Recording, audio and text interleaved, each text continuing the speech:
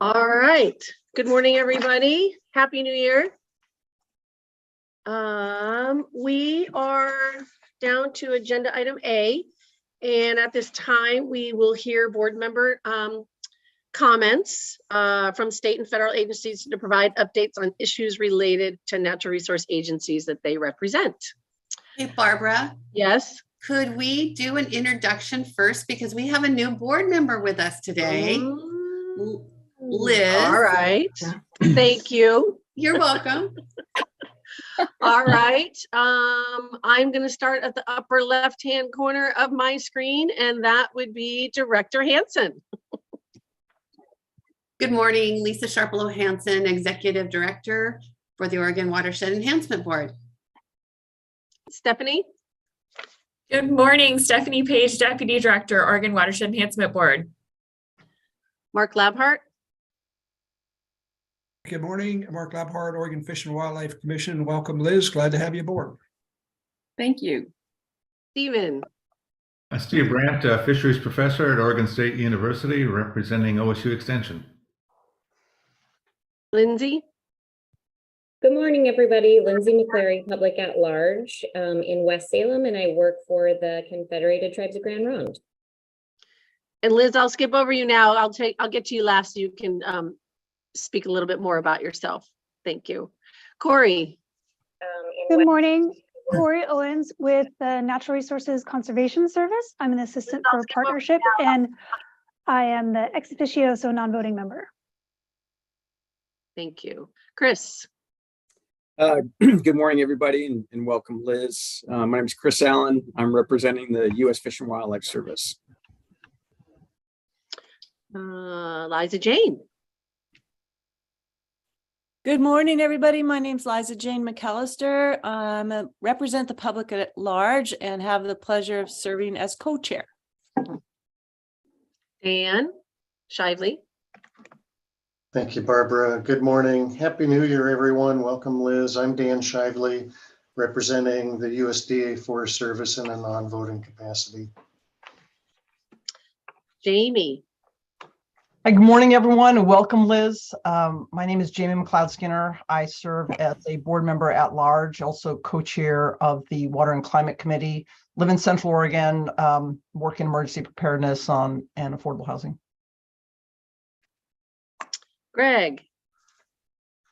Good morning. I'm Greg Addington. I represent the Environmental Quality Commission on this board, and I work for the Oregon Farm Bureau. Bruce. Good morning. I'm Bruce Buckmaster, a member at large from Astoria, Oregon. Unlike the rest of you, Liz came to meet me in Seaside in November. So good to see you again, Liz, and welcome. Thank you. Eric Murray. Are you there, Eric?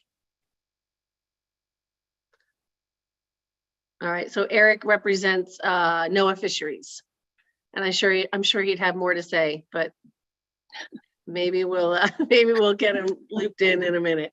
So Aaron, please. Good morning. My name is Aaron Curtis, and I represent the Bureau of Land Management, Oregon, Washington. Eric Williams. Good morning, Eric Williams. I'm the Grant Program Manager at OWEB. Good to see you again, Liz. So Eric Murray, did you hear me introduce you? No, I'm having computer issues. I think I'm going to have to restart my computer and rejoin. Okay, yeah, because you're on the screen twice. Okay, I'm going to do that and see what happens. All right, I'll be back. Thank you. Thank you. Eric Hartstein. Good morning, everyone. Eric Hartstein, Board and Legislative Policy Coordinator. I think April, is that you under OWEB, I'm assuming?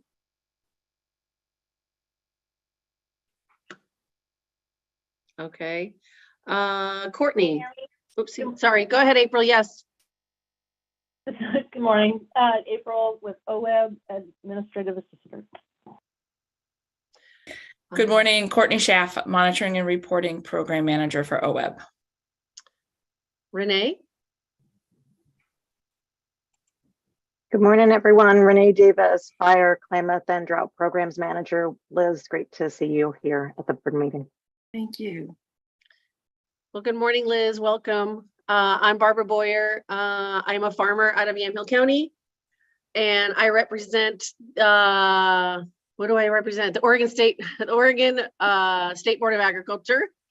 And I co-chair this particular board, and I co-chair the grants committee with Dan Brown, who's not here this morning, but will be with us tomorrow. So welcome. Thank you. What do you want us to know about you today? Okay, I'm a little prepared, and I feel like if you've ever watched the foreign movie with subtitles and you don't really know the language and you're reading across, so if I'm not looking at you, I'm taking notes furiously to try to figure out how the lay of the land is. So thank you for being patient with me. It's wonderful to be on the board, and it's wonderful to follow Brenda McCabe on this one. And I'm new. I come as a Oregon Board of Forestry member linked to your board. And I've been on that board for 1 year now. January is was my first year anniversary date on that. So I was asked to kind of just share a little bit about myself and my background. So I'll try to do that quickly. I was retired 6 years before I was asked to apply for the Board of Forestry. And so I'm kind of feeling like I'm coming out of retirement in that respect. I started my career and my academic training as a wildlife biologist in the Cascades on the Willamette National Forest. And I spent the first 20 years of my natural resources career in Oregon, starting on the Willamette, working on the first Willamette Forest Plan, traveling up to Portland as a planner, and then as a district ranger, excuse me, in the 90s in Glease on the Siskiyou National Forest. So that was a riotous time for the Forest Service down there. And I learned a lot about leadership. I love the Siskiyous and the Southwest and all the biological diversity and its history and its unique ecosystems down there. From there, I went on to the Southwest and started learning about the diversity of this country and its landscape and its watershed. And in the Southwest, I worked as a forest supervisor there on the Cibola. I worked in the Sky Islands of the Southwest, and part of my area were the plains of Oklahoma and Texas, and I worked with a lot of ranchers out there and learned terms like the Ogalago Aquifer and the arroyos and what a community mayordomo is. And so worked with a lot of traditional Hispanic communities in northern New Mexico and 30 tribes and pueblos in the Southwest. And that was just a joy and a whole different perspective on seeing how people look at lands and what the multiple uses are for them. So that was a great learning experience. From there, went back to DC to the chief's office, and then came back to the Pacific Northwest as Deputy Regional Forester for administration, budget, recreation, IT. And then my last assignment was to the Southeast, to Atlanta, where I became Regional Forester and oversaw the National Forest in the 13 southern states and the Commonwealth of Puerto Rico. And while I learned a lot of the different water systems in the Southwest, as well as the Cascades, the resetting events in the Southeast were just really crazy and tremendous. And so the resetting events are hurricanes. And so we would watch the west coast of Africa and start watching during the hurricane season the forming of these hurricanes. And Puerto Rico and El Yunque, the tropical rainforest, was the first to get hit. And so just learned a lot about resetting events like hurricanes, flooding, tornadoes.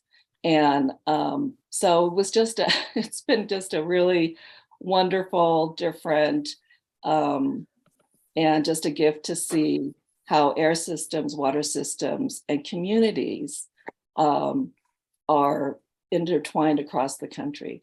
So that's me. When we left, when I retired, we were trying to figure out where do we loved a lot of places we wanted to retire to, and we had so many friends in Southwest Oregon. So we retired in the Rogue Valley, and we have a little bungalow here, and then we have a little place in since 2005 in Santa Fe, New Mexico too. So we're kind of we're up in the Northwest because all our grandkids migrated. So we have 4 grandkids from 8 to 2. And my husband was a forester with the Forest Service and worked as a silvicultural forester. And he ended up retiring, working on the Land Fire Project back in 2005. So it's great to be here, and I'm looking forward just to learning all about you and all the gifts that you have, and being part of the heavy lift of what you're doing. And I promise to buy lottery tickets now. I haven't done that yet, but I'm going to do my monthly purchase of lottery tickets now that I'm here working with you. All right, that's all I got. Thank you, Liz. So your screen says Elizabeth, but you prefer Liz? Yes, Okay. Thank you. All right, excellent. So Meg, I see that you chimed in. So we're just introducing ourselves to our new board member, Liz, that you were just listening to. All right, thank you. I'm up. So my name is Meg Reeves, and I'm the Water Resources Commission representative on the Oregon Watershed Enhancement Board. I live in Corvallis, Liz, and I've spent a long time in the water field. I'm a lawyer by trade, and so I spent a long time doing that. Then took half a career detour into higher education. I was general counsel at OSU, and then came back to water in my retirement in a volunteer strategy or capacity. So my update from the water resources world has. Liz, we're not doing that. Oh, Meg, what are we doing? Sorry. We were just doing introductions. So, okay. So is that, did I just do what you wanted? What you were asking? Okay. Yeah. Thank you. And Sorry. I won't put you under the fire that heavy so early. So, thank you. All right. Well, thank you. All right. So now we are moving on down to board member comments. And this is the time, Liz, where board members just provide updates on what their agencies, the agencies that they represent. It's also an opportunity for the tribal board members to report on their recent activities and share information and comments in a variety of watershed enhancement and community conservation related topics. So this is information topic only. And I am going to call upon Bruce Buckmaster first, please. Barbara, may I speak up for a minute? Yes. Jane, I'd also like to just throw in like a request of 2 sentences that something that like personal that's great going on. Not too personal. I'm not asking for that. Just, what do you do? What's cool that's happening in your life? Just briefly, beside your agency world. I'd love to hear that. Thank you, Liza Jane. All right, Bruce, are you ready to start that off? Thanks, Barbara. And since I'm not with an agency, Liza Jane, pretty much all of my report is going to be personal. So again, I'm Bruce Buckmaster from Astoria. I'd like to start by thanking OWEB staff, whoever does makes this happen, for the YouTube live streaming service. I was able to audit 2 of the climate rulemaking meetings, a couple of the grants committee meetings. If you have questions, specific questions about something coming up in an area that is not in your portfolio, I highly recommend the YouTube channel, and you can go back and check to see if you really heard what you thought you heard. So thanks again for that lift at OWEB. In December, right before Christmas, on the 22nd, I was very pleased to be able to join Lisa, Stephanie, and Eric W. for an outreach conversation with Sharice Bach of the Ecumenical Ministries of Oregon. The enthusiasm, first off, the work that the environmental arm of EMO is doing, I think was new to a lot of us, and is inspiring at the community level.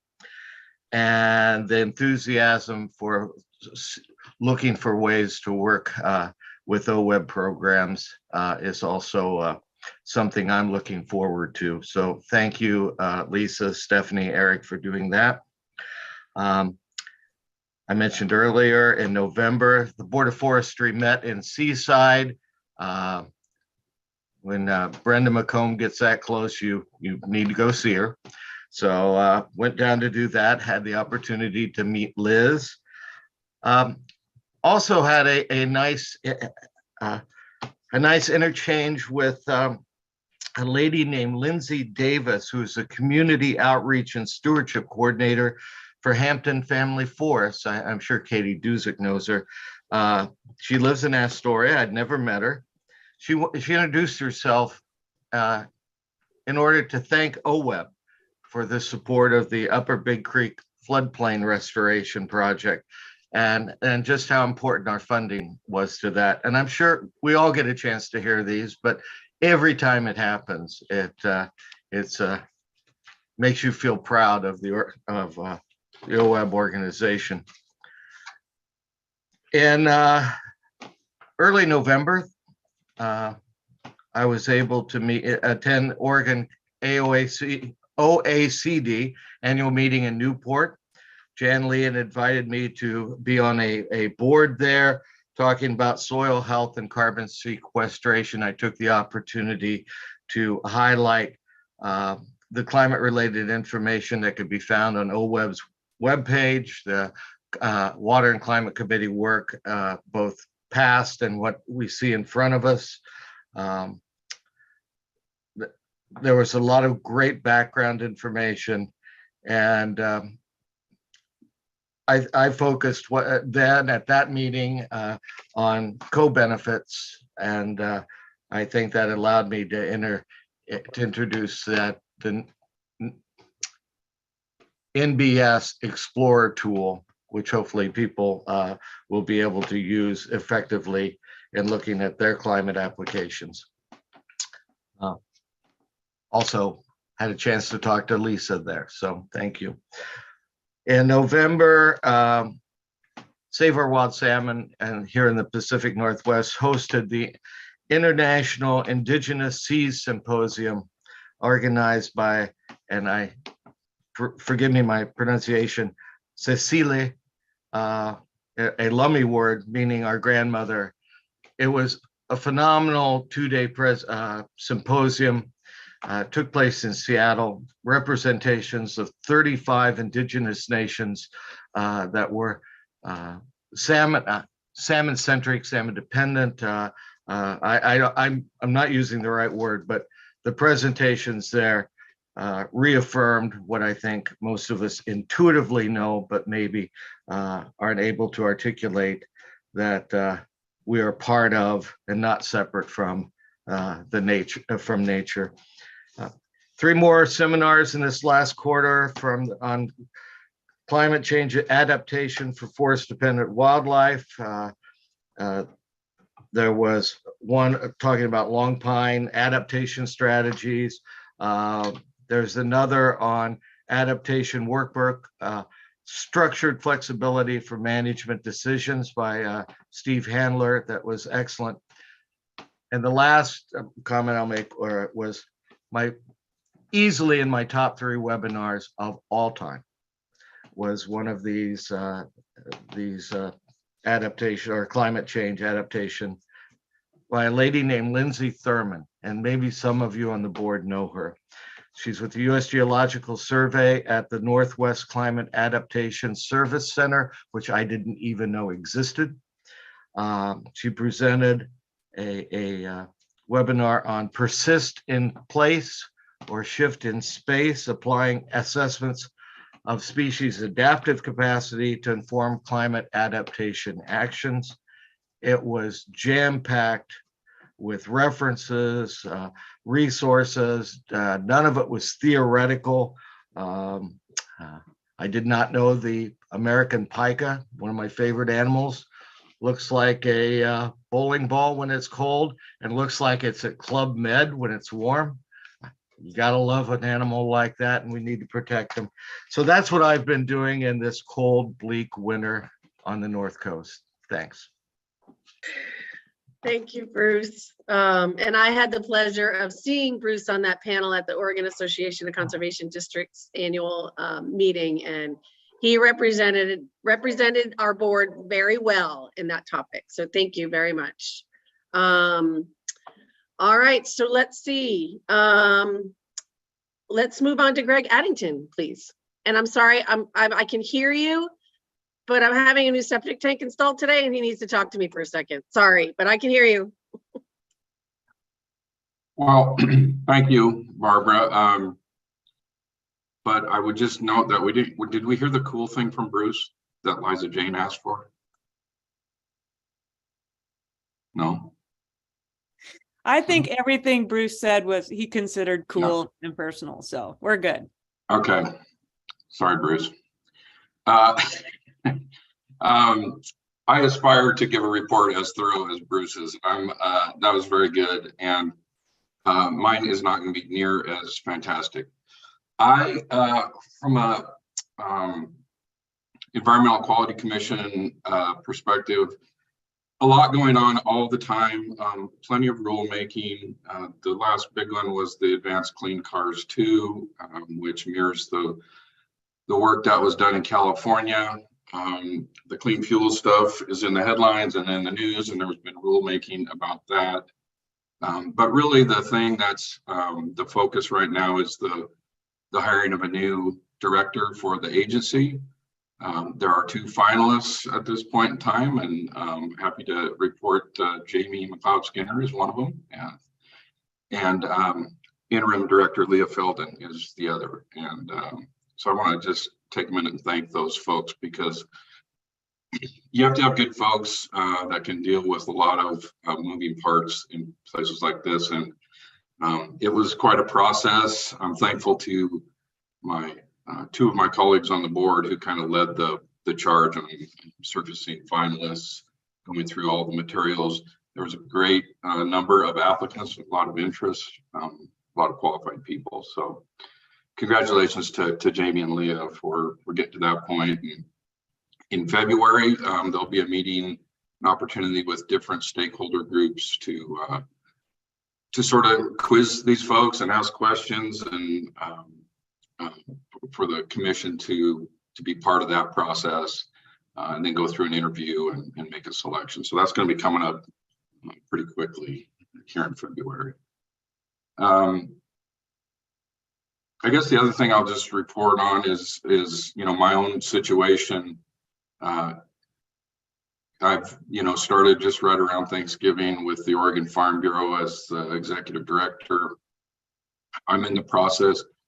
This is not the cool thing, Liza Jane, but it's the only thing, and that is I'm in the process of a slow motion relocation from the Klamath Basin to the Willamette Valley, which on mornings like this, where I'm staring at a lot of blue sky out my window in Klamath County, it makes that kind of challenging and difficult. But I'm excited for the opportunity, and you know, we're doing a little bit of a rebuild. I'd say that's the cool thing for me, is that it's an opportunity with some vacancies on staff to sort of remake things the way I'd like them to look. And so I'm excited about that. We're obviously diving in right now in the middle of a legislative session. And just to be totally blunt, I've talked with folks at DEQ about this, and I'm gonna let you guys know too. I mean, I'm in a weird spot. I'm trying to have a meeting with the governor's office to just talk about my situation. I don't ever want to get into a weird conflict of interest situation with my work and my role in these boards and commissions. So I'm kind of working through that.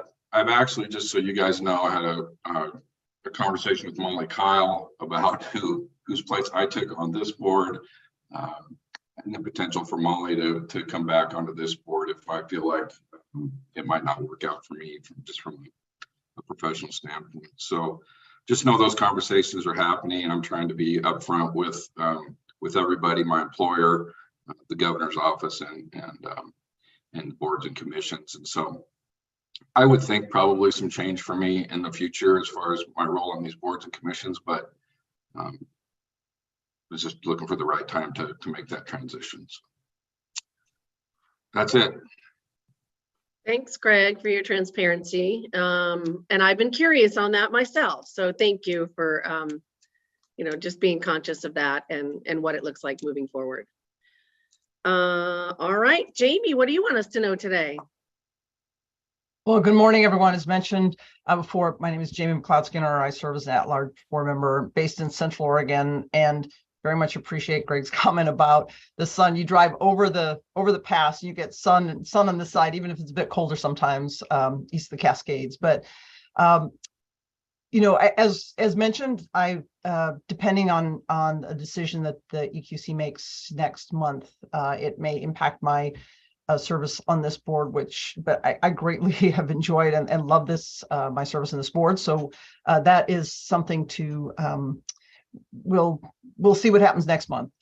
But just really wanted to say how much I'm looking forward to today's presentations. You know, there's a lot of really great work that staff is doing, leaning into the board's request to engage more with tribal nations, more diverse communities here in Oregon, and also on climate resiliency work. There's so much behind the scenes work that a lot of the public does not see. And so just really wanted to acknowledge that. There'll be some great updates today, but also, as Bruce mentioned, you know, you can go onto the YouTube site and see some of that work. Lisa's done a great job stepping in as director in making sure that our committee meetings are also available to the public. And we're going through some of those transitions as well, and we'll have those report outs later. But also to flag that, as many of us know, the state is going into a more financially challenging time with limited resources. We're going to a budget cycle. And we'll get the data on that from our team, from staff later. But I think the real important message for board members and for the public at large and our partner agencies is to keep telling our story so that the public and decision makers, those who make allocations on resources, know the importance of this work. And that is in their minds when they're making allocations with our limited public resources. Also wanted to note that there are some challenges around the state around DEI issues, the diversity, equity, inclusion efforts, and climate justice efforts. And so making sure that that awareness is in place, I think, is really important to make sure that becomes part of the how of the work, the what we do. And again, there are some things related to the environment, some things not related to the environment, but there are issues coming up and some of those conflicts coming up. So just have that forefront. And then Liz, I wanted to say that it's not just lottery tickets, it's also the salmon license plates. And so my cool thing is I joined many of our colleagues in getting the salmon license plates last year on my vehicle. And I think, Barbara, I think you may have been you were telling me one time, I think you got the fourth one than you signed up for, but yeah, so, but that's, Liz, to keep in mind, something else to think about is getting the salmon license plate on your car. Okay, so I'm conflicted between the smoky and the salmon now. What am I going to do? I just saw the pollinator one. That one looks pretty cool. It is pretty cool. Yeah, my wife's getting the pollinator one. She's actually just signed up for it last night because she's part of the OSU Master Beekeeper program. So awesome. All right, thank you, Jamie. Let's see, Erin, what do you want us to know today? Good morning, everyone. Aaron with the Bureau of Land Management again. So we are still anxiously waiting to hear the results of our funding requests for bipartisan infrastructure law funds. So hopefully sooner than later, we'll find out. And I think, we've got our fingers crossed there'll be some exciting news on that front and when it comes to watershed enhancement. So stay tuned on that. And I also thought it would be a good idea to just do a quick rundown of some of the various land use planning efforts that either the Bureau of Land Management is in the process of developing right now or will be initiating in a more public forum soon. So I think and if anybody has any particular interest in any of these planning efforts that I mentioned, please feel free to reach out to me offline and I'll be happy to provide you with some more information about what's going on. But by law, all BLM managed lands need to have a land use plan in place. The BLM refers to those as resource management plans. And so right now we are in the process of working on plan amendments for our Lakeview and Vale districts. Those are court-ordered planning efforts focused primarily on the management of wilderness quality lands, as well as grazing and off-highway vehicle management. We are also, believe it or not, if you've been involved in these before, working on our third plan amendment for greater sage grouse habitat. So that is working. A number of our districts east of the Cascades are involved in that. We are also in the pre-planning stages to develop a new land use plan for the Cascade-Siskiyou National Monument.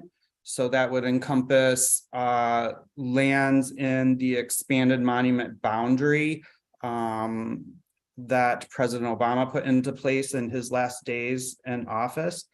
And we are also in the pre-planning stages for a plan amendment for our 5 districts in Western Oregon that are responsible primarily for forest resources, right? Which is a little bit different from most of our BLM mission east of the Cascades. And then in terms of fun, I would just throw out there, maybe this is a fun / a little professional, but I just made my number of my camping reservations for this summer. And so I'll put a plug in for recreation.gov. It just keeps getting better and more user friendly. So I encourage folks to check that out. But I was able to snag a number of lakefront campsites throughout the summer. So very excited about that. And that's what I do on the cold, dark, rainy Portland days is think about what I'm going to be doing on a paddleboard this summer. So, and that's it for me. Awesome. Thanks, Aaron. All right, Stephen, what do you want us to know today? Hi, Steve Brandt, representing Oregon State University Extension. I guess for a fun thing, last week our 16-month-old granddaughter, I think, said the word grandpa, and I'm assuming that that's what she said. I'm making that claim.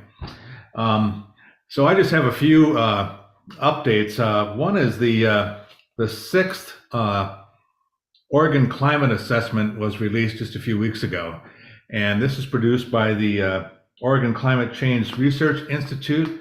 It's a legislative mandated climate assessment for the state of Oregon that provides lawmakers and the public with sort of the beneficial, it's a biennial assessment of the state of Oregon related climate change science.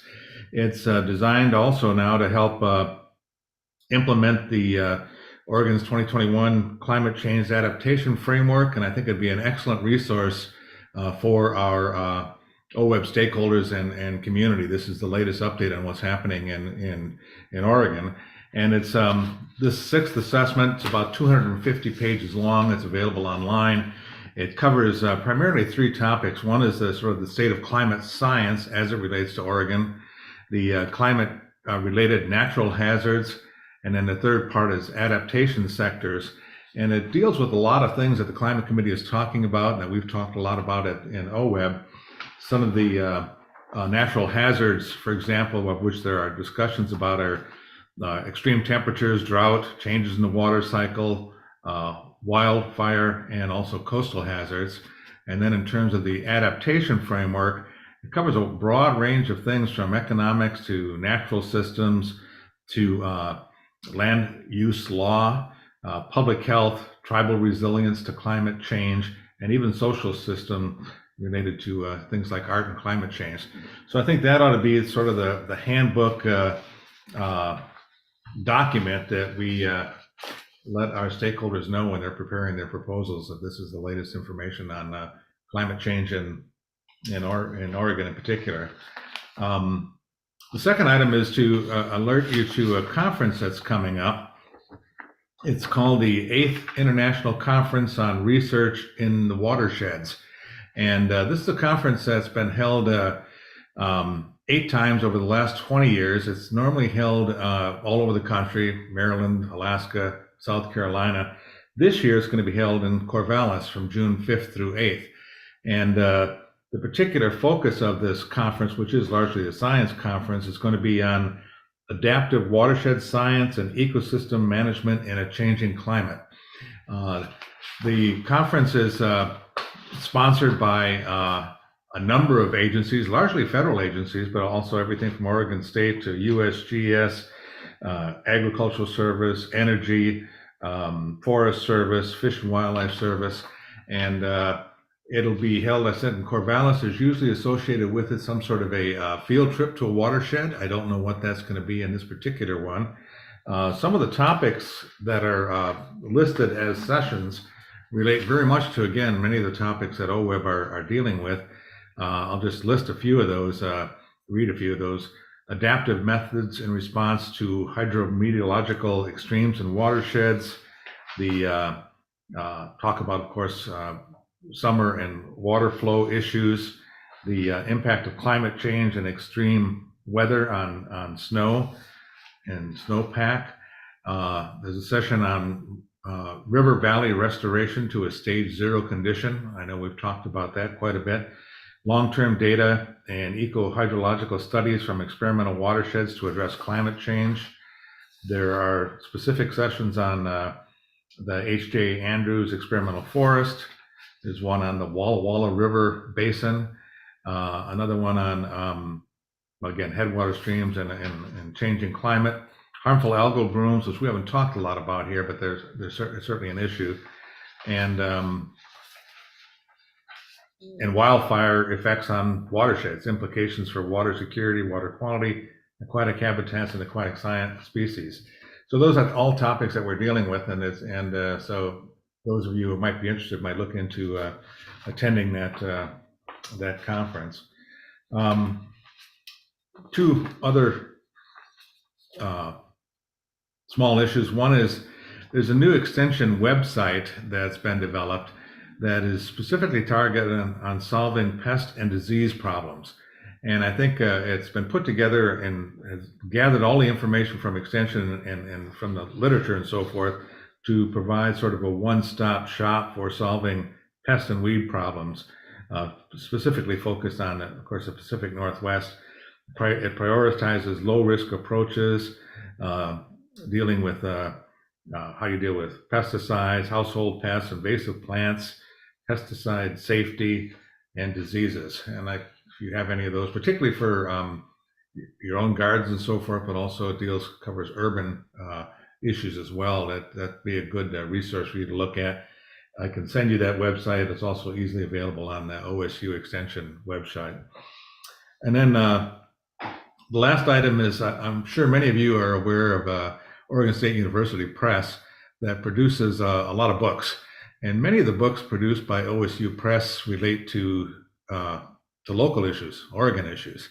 And I look at those every now and then, and I think there's just to give you a flavor of some of the interesting books that are out there.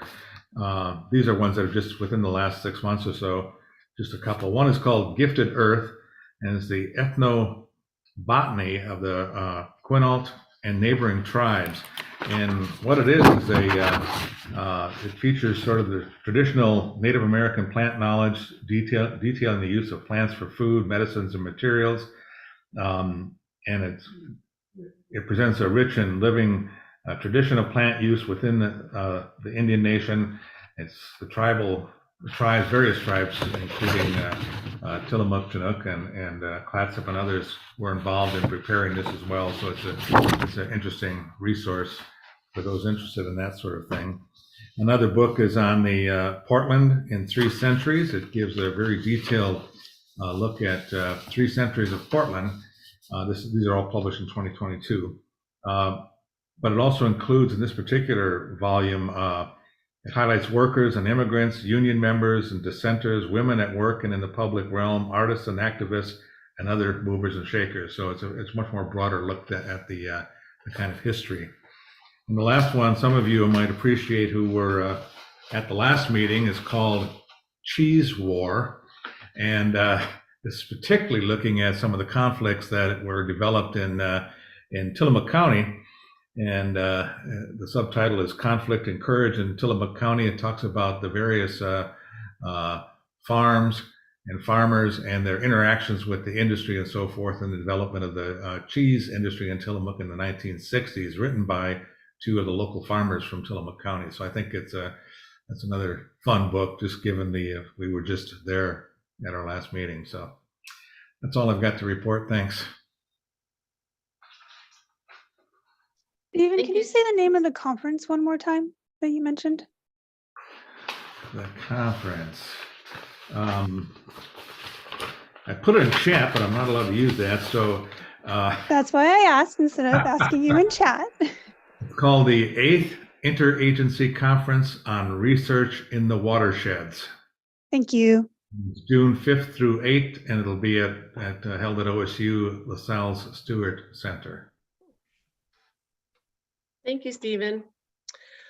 All right, Lindsay McCleary, what do you want us to know today? Okay, great. Thanks, and good morning again, everybody. For the record, my name is Lindsay McCleary, and I'm a public at-large voting member. I live in West Salem and work for the Confederated Tribes of Grand Ronde Natural Resources Department. Just want to thank OWEB staff for the great annual tribal report from 2022. A lot of great work and content in there, so thanks so much for the OWEB staff for all of that great work and putting the report together. Also wanted to thank Tillamook County for hosting our October board meeting.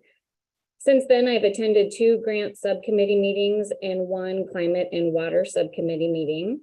In November, I attended the Cascadia Prairie Oak Partnership Conference in Vancouver.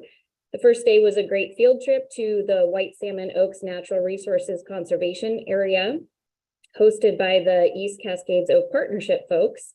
Got to see intact oak woodlands, oak savanna, mixed oak conifer, and restoration efforts that are in progress.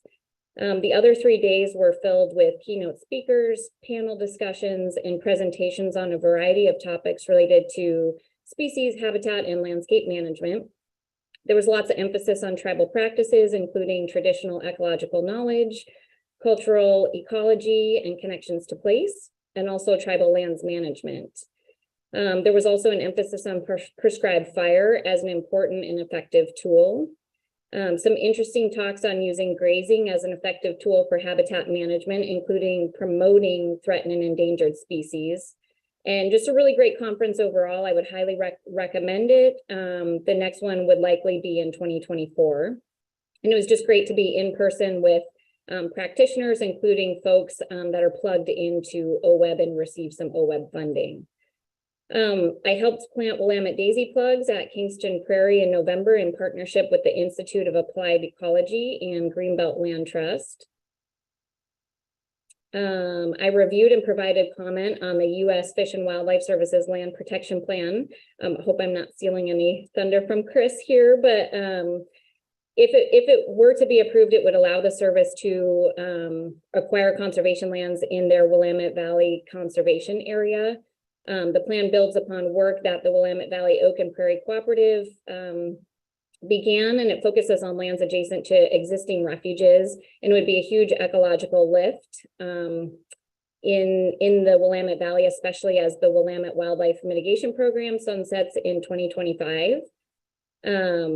And I'll let Chris mention it, but I think it just got signed. So I also met with the Nature Conservancy's Rose Graves at a tribal conservation property along the North Santiam River as a potential site for their climate benefits project. I spoke to the West Salem High School Environmental Club last week to talk about jobs and careers and education in the work that we do. And then most recently, I was sworn in as a Polk County Soil and Water Conservation District Director starting this month. My term will go till 2026. First up is a local working group meeting for Polk County residents that are interested. It's this Friday. You can find out more information on polkswcd.com. And my fun fact is I am a 1 week from a Mexico vacation with some girlfriends. So thanks, everybody. Looking forward to a good 2 days. Thank you, Lindsay. And congratulations on getting elected to the board at Polk. As your neighboring conservation district, I look forward to working with you. All right, up next, Mark Labhart. What would you like us to know today? Okay, good morning, everybody. So Liz, I spent 35 years with Oregon Department of Forestry, so I have a Smoky license plate, just so you know. I had to do that. So I've actually been to where Smokey's buried in New Mexico. So, Oh my God. So let's do my fun fact right off the bat so I don't forget it. I have grandchildren from 14 down to 5, and we're going to go, my wife and I are going to go to Tillamook this weekend and watch a 5-year-old and a 7-year-old play basketball at the Tillamook YMCA. So that ought to be a hoot one way or another. So in terms of ODF and W, and again, I represent Eastern Oregon at large. I've been on the commission for almost 4 years now. I hope there's a lot of people watching on YouTube right now because they'll hopefully want to pay attention to what I'm about to say. ODF and W is accepting applications for nearly $10 million in grant funding through January 31st to tackle high priority fish passage and screening projects to help Oregon's native fish. That's 10 million. The funding is going to come $5 million from the rescue plan, 4.4 million from ODF and W and ODOT fish passage restoration funds. So before Lisa said, don't put it on chat, I did. The URL is really long. So if you want to find out more about it, it's in chat, but Liz, I did get a hold of April and put it on, let April know. So if folks are interested, there's a URL. If you get a hold of April at OWEB, she can give you that website, so you can go ahead and apply for that. And hopefully, again, it's January 31st is the closing date, and it's $10 million. In December, I had the privilege with the other commissioners to adopt a cooperative management agreement with and associated rules to advance government-to-government relationships with the state of Oregon and the Cow Creek Band of Umpqua tribe of Indians. The voluntary cooperative partnership means ODF and W and the tribe will collaborate, share resources, and work as partners to develop and implement plans to protect, restore, and enhance fish and wildlife populations and their habitats within their 5-county area of Southwest Oregon. The commission unanimously passed a rule change proposed by staff to update fish passage requirements in December. The changes were based on the work of a subcommittee that includes stakeholders and lessons learned over the past 22 years. They will increase the pace at which fish passage is provided at barriers by clarifying when an owner must address fish passage requirements, provide barrier owners a range of options to achieve the compliance, ensure structures are more resilient to higher storm flows, and encourage coexistence with beavers to advance nature-based restoration. ODF and W, in partnership with the Klamath-Siskiyou Oak Network, received $2.8 million federal grant funds from the America the Beautiful Challenge Grant Program to conduct an oak prairie habitat restoration in the Upper Rogue watershed. The federal grant will help support 2 ongoing oak restoration initiatives, and the Upper Rogue initiative builds on the recently awarded $7 million investment from OWEB and the $3 million matching funds from the Little Butte Oak Initiative. Support for both initiatives will create a landscape resilience and wildlife connectivity. The additional investments expand the initiative's geographic reach by restoring 800 acres of oak habitat by using prescribed fire, ecological thinning, and reduced conifer encroachment, noxious weed reduction, and native understory. 2 more quick items. The Miller Lake lamprey, after the first conservation plan adapted under ODF&W's native fish conservation policy and nearly 2 decades of concerted efforts to restore lampreys, new evidence of Miller Lake lamprey shows that the fish are now back in Miller Lake for the first time since the 1950s. The evidence is made by the small landscape parasite lamprey in a world of 6 brown trout caught at Miller Lake. Let's see, that didn't make sense. The evidence is wounds made by the parasitic lamprey on the wounds of brown trout. They suck onto them, so that's where they saw the wounds. After dam blockage, upstream migration was removed in 2005. ODF&W worked with partners, Western Fishers, U.S. Forest Service, U.S. Fish and Wildlife Service, and OSU to trap, relocate, and monitor Miller Lake lamprey. So a success, still got a ways to go, but a good success and good partnership. And then our annual wildlife stamp art contest in November, ODF&W announced the winners of the 2023 Waterfowl Upland Game Bird and Habitat Conservation Art Competition. It's also on our website. And then I'd just like to say the Sportsman's Show is going to be in Portland, February 16th in the afternoon. The commission's going to be there, and we're going to have a afternoon office hours where the commission will be at the ODF&W booth. So anybody who wants to come and talk to us about anything related to fish and wildlife or anything else, we'd be glad to go. Then I had the privilege of attending WAFA. WAFA stands for the Western Association of Fish and Wildlife Agencies. It's all the fish and wildlife agencies in the Western United States. And I get a chance there to spend 2 days with other commissioners from around the Western states and talk about all things fish and wildlife.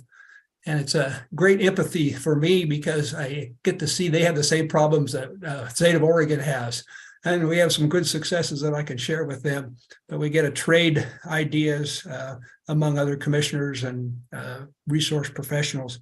And got to talk with my pretty good friend, Hugh Morrison. And if you don't, for those of you who don't know, Hugh has been recently appointed the director of U.S. Fish and Wildlife for the Northwest. And so we're going to have a good meeting with him in the middle of February. He's coming over to Sisters Bend area, and we're going to have a cup of coffee and spend a few hours together to talk about it. And then there's another conference that's going on with Pew Trust is putting it on. It's a trust initiative about wildlife corridors, wildlife crossing structures. And the Pew Trust is going to put on a fairly large program for the Western states to talk about how we can expand wildlife crossings, wildlife corridor areas in the West. And Oregon lags behind other states in that. So it's a real interest of mine about getting wildlife crossing structures. We kill about 8,000 deer a year that we know of from wildlife collisions on Oregon's highways. We need to reduce that. So end of report. Thank you. Thank you, Mark. Let's see, Chris Allen. Thanks, Barbara. Good morning, folks. I just wanted to say, as a still a relatively new board member, I wanted to compliment OWEB staff for the organization around these meetings, particularly the board book, which I find very, very comprehensive in how the committees are run and reported as well. So anyway, compliments to OWEB staff in putting those together. A little more information about myself, Liz, beyond the initial introduction I provided.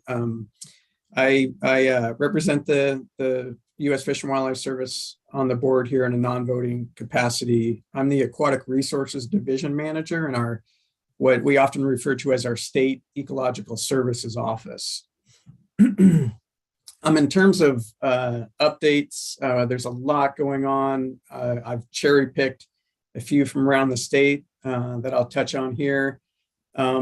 One I was going to mention, and thanks for getting ahead of me on it, Mark, the fact that Hugh Morrison was promoted from deputy up to regional director over the last couple of weeks. We worked with Hugh in this region for a long time, so we're super excited to see him promoted up to regional director. Also, our state office here, we have a new project leader replacing Paul Henson. That's Cassina Lee. She was formerly with Washington Department of Fish and Wildlife, and she was the Southwest Regional Manager there. Anyway, very excited to have Cassina on board. This is her first week here. I have not actually met her in person yet, but hope to later today. In terms of a few projects or actions around the state worth mentioning, the first is regarding sea otter. I think maybe a number of you have seen in the media this week about a petition from Center for Biological Diversity pushing the service's timeline for a potential reintroduction of sea otter in Oregon. You may recall we finalized a feasibility study last year with the conclusion that that it was ecologically feasible to reintroduce sea otter in Oregon. That assessment didn't go so far as to make a recommendation to proceed with an action. Instead, we made a determination that we needed additional outreach and communication with stakeholders, ocean users, and within the coastal communities before the service would move forward with a decision to implement an action for sea otter. Speaking of Center for Biological Diversity, we were also CBD submitted a notice of intent to sue the Fish and Wildlife Service and Bureau of Reclamation on the Deschutes Habitat Conservation Plan, claiming that the plan did not go far enough to protect threatened Oregon spotted frog. So that's a little disappointing given the fantastic collaboration and extensive work that went into pulling that HCP together. We'll see how that NOI progresses. More locally for me here in the Willamette Basin, the Army Corps of Engineers, along with BOR and BPA, have a draft EIS out for public comment right now on their Willamette Basin flood control project, system of 13 multi-purpose dams in the Willamette Valley. Our office and my program in particular has been very involved in the development of the alternatives within this EIS. We're also very engaged with the Army Corps of Engineers as they develop a biological assessment associated with this action to meet requirements under Section 7 of the ESA and potential impacts to federally protected species.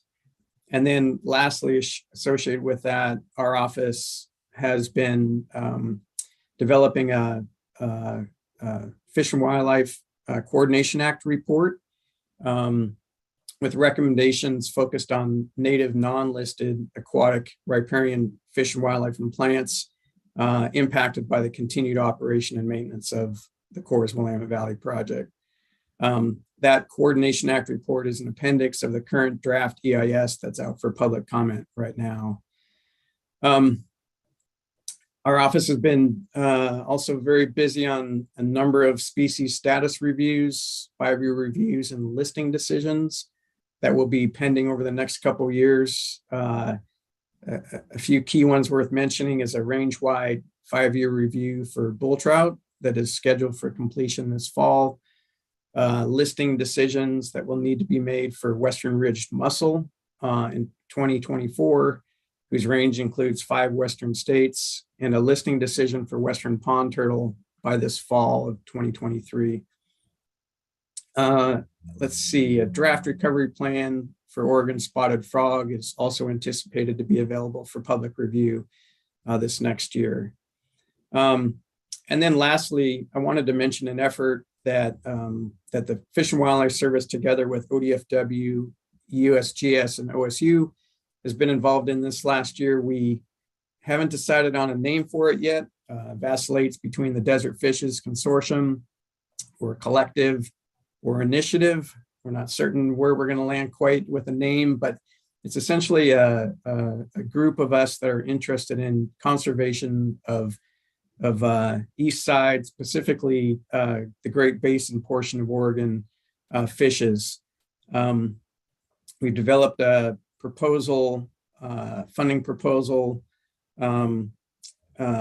that promotes greater understanding of the diversity of the abundance and distribution of our desert fishes and their aquatic habitats. We are about ready to share a draft of that proposal with other potential partners, especially the BLM and Forest Service, NRCS, Water Resources, tribes and NGOs out in that part of the state. We're hoping to identify some funding mechanisms in coming months with the goal of implementing this proposal sometime in 24 or 25. So that's it for my updates in terms of a personal story of some things I've got going on in my life. Lindsay, I'm also headed down to Baja in a couple of weeks. And I have not been out of the US for 2 decades. I don't know how that has happened, except I guess having a couple kids and raising a family has gotten in the way of my extended vacations. But I guess it also speaks to just the beauty of what we have in the Pacific Northwest. And I've been relatively content over those couple of decades exploring what we all have to offer here. And then a second would be, I took a day off last week and spent it down on the Wilson River chasing the elusive winter steelhead without any luck, but just standing knee deep in a cold winter river like that, being cell phone free for the day, really spoke to me about the mental health that comes with unplugging from technology and getting out in nature for the day. So just got to put a plug in for all of us to do that on a regular basis. And I'll call it good with that. Thanks. Thank you, Chris. Hey, Chris, didn't the Fender's Blue Butterfly get downgraded too recently? It did, was downlisted from endangered to threatened. It's a big reclassification step. And thank you for pointing that out. Yeah, I know our conservation district's been passing out Kincaid's lupin seed the last 10 years in our county. And we just changed our logo for the Yamhill Saltwater Conservation District, and the Kincaid's lupin is in our logo. Sweet. Yeah. I like that. Thanks for sharing that, Barbara. All right, moving on. Corey, what do you want us to know today? Good morning, everybody. So my big updates is since the last board meeting in October, NRCS field staff across the state have completed the first round of accepting environmental quality incentive program applications, and they're in the assessment and ranking phase for fiscal year 23. There were also, just so everyone knows and folks on the call, a second EQIP environmental quality incentives program sign up with a cutoff before April. So you can get updates about your EQIP application rounds and signing up for notifications via GovDelivery. Now, between the last time I was with you guys, the last board meeting, and now there's been a huge update to the NRCS website. So I am going to point to folks to a couple of things that are new locations on our website. One is that the best way to get the latest and greatest information about what's happening in NRCS Oregon and NRCS around the country is if you sign up for our GovDelivery newsletter. And the way you get to that now on our new website is you go to our homepage and then you scroll all the way to the bottom, and it takes your finger's going to get tired by the time you've scrolled all the way to the bottom, and there's a little box that says subscribe to our newsletter. You put your email address in there, and it's going to bring you to this like checklist where you can choose what kind of information you want on. And if you scroll down there, you'll get to the state of Oregon, and then you can like choose what Oregon updates you want. And the great thing is you can choose from Farm Service Agency, NRCS, specific topics, that kind of stuff. So we can set you up and put your email address in there and subscribe you to things, but then you won't I don't know, it's hard for us to know exactly what people want to know. So we really encourage folks to subscribe to the newsletters themselves, and then they can update what they get on their own. So that's one thing to know. The other thing is that this time of year, our local offices are holding their local work group meetings. As many of you know, NRCS's local work groups are the backbone of our strategic approach to conservation. And personally, for me, local work group season is one of my favorite seasons of the work that we do here at NRCS, because I get to go to a lot of the local work group meetings. But it's an opportunity for partners and producers to connect with the field offices, hear how things have gone for the last fiscal year, hear about what's going on now as far as programming, and then hear what's on the horizon, because most of our field offices are already thinking fiscal year 24-25.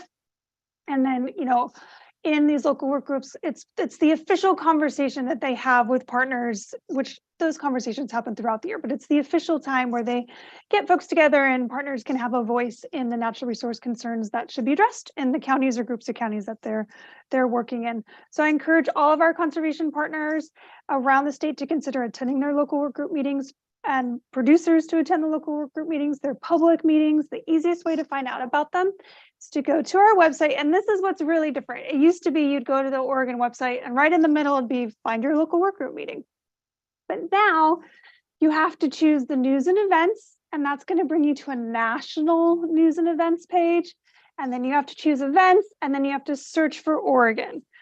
So it's like 3 steps now. But once you search for Oregon, the top events that are come up right now, there's 9 local work groups listed in the Oregon events section, and has all the information if they're in person, if they're hybrid. We're required to post them on the website. They're also public meetings, so they go in the paper, but I don't think a lot of people look for them in the newspaper anymore these days. So our website's the best way to get a hold of the dates and times, virtual, hybrid, that kind of thing, in person for those. Now, my last update is on the Inflation Reduction Act funding. Like my other federal partners, we are still waiting to know what's going to happen with that.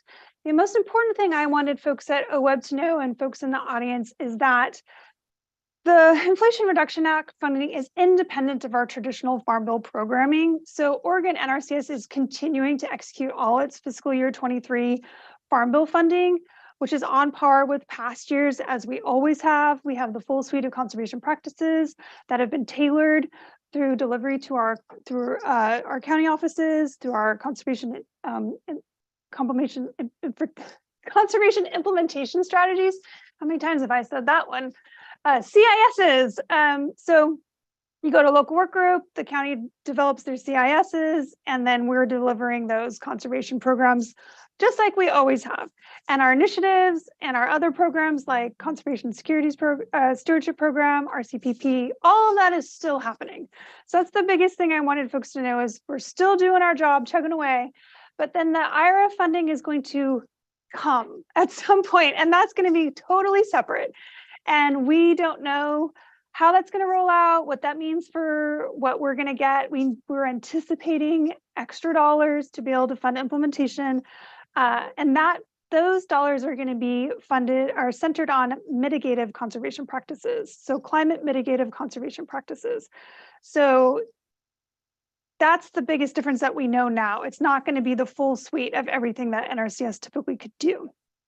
So I'm happy if people are interested to email April the agency's Climate Smart Agriculture and Forestry Mitigation Practice List, if you're interested in what the agency is focused on.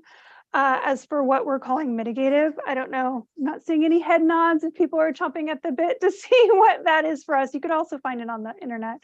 But that's kind of the biggest thing, is we're just charging ahead like we always do this time of year, and then just kind of wait and see what happens with the IRA. It's different for us than the other federal agencies because we're just going to get something versus us like putting in a bunch of requests for what we're going to do with that. Ours is going to be extra funding that we get for, delivery and implementation. So it's a little bit different. And my personal thing, I'm pretty excited this year. I get to, hopefully, if everything works out, check off a bucket list item, and in May, go with my family to Crater Lake Lodge. And that's all I have. Thanks, Corey. All right, Kelly, you're on the screen. What do you want us to know today? Good morning. Sorry for joining a bit late. Things have been a bit hectic lately since getting back from the holidays. So are we introducing ourselves to Liz with this as well? Yes, will you do that? Will you do that, please? Certainly.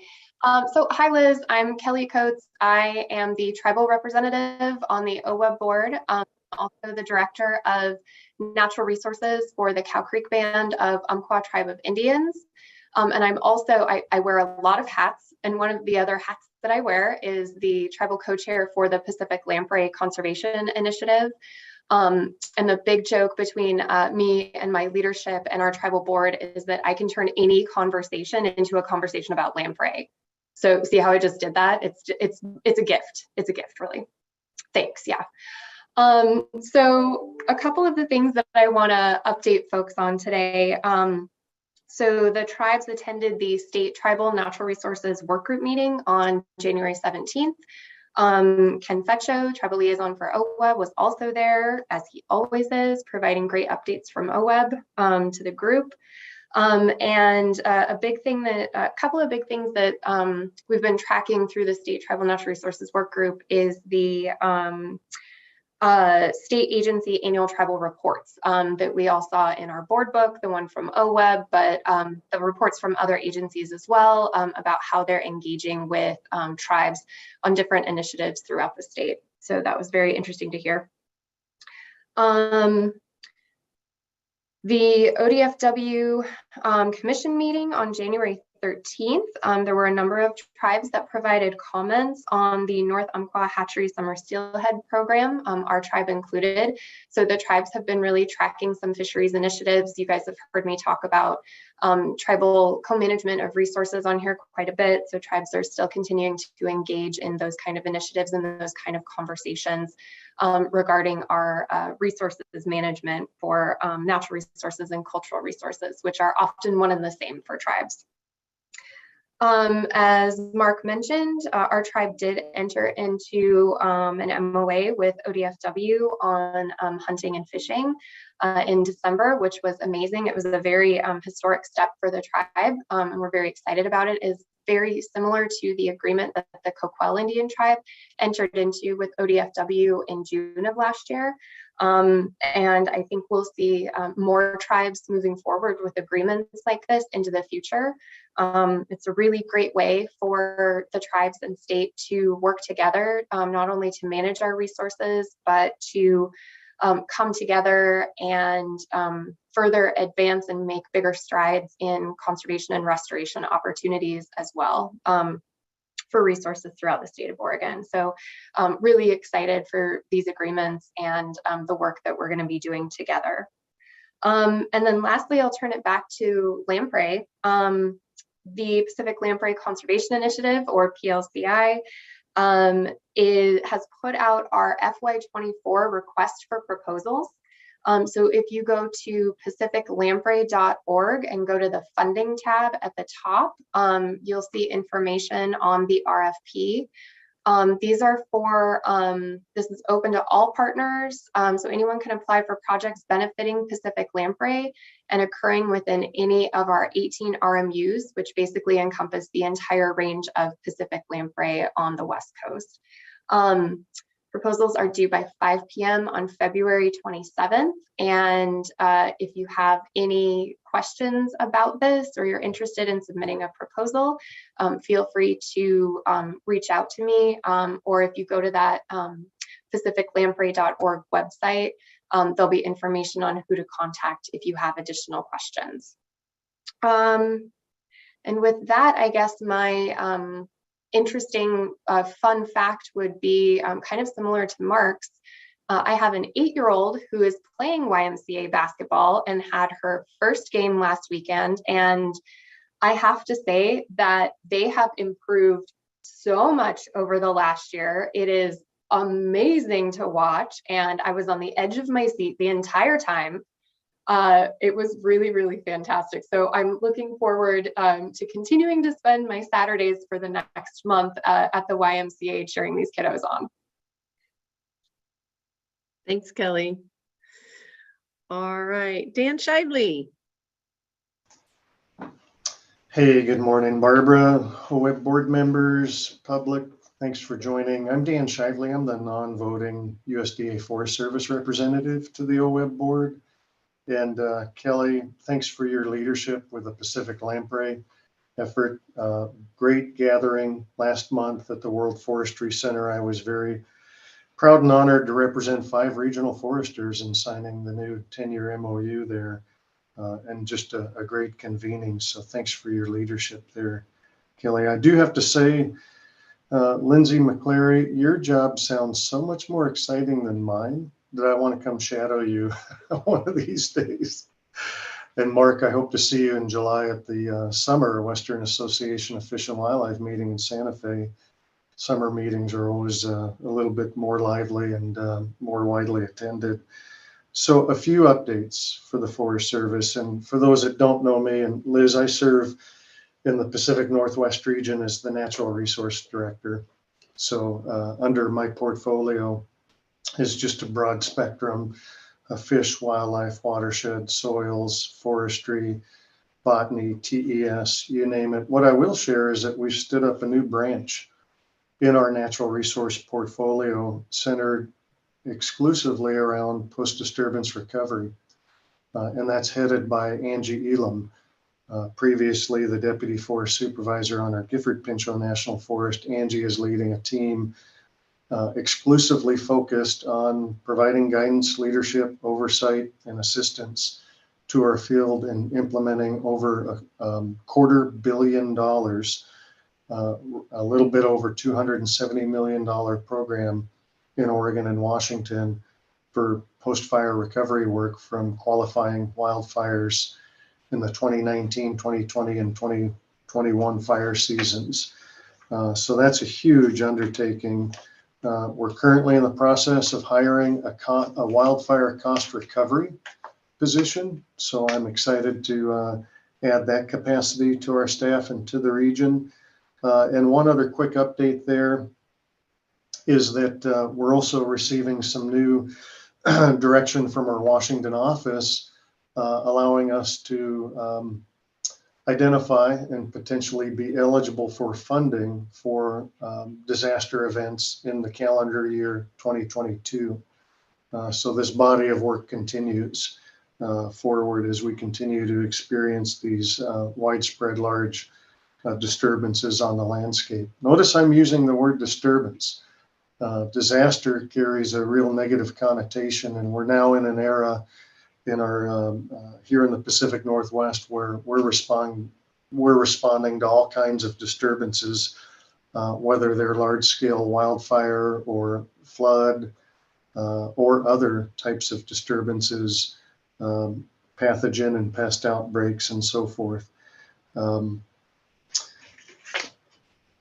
Let me touch base while folks are announcing symposia and conferences. We've got one coming up right around the corner, February 7th and 9th at Oregon State University, LaSalle Stewart Center, titled Post-Fire Landscapes. What can they tell us? Oregon Post-Fire Research and Monitoring Symposium. That is being convened through Governor Brown's state task force and MOU among state and federal agencies. One of the key action items that leadership committee and technical committee took on was to develop and host what will be a 3-day information-packed symposium looking at our post-fire landscapes. What do they tell us? What are we learning? What lessons are we going to apply forward? Just yesterday, I learned there are over 600 people registered. It's a hybrid symposium. I think around 300 plus in person. The rest will be attending virtually online. Big news announced last Thursday by the Secretary of Agriculture and the Chief of the Forest Service, announcing new national priority landscapes across the country for National Forest System lands. I'll highlight a few of those here in the Pacific Northwest and namely in Oregon. In that announcement, 11 new national priority landscapes that tie to the Chief's wildfire crisis strategy that was released over a year ago. And remember that we've been working on 10 priority landscapes previous. So that puts us to a total of 21 landscapes nationally. Most of those are in the Western United States.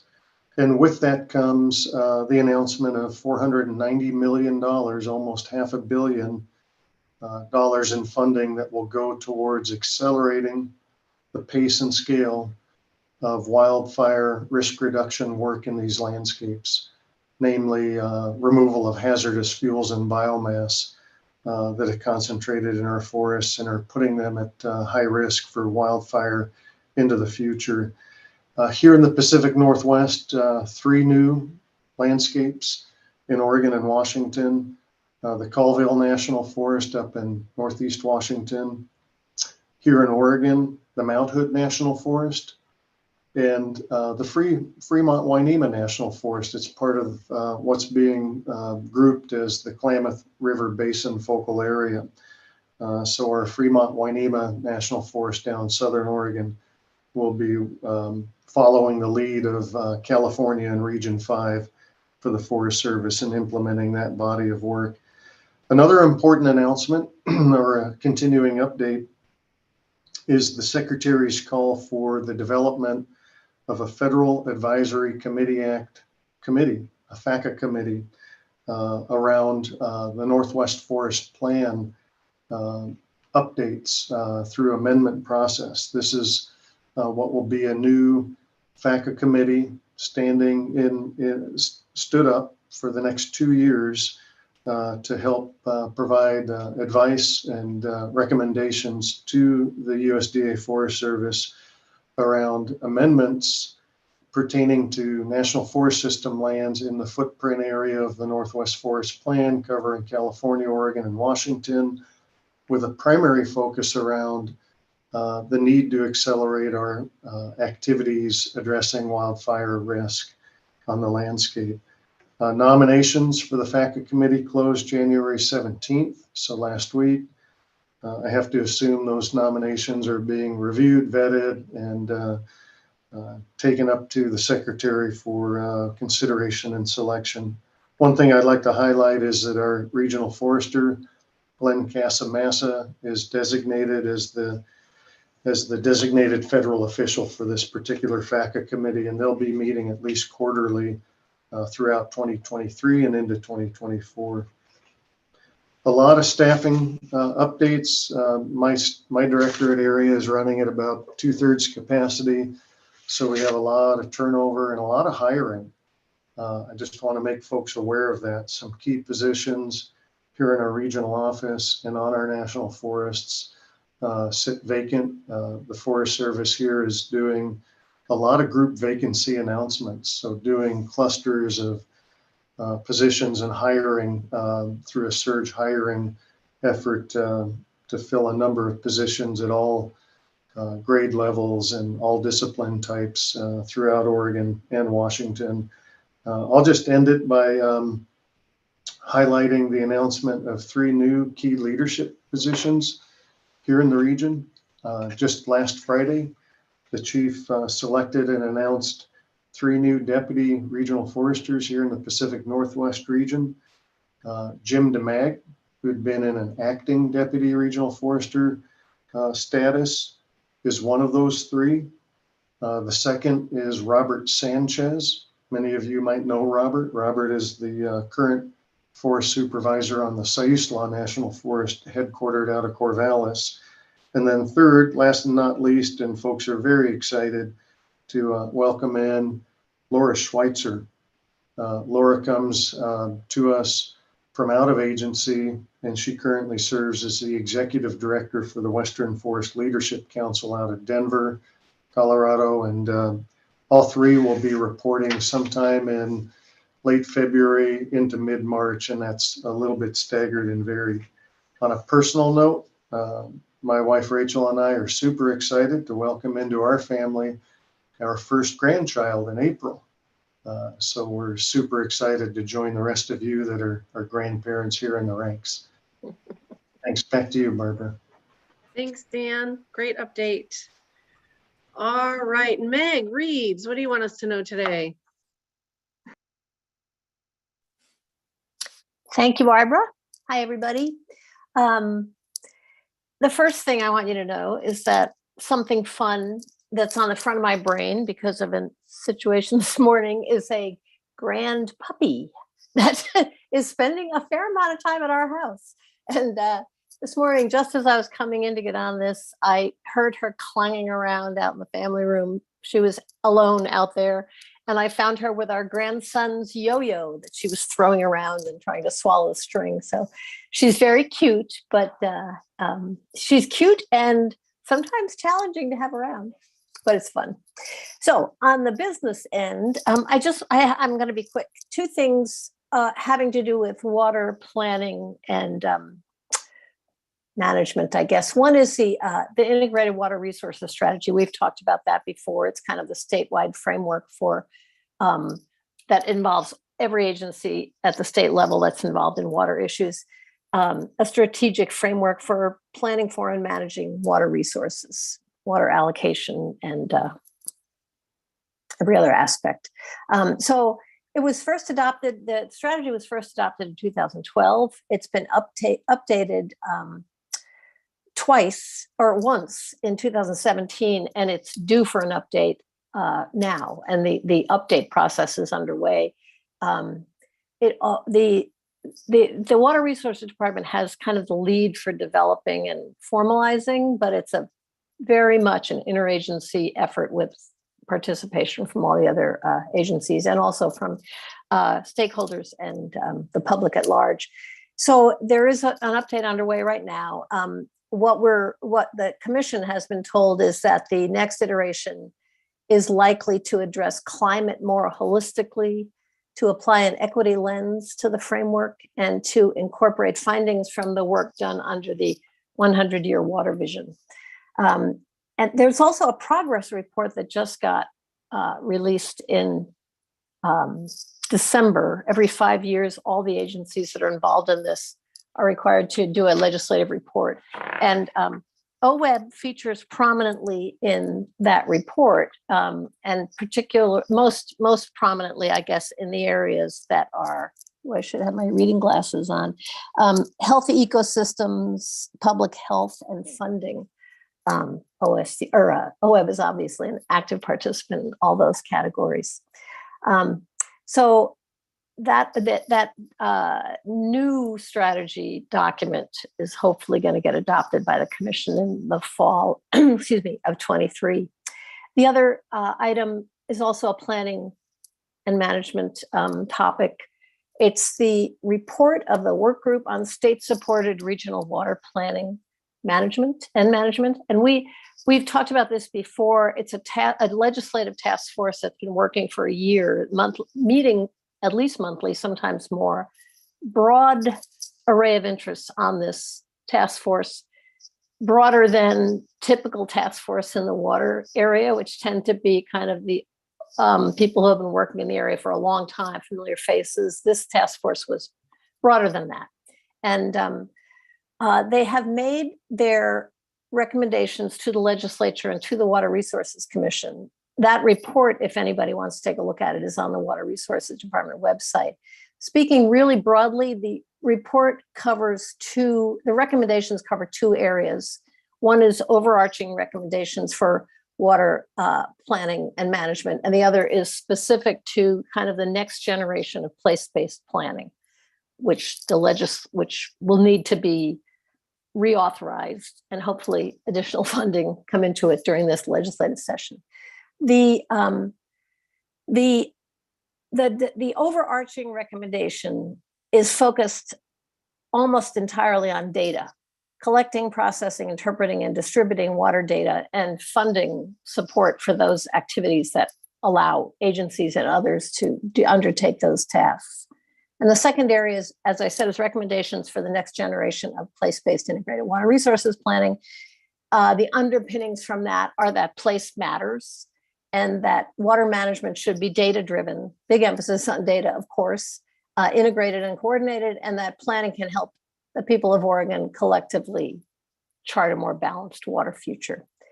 One note that I think is interesting to OWEB as well is that the group created a community engagement guide with recommendations about how to meaningfully engage communities in regional water planning. And the report states that the guide is intended as a tool to ensure that a diversity of voices are proactively and continuously included throughout a water planning effort and the ongoing management. So there's some, pretty concrete recommendations about how to undertake an effort like that and how to get a good outcome. The report is much more substantial than what I just described, but as I said, it's available on the Water Resources website if you'd like to take a look at it. These recommendations are going to the legislature and the commission. Not clear to commission hasn't digested it fully, so it's not clear to us exactly how much of these recommendations the commission could execute without legislative action, and time will tell on the legislative front. So the last thing, I can't remember if I talked about this at the last meeting, but the department has started doing a daily 5 days a week email that they call the drop. And it is just a summary of water issues in the news. And I think it's a great resource personally, because you can just scroll down it and see the headlines and decide what you want to read more about and what what is just kind of going in the back of your mind. But if you're interested in subscribing, maybe let April know, and I will communicate with April about how you would get on that list. It's really a great resource. Okay, that's it for me. Thank you. Thank you, Meg. Eric Murray. Great, thank you, Barb. Good morning, everyone. Eric Murray, representing NOAA Fisheries as a non-voting member on the board. Had some strange computer issues earlier, but it seemed to be stable by now, so hopefully this will work okay. I first wanted to start by putting in a plug for the Restoring Riverscapes workshop coming up on March 7th, 8th, and 9th. And for anyone who is interested in habitat restoration, this is going to be a really good event. I think there's a lot of interesting topics and presentations and discussions that will take place. This is a virtual event. We've got over 1,300 folks already registered for this. So definitely, if you're interested in habitat restoration rivers, which I assume most of us are, this is a great event to consider registering for. I also wanted to give you a heads up about 2 scholarship opportunities. The Jose Serrano Educational Partnership Program with minority serving institutions, as well as the Hollings Undergraduate Scholarship Program, are both accepting applications through January 31st. And these are both great opportunities for undergraduates from underserved communities. We've had a number of whale strandings along the Oregon coast in the last couple of weeks. We think that those are largely unrelated. However, I do just remind people, if you do come across any kind of marine mammal stranding, to reach out to the Marine Mammal Stranding Network at 1-866-767-6114. And you can also do a quick Google search or internet search and find the contact information for the Stranding Network. Planning for the removal of the Klamath River dams is moving forward, including the release of a reach prioritization and habitat restoration plan. And that was released on December 2nd, and that was authored by NOAA Fisheries, the Pacific States Marine Fishery Commission, and Trout Unlimited.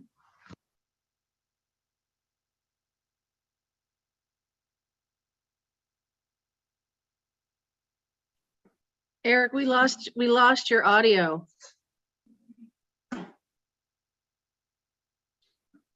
No, still cannot hear you.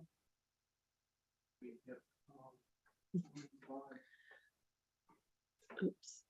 Yeah, we still cannot hear you, Eric. Huh. All right, sorry. I'll come back to you after the next one to see if we can hear you. But Liz, after hearing all this, are you ready to give us an update, or would you like to defer? Can I defer? Yes. I am really not prepared to say much. And that's okay. That's all right. And Barb, is there a way just to maybe send just some highlights to April and have her, or is that just not what we do? What would you like me to do? you can do that for this time, but this just gives you a feel of what we're looking Yes. for, you know, what it is like. So no, I respect that decision. And if you have some highlights you want us to know, then you I will can do email them that. to April. And this was really informative and a great way to just very quickly connect. So I really appreciate that. I know we're going over time, everybody, but I'm going to echo Liz's statement is that this has been really valuable. So Really valuable. I appreciate it also. All right, Eric, I'm going to try you one more time. Can we hear you? No, we lost you. Sorry. All right, and my co-chair Liza Jane, what do you want us to know today? Oh boy. Well, let's see. You know that I was appointed to the Oregon Conservation Recreation Fund, and I'm really enjoying that group. It's incredible.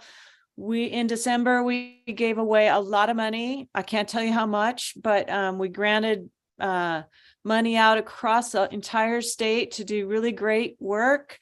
And we had more projects than we had money. So any opportunity you have to support that is welcome. It's kind of led me to getting identified, I guess, to participate in some informal agency, nonprofit, inviting people around my kitchen table for coffee to talk about the lower Snake River dams. Another group talking about our challenged, I think is a word I'd like to use, for our mule deer populations in Northeast Oregon, specifically the wildlife management corridors. Mark, so excited about that. And these, reducing vehicle strikes. The Highway 82 runs right through the middle of this ranch and is nicknamed Slaughter Alley. And that's unacceptable. So I really want to work on that. Also, I'm working through the American Farmland Trust with the Women on the Land Learning Circle pilots that they're doing in Northeast Oregon. So we're continuing to build on that project. And I want to brag a titch about my daughter, Adele, who next weekend is going to be speaking as she's a featured speaker at the National Cattlemen's, I think, in New Orleans. And she's talking about succession, but she's also going to sneak in there about the value of women supporting women and that the way we work on the land. And so I'm think that's awesome. I hope she's well received. She's a sassy thing. So let's see. I think I get to tell you now that I just got back from Baja, Mexico. Got to go to La Ventana and watch a billion sailboarder kites. Couldn't believe they didn't crash into each other. I did see one guy land on a brown pelican, which was funny. No one was hurt, but wow, that's a scene. And then Todos Santos for a few days.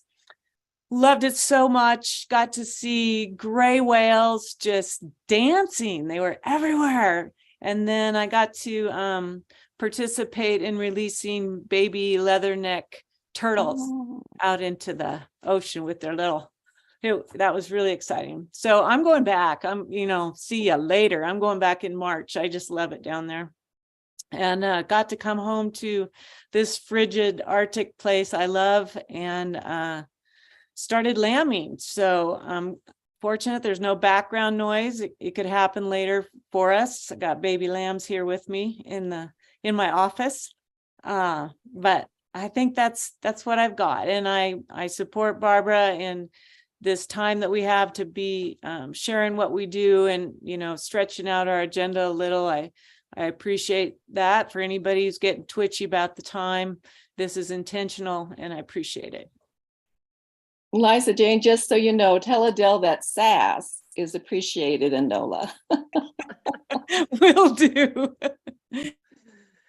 All right, thanks, Liza Jane. And we may, in respect of time, we may move a few agenda items around, but we'll see how the next few go. But my quick update, I won't keep you long. Our Director of Agriculture, our director, past director, Alexis Taylor, was finally confirmed in Washington, D.C. She's the Undersecretary of Agriculture, focusing on foreign trade. So we're very excited about that. And then we have an interim director, Lauren Henderson, who's doing a great job. Our last board meeting, we had legislative update, of course. We had a robust conversation the last couple of meetings about our MOA with DEQ and ag water quality. And this is the first time they opened it up to the public for comment, which I really appreciated. So it was a great conversation, and it's a beautiful document, and it's now confirmed. We had an update from Dr. Ivory Lyles from OSU Extension. It was our first time meeting him. So it was nice to have some engagement with him. And then we toured the experiment station in Aurora. They're doing some great work out there. And it was really nice to see what's going on at the experiment station there. My personal, I have two. On a personal note, I too am heading down to the Baja in a couple of weeks. So maybe we can have our next board meeting down there. So, but I've been doing the Baja for probably the last 25 years. So I'm a big fan of the area. And then my really big highlight was I was in Costa Rica over the holidays. And I'm a believer in sitting still on vacation, or the 8 other people I were with did not. They like to run, run, run. And I was rewarded by sitting still by witnessing a once in a lifetime event. And I got to watch sloths mate. And it was the most incredible experience. And the house we were staying in, Airbnb, the lady who's lived there for 15 years, never ever has heard the mating call. She's never seen this. And it was spectacular. So lesson to everybody, sit still. Wildlife will come to you. So that is my highlight, and I will pass the baton to Liza Jane. Thank you. Thank you, everyone. That's, like I said, time well spent and very appreciated. So we'll move to agenda item B. We would entertain a motion to approve our October 25, 26 meeting minutes.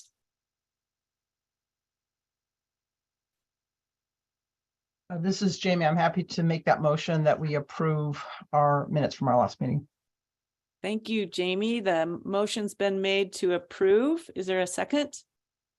Just to clarify, the October 25th, 26th, 2022 meeting minutes. Thank you. I'll second. It's Meg. Thank you. Seconded by Meg, all those in favor? Aye. Aye. Aye. Aye. Aye. Any opposed? Great. I hope you really do read those minutes. I find them really informative and a great update on all this good work our board does. So thank you. All right, moving on down to agenda item C, director's update.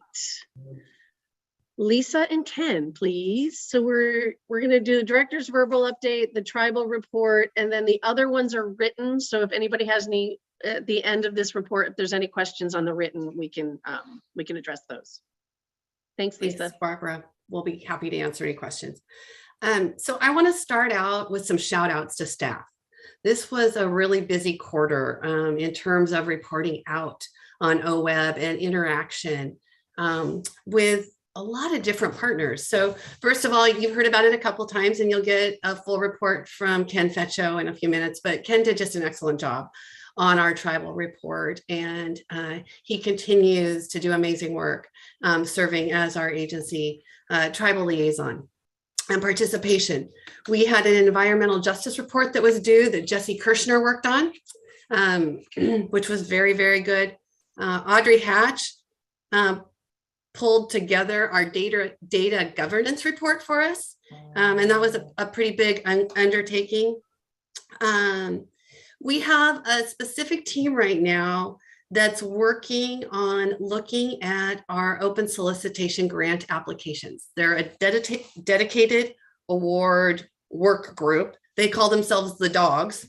And really looking at the questions that we have, what we have to have in terms of having a quality application, and what we've asked previously and what we might be able to ask later in order to do a little bit of streamlining in our application process, because I've heard over and over since I came to OWEB, there is tremendous rigor in our application processes. And I think, you know, any relief that we can provide in terms of that upfront side and what we can collect on the back side after they're awarded in terms of data points, I think will be helpful to our grantees. So I'm really excited about the work that this group is doing. The grants committee has done a lot of work with our FIP team, looking at the FIP application process and making some, I'm going to call them tweaks prior to our 4th open solicitation that we hope to have out in April. You're going to hear more about FIPS later in today's meeting, and probably we'll have a few questions that we can answer there that have come up along the way. Additionally, related to the focused investment program, the team met with the Bonneville Environmental Foundation, I think 2 weeks ago, to really look at what's happened with FIP over its lifespan. The Bonneville Environmental Foundation has been involved with the FIP program from the beginning. And so they know it very well. They've continued to consult with OWEB and also with our FIP participants over time. And so that was a really rewarding day that I was able to participate in. And I learned a lot about the program and its origins. And so that was really helpful. We've continued to do a lot of outreach over the last 3 months, especially in preparation for the legislative session. And a couple of weeks ago, we pulled together what we called OAHP 101. And this was an opportunity to bring people back to the table and remind them about the Oregon Ag Heritage Program, what it is, when it was established, how it's funded, and the needs for the future. And it was a great cross-section of conservation groups, agricultural trade associations and their lobbyists, and a few other people that are agricultural advocates to really just chat about the basis of the program, where we're at in terms of finally having funding for it, having received applications in the fall. The staff are currently reviewing those applications and doing site visits, and we'll take proposals to the OAHP Commission in March in preparation for bringing those to the board at your April meeting. It was well received, and it was really exciting to have the other organizations recognize some cross sections that are happening with other legislative initiatives out there. The Oregon Climate and Agricultural Network, ORCAN, has a Healthy Soils initiative, and one part of that initiative has a funding stream that they're thinking about in terms of pay for practices.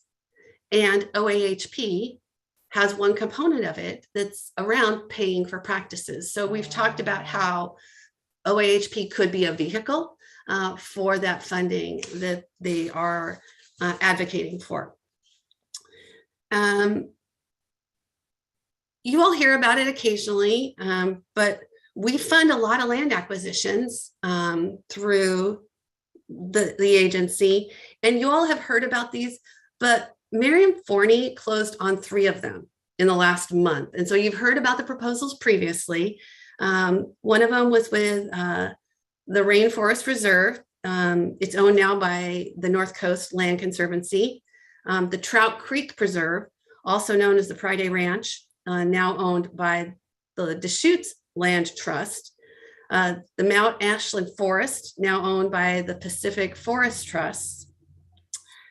These 3 acquisitions together protect more than 7,000 acres and represent an OWEB investment of $5.5 million. And this is a quote from Miriam. The projects were completed with matching funds from the Pacific Northwest Resilient Landscape Initiative, funded by the Doris Duke Charitable Foundation and administered by the Land Trust Alliance. The properties were identified as likely to withstand the growing impacts of climate change due to local diversity and geophysical factors, and a relative absence of barriers to the movement of species and habitat. The properties will be managed for long-term resilience of habitat and species to climate change. So Miriam, this was a tremendous amount of work, and I don't know if any of you realize, but these land acquisitions take quite a bit of time to complete from the time you fund them until I'm fortunate enough to do the signing and do the transfers. So, just kudos to Miriam. The other transfer that happened related to land acquisitions was a property called Wildish. This was a grant funded by OWEB some time ago to the Nature Conservancy. The Nature Conservancy is changing some of their portfolio.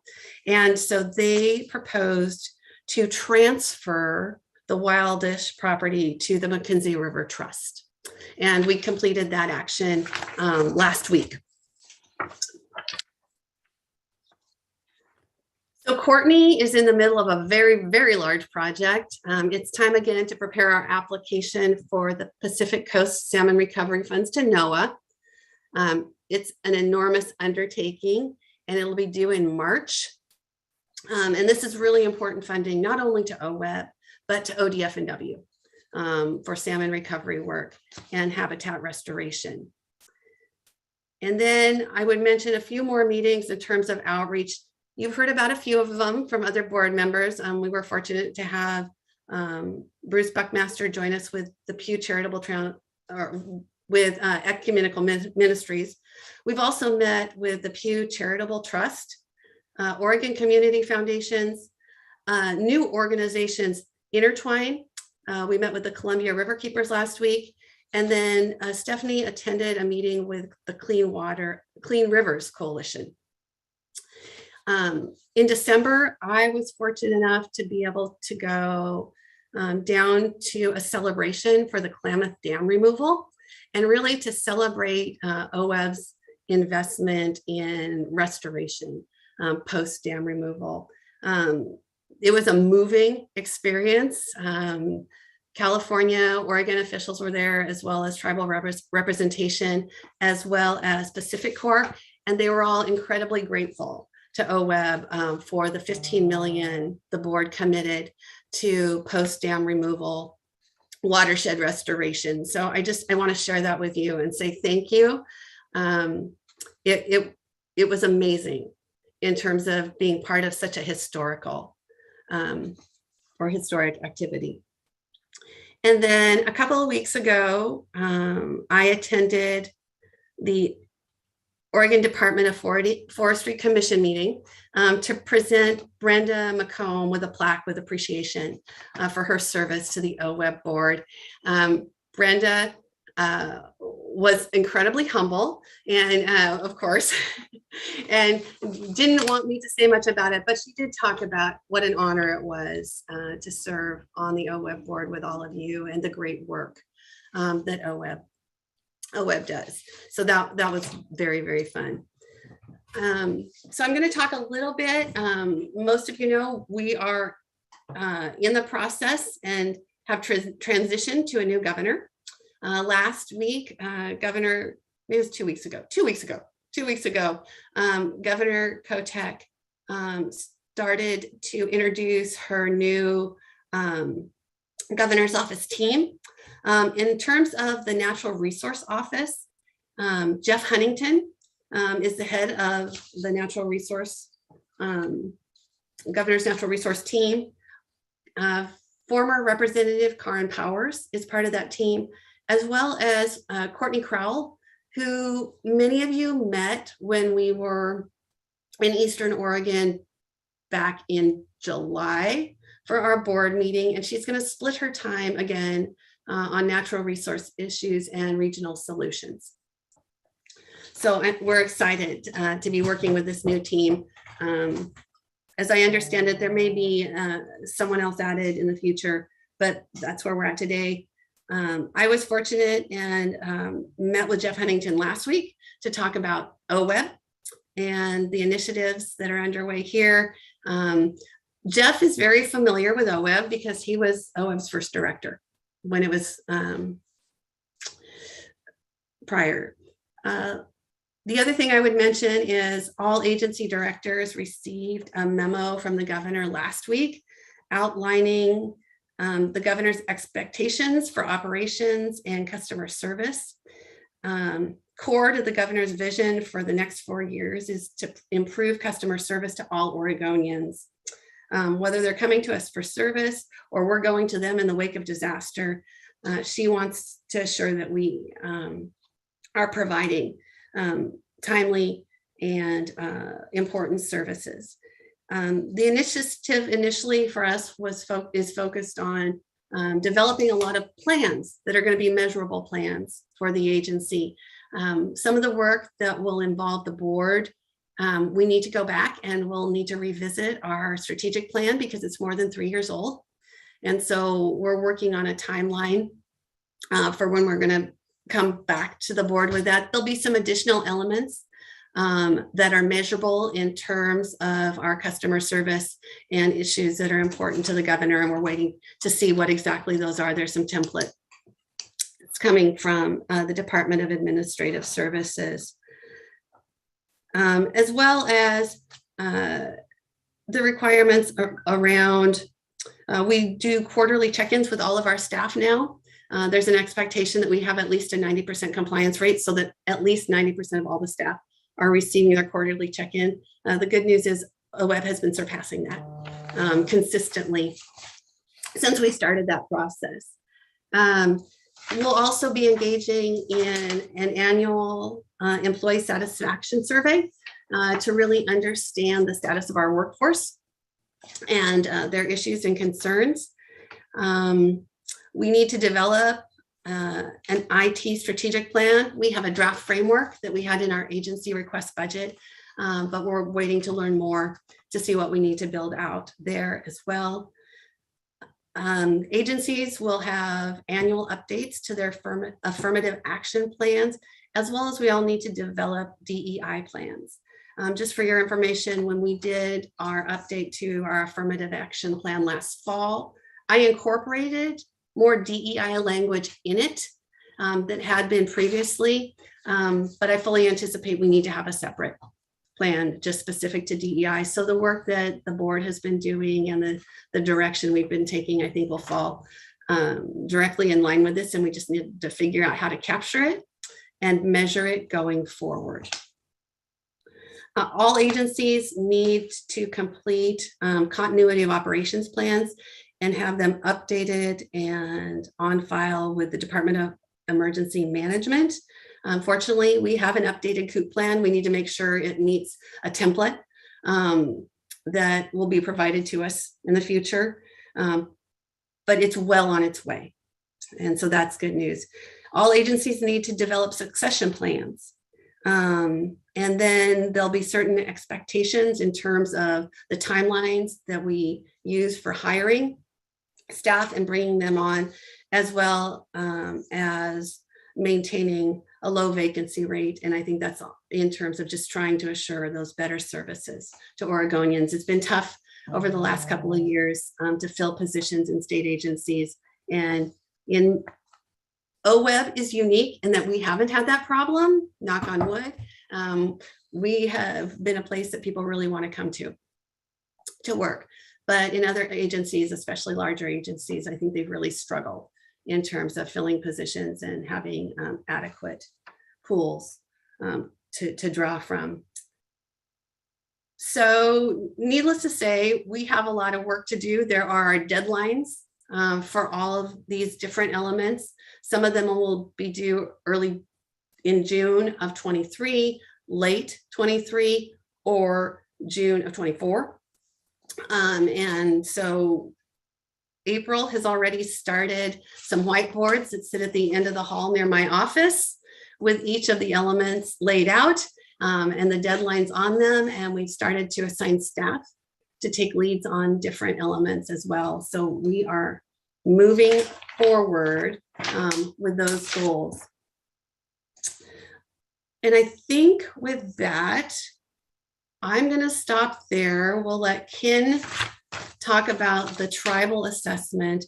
And I will just mention on a personal note, this is a pretty exciting time for me. I am one of the lucky ones that gets to watch my daughter play basketball post high school. And so she's in her second year playing for Lower Columbia College and having a great season. And it is just a joy to get to watch her progress. And so Kelly, Mark, the best is yet to come, because when you see them moving down the court and driving, there is nothing better. And today we celebrate my oldest daughter's 22nd birthday. I can't believe I'm old enough to have a 22-year-old. So there you go.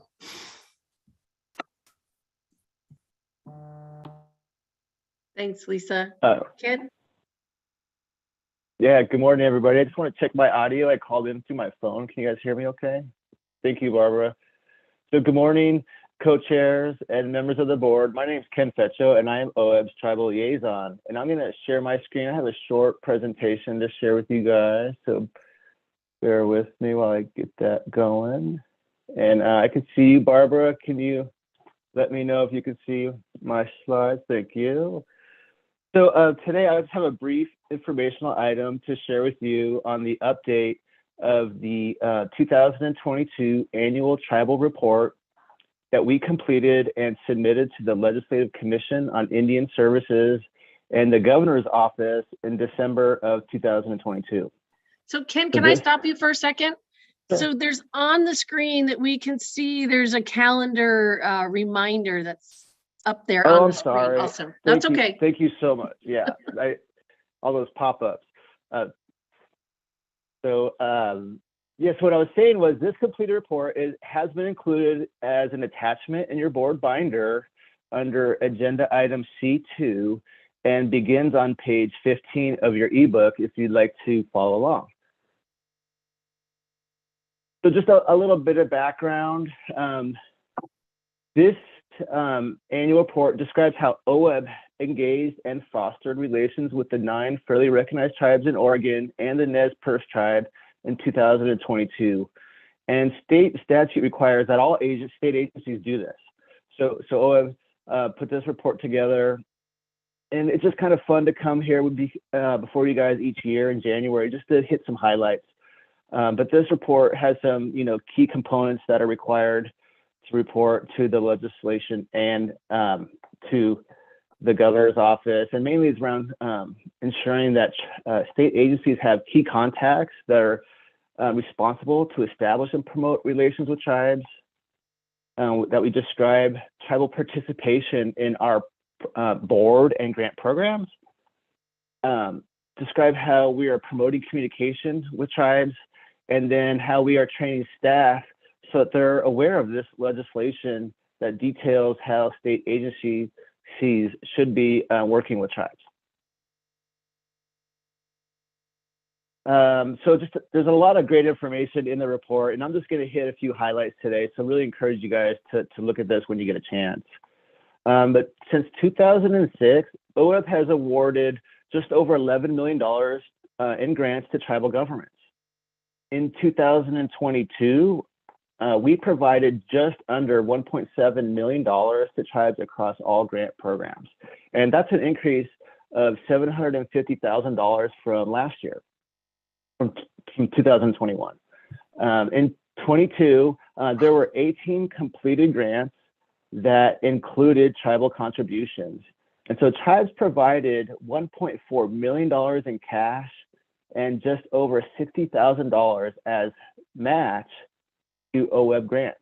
And this really underscores a key way that tribes participate in implementing watershed enhancement projects in Oregon. Not only do they receive OWEB funding to implement projects, but they provide important matching funds that our grantees are able to leverage to help get more done on the ground. And so in 2022, we, through an analysis that we showed that 1 out of 5 applications that were submitted in the open solicitation grant program had tribal participation. And so tribes participate in applications in several ways. So they can serve as the applicant, They also, as we heard, provide cash and in-kind match. They can serve as the landowner in which the project is being implemented. They also serve as subcontractors or contractors for project implementation that other applicants receive the funding. And they also serve as board members of the applicant's organization, and also they write letters of support.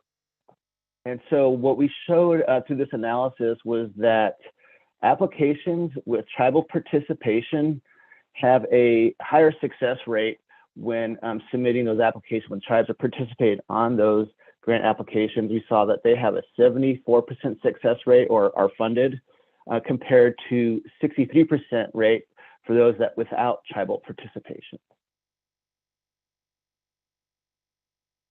So the tribes really participate in a number of our grant programs in a variety of ways.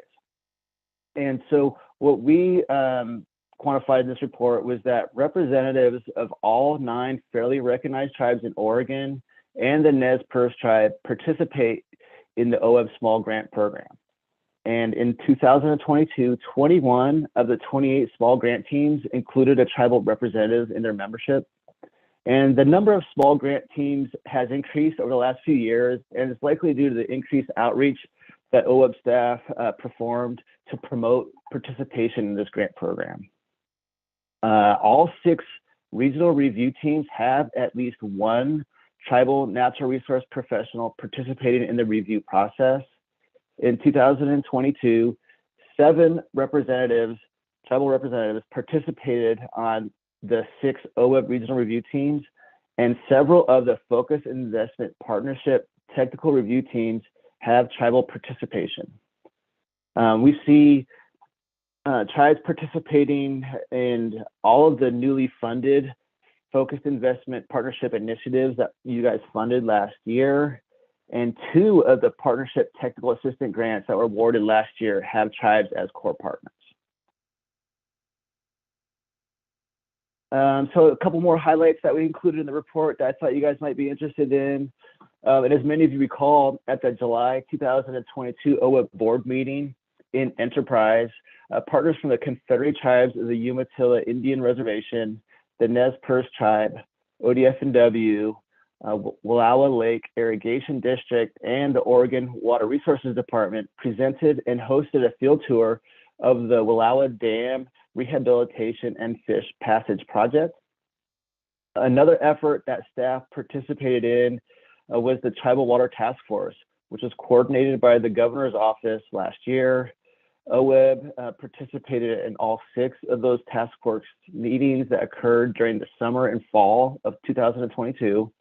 And these meetings and sort of the presentations and the discussions resulted in a report that included recommendations on how the tribes and state agencies can work together to address our natural and built infrastructure over the near future.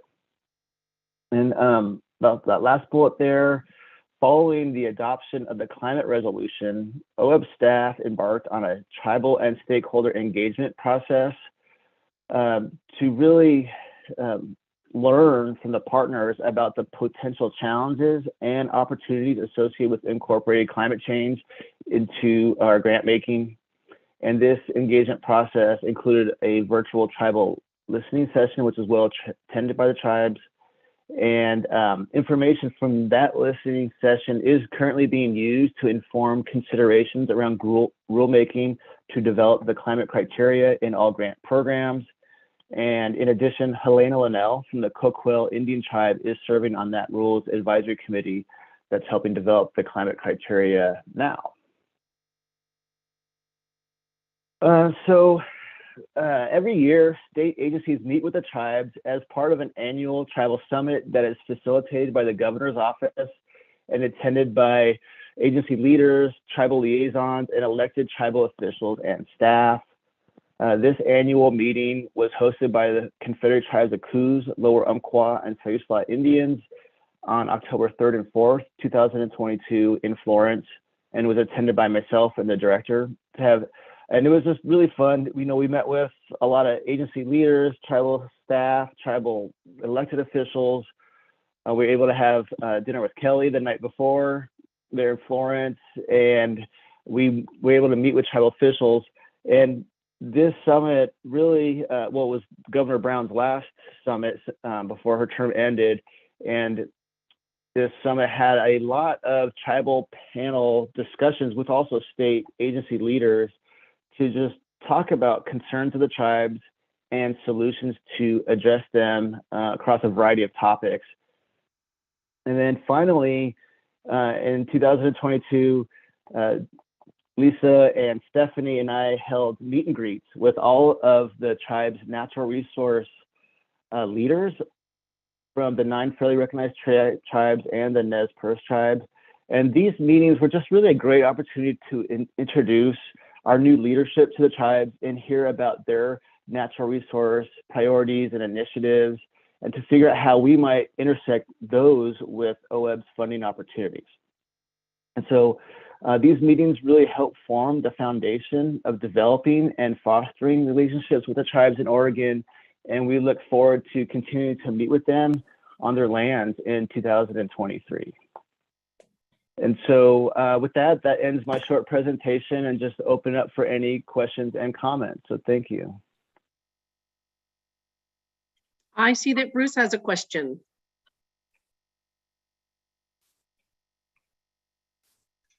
Yeah, thanks, Barbara. Ken, as usual, a great comprehensive report. I was left with one question that I would like to see at some point, and I don't know if it needs to be in a report, but on your third page, I think second or third, looking at the investments, I would love to see a graph which shows our yearly awards since 2006. You talked about the difference between last year and this year. You talked about the cumulative of the entire since 2006. But in order to get an idea of trends, are we trending up? Are we trending down? Are we trending flat? That's a piece of information that I would find helpful. And we can do that, Bruce. I have a spreadsheet that we use to track that and calculate it. And so maybe it's something I could put in an appendix or something like that. I could build a table or something, and include a graph or something to look at that trend. Thank you for that question, Bruce, because I had the same thought process in my brain, so that would be helpful. Jamie, you have a question. Yeah, for Ken, question, comment, but also then tying back to Lisa's comments as well. And great work as always, and great news on the participation rate and the positive impacts that tribes are having on projects. That was really exciting to see. Related to what Bruce was asking for, I think that was a great idea, and you gave those numbers. I'd also be interested going forward in seeing what percentage of our total grants are going to tribes. So you spoke about the involvement in all aspects. That's, I think, really important, but also where we are allocating our money, I think is also something of interest. I know to myself and potentially to other board members. So again, if you don't have, I imagine you don't have that information at your fingertips right now, but going forward, if you could please include that in your reports, I'd be interested in seeing that. And then Lisa, if I can also just use this time to comment, thanks for making the presentation to Brenda McComb. She had such a tremendous impact on OWEB and our climate policy. So really appreciate you taking that step. And then also appreciate your update on the strategic plan. I had a question, but you answered it.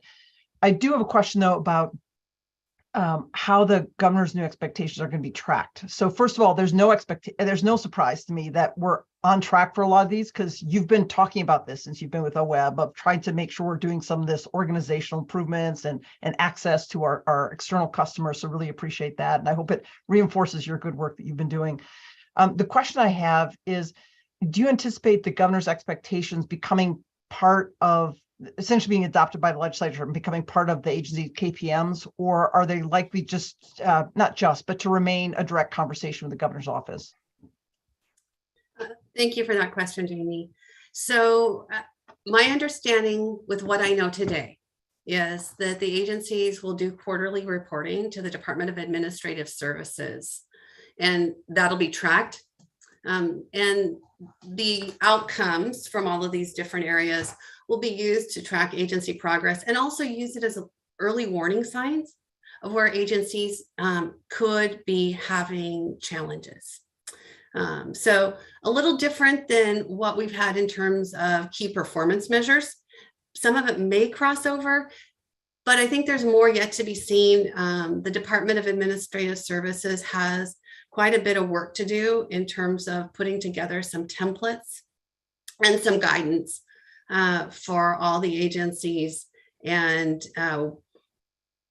some of the information was new.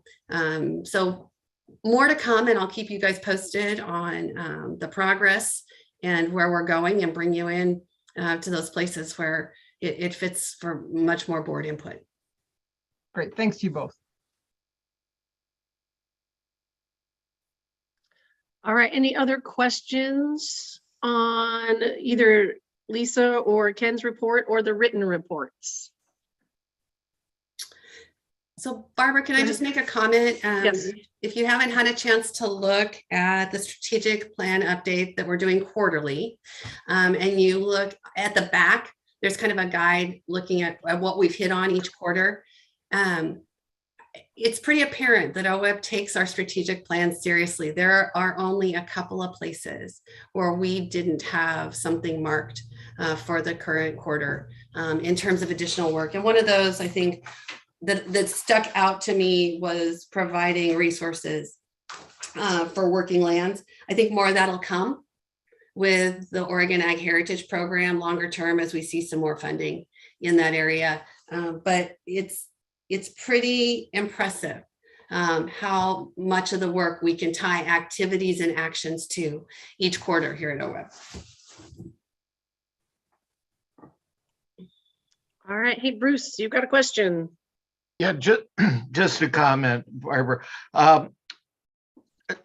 Lisa, the change from our fold-out sheet reporting on the strategic plan that we used for 3 or 4 years after we finished the last one, you had or staff had requested that we change the format.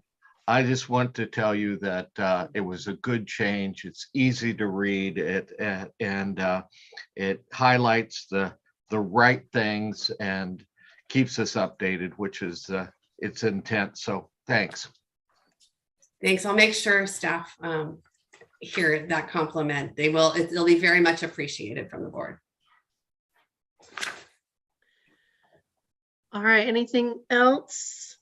To Bruce, to piggyback on Bruce's comment, I appreciate the last page of the strategic report, the strategic plan report.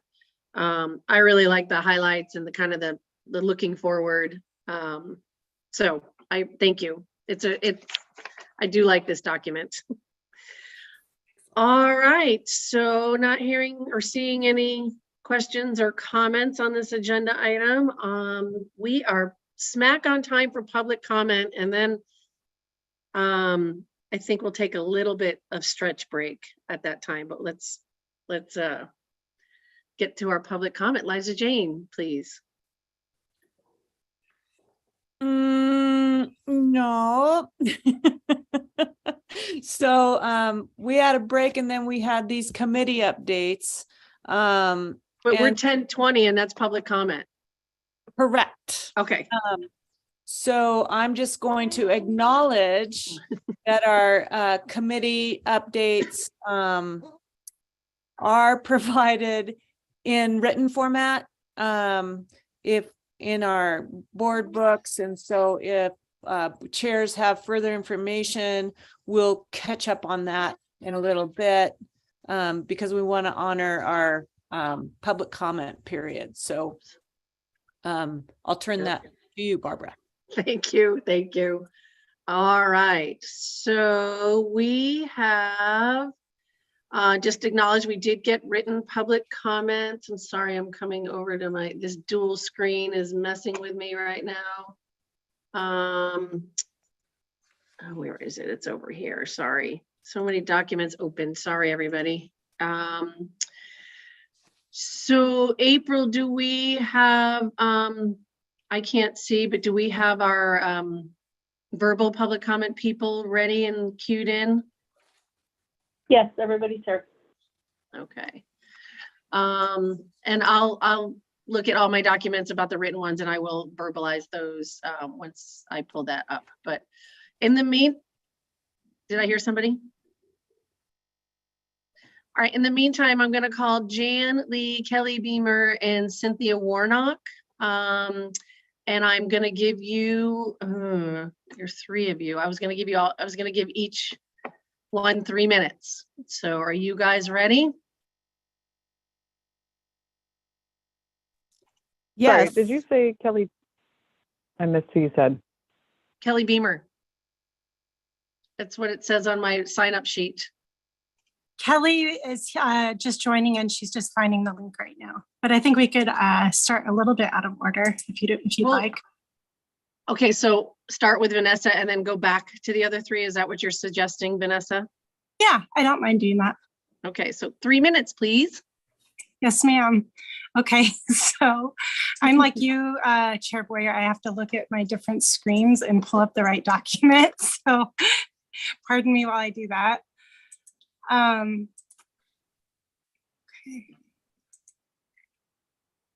Gosh, I just have it pulled up.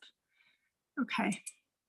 Well, first of all, I just want to say hello and welcome. My name is Vanessa Green, and I'm the Executive Director of the Network of Oregon Watershed Councils and a member of the Oregon Conservation Partnership, which is including our partner organizations, the Coalition of Oregon Land Trusts and the Oregon Association of Conservation Districts, and the Oregon Conservation Education and Assistance Network, otherwise known as OCEAN. I hope I got their acronym correct.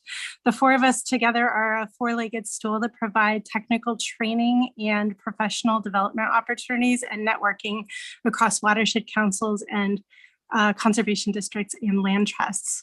I think Kelly was scheduled to give kind of a overview of what we are about as an organization. And I wanted to just give a highlight of the different things that we work on across our last year. So with that in mind, we held conferences and meetings this last year. In September, we had the Connect Plus conference, and that included over 200 participants from watershed councils, SWCDs, and colleagues. And CULT hosted Land Camp with 265 attendees. OACD held their annual meeting in person this year on the coast as well. We hosted 4 webinars, and we do this for professional development and technical training across our organizations. The last one featured ODF entomologist Dr. Christine Buell about the emerald ash borer. And this next one is still in development. It will focus on the DSL mitigation program. Individually and as a group, we track agency updates and program changes, and we meet weekly during the legislative session to discuss how emerging bills affect councils, districts, and land trusts, and how we can best keep our members up to date on the opportunities and the impact of the proposed programs. And we also do our best to elevate voluntary conservation through earned media. Last year, there were 23 pieces of earned media across print, radio, television, and internet publications. As an example, recently, the Lower Rogue and South Coast Watershed Councils worked with our consultant at Guard Communications to issue a press release on their restoration prioritization project. And Guard's behind-the-scenes work resulted in a front-page story in their local paper, a 30-minute live interview on public radio and television station interview. And it was just a great comprehensive result and a highlight for the regional community on the impact and the importance of our restoration work. So that's the kind of thing that we do over at the ORCP. Okay, is Kelly Beamer on now? I'm on. I'm so sorry. I apologize.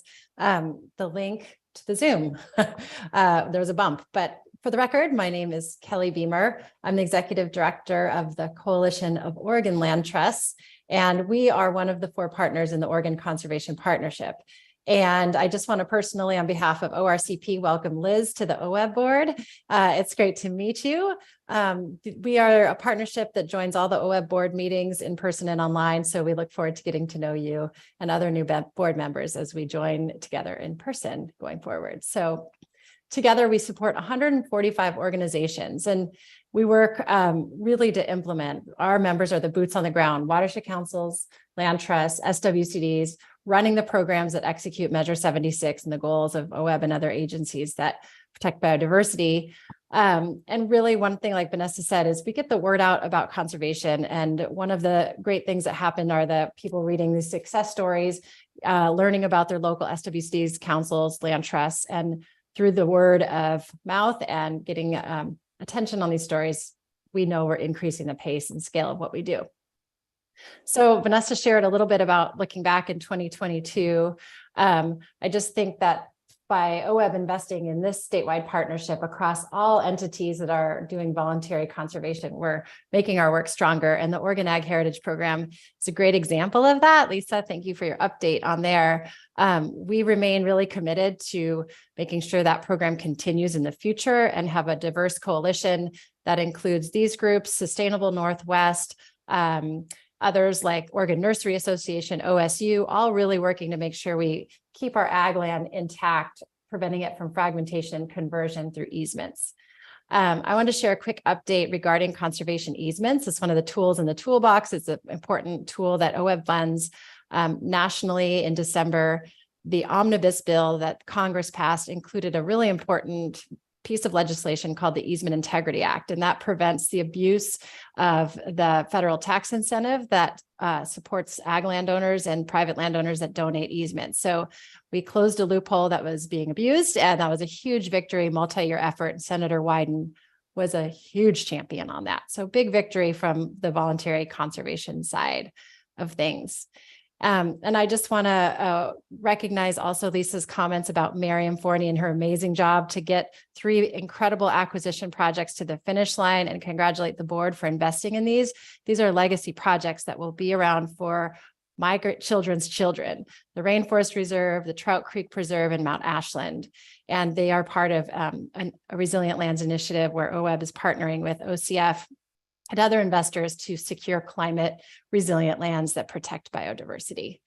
And before I pass it to Dan, just one more victory. I want to zoom down to Klamath Falls. Greg, your country. We had a big land protection victory on Spence Mountain, which is a piece of land that goes out into the upper Klamath Lake that protects listed suckers and breeding grounds and is on the Pacific Flyway. 7,500 acres is now owned by Klamath County because of the Forest Legacy Program, protects private forest land and prevents the conversion to development. So we really want to just celebrate another big victory. I'll add that to the list through our partners at U.S. Forest Service and ODF. And Trust for Public Land was the one that really made that possible for the county to purchase. So with that, I'm going to pass it to Jan Lee, my colleague. Thank you all. Okay, I'm Jan Lee, Executive Director of the Oregon Association of Conservation Districts. Our team approach really has been very successful in bringing the 4 associations together to multiply the value to our 145 entity members. So Vanessa has talked about where we are, and I'm going to share some of the projects moving forward. So our next webinar is scheduled for January 31st at 2 p.m. You're all welcome to join if you'd like. This will be on the Division of State Lands Mitigation Program, and the speakers will be Gray Wolf of DSL and Eric Harstein of OWEB. I just want to interrupt and say, actually, we will need to push that date out because there was some schedule conflicts among the speakers. So date TBD. Oh. Jan didn't know that, though, to be fair to her. Okay. One of the major things we do is hold weekly meetings on legislative issues, and our executive directors are sharing information and building testimony to support those bills. They will provide tools for our members in their work. And I'll just mention a couple and very briefly, because I know that Lisa and her team will be talking about legislative items later. One that's really critical to us is the Healthy Soils Initiative, House Bill 2998, and also the Natural Climate Solutions Bill, Senate Bill 530. So Lisa will fill you in on those. I have a couple flyers for those bills that go into an outline of what's included. I'll send those to April, and if anyone wants those, they can acquire them from her. Both of these programs will fit well into the OAHP program. So OAHP, as Kelly said, is still a critical piece for all of us, and Lisa will describe where that's at this point. So one bill that's not in the OWEB legislative report that we're working on is House Bill 2757. I'm sorry, 2527. It allows districts to partner with ODFW in carrying out the wildlife tax credit program, and districts will coordinate with partners on planning and monitoring under that program. We also have a number of major projects underway among our partners. Colt will be doing their annual State of the Lands report, sharing the great work and trusts that land trusts and conservation districts are developing. And Kelly mentioned some of those projects just before me. NALCE is continuing to work on their library of support documents for nonprofits. That's a great tool for some of our members.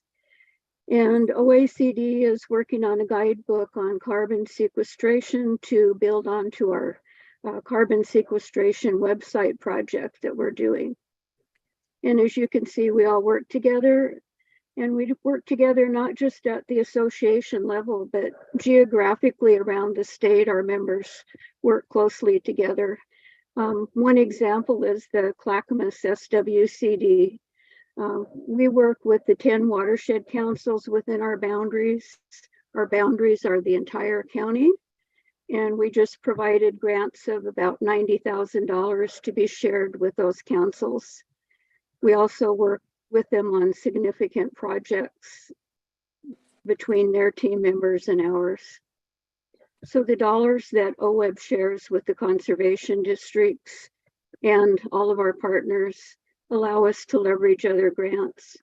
One of the things I had intended to report on tomorrow was to show the ratio of leveraging money that districts are accomplishing, but the Secretary of State's office has not yet filed all of the 45 district audit reports online so that I could pull the numbers, but I'll report back to you on that in the future.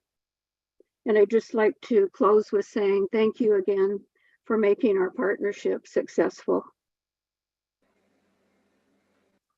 Thank you, Jan. Cynthia, you're on the line? What do you want us to know today in your public comment? Yes, I am here. Thank you for this opportunity. I am Cynthia Warnock. I'm president of the Oregon Conservation Education and Assistance Network, better known as OCEAN. I will be short and sweet. We did not have a meeting this week because we could not get a quorum. We'll have one next week. We're actually going to be looking at putting together an RFP for a contractor to organize our next Connect training that we will have. We're also working on filling our vacant board positions. As you know, a lot of times SWCDs have somewhat of a high turnover in employees, and so we're having a hard time getting some of our newbies or people to come on board onto our board. So we're working on that. We're hoping that if we continue to put out a quarterly newsletter to all our district employees, that we will eventually get someone, and they will be a little bit more aware of what OCEAN is and what we do. We try to provide training for district employees. I also appreciate being part of the partnership. I learn a lot about these other organizations and what's going on. So I therefore can put that out to the district employees. So thank you for the time. I wish everyone a great day. Hopefully it's warmer over where you are.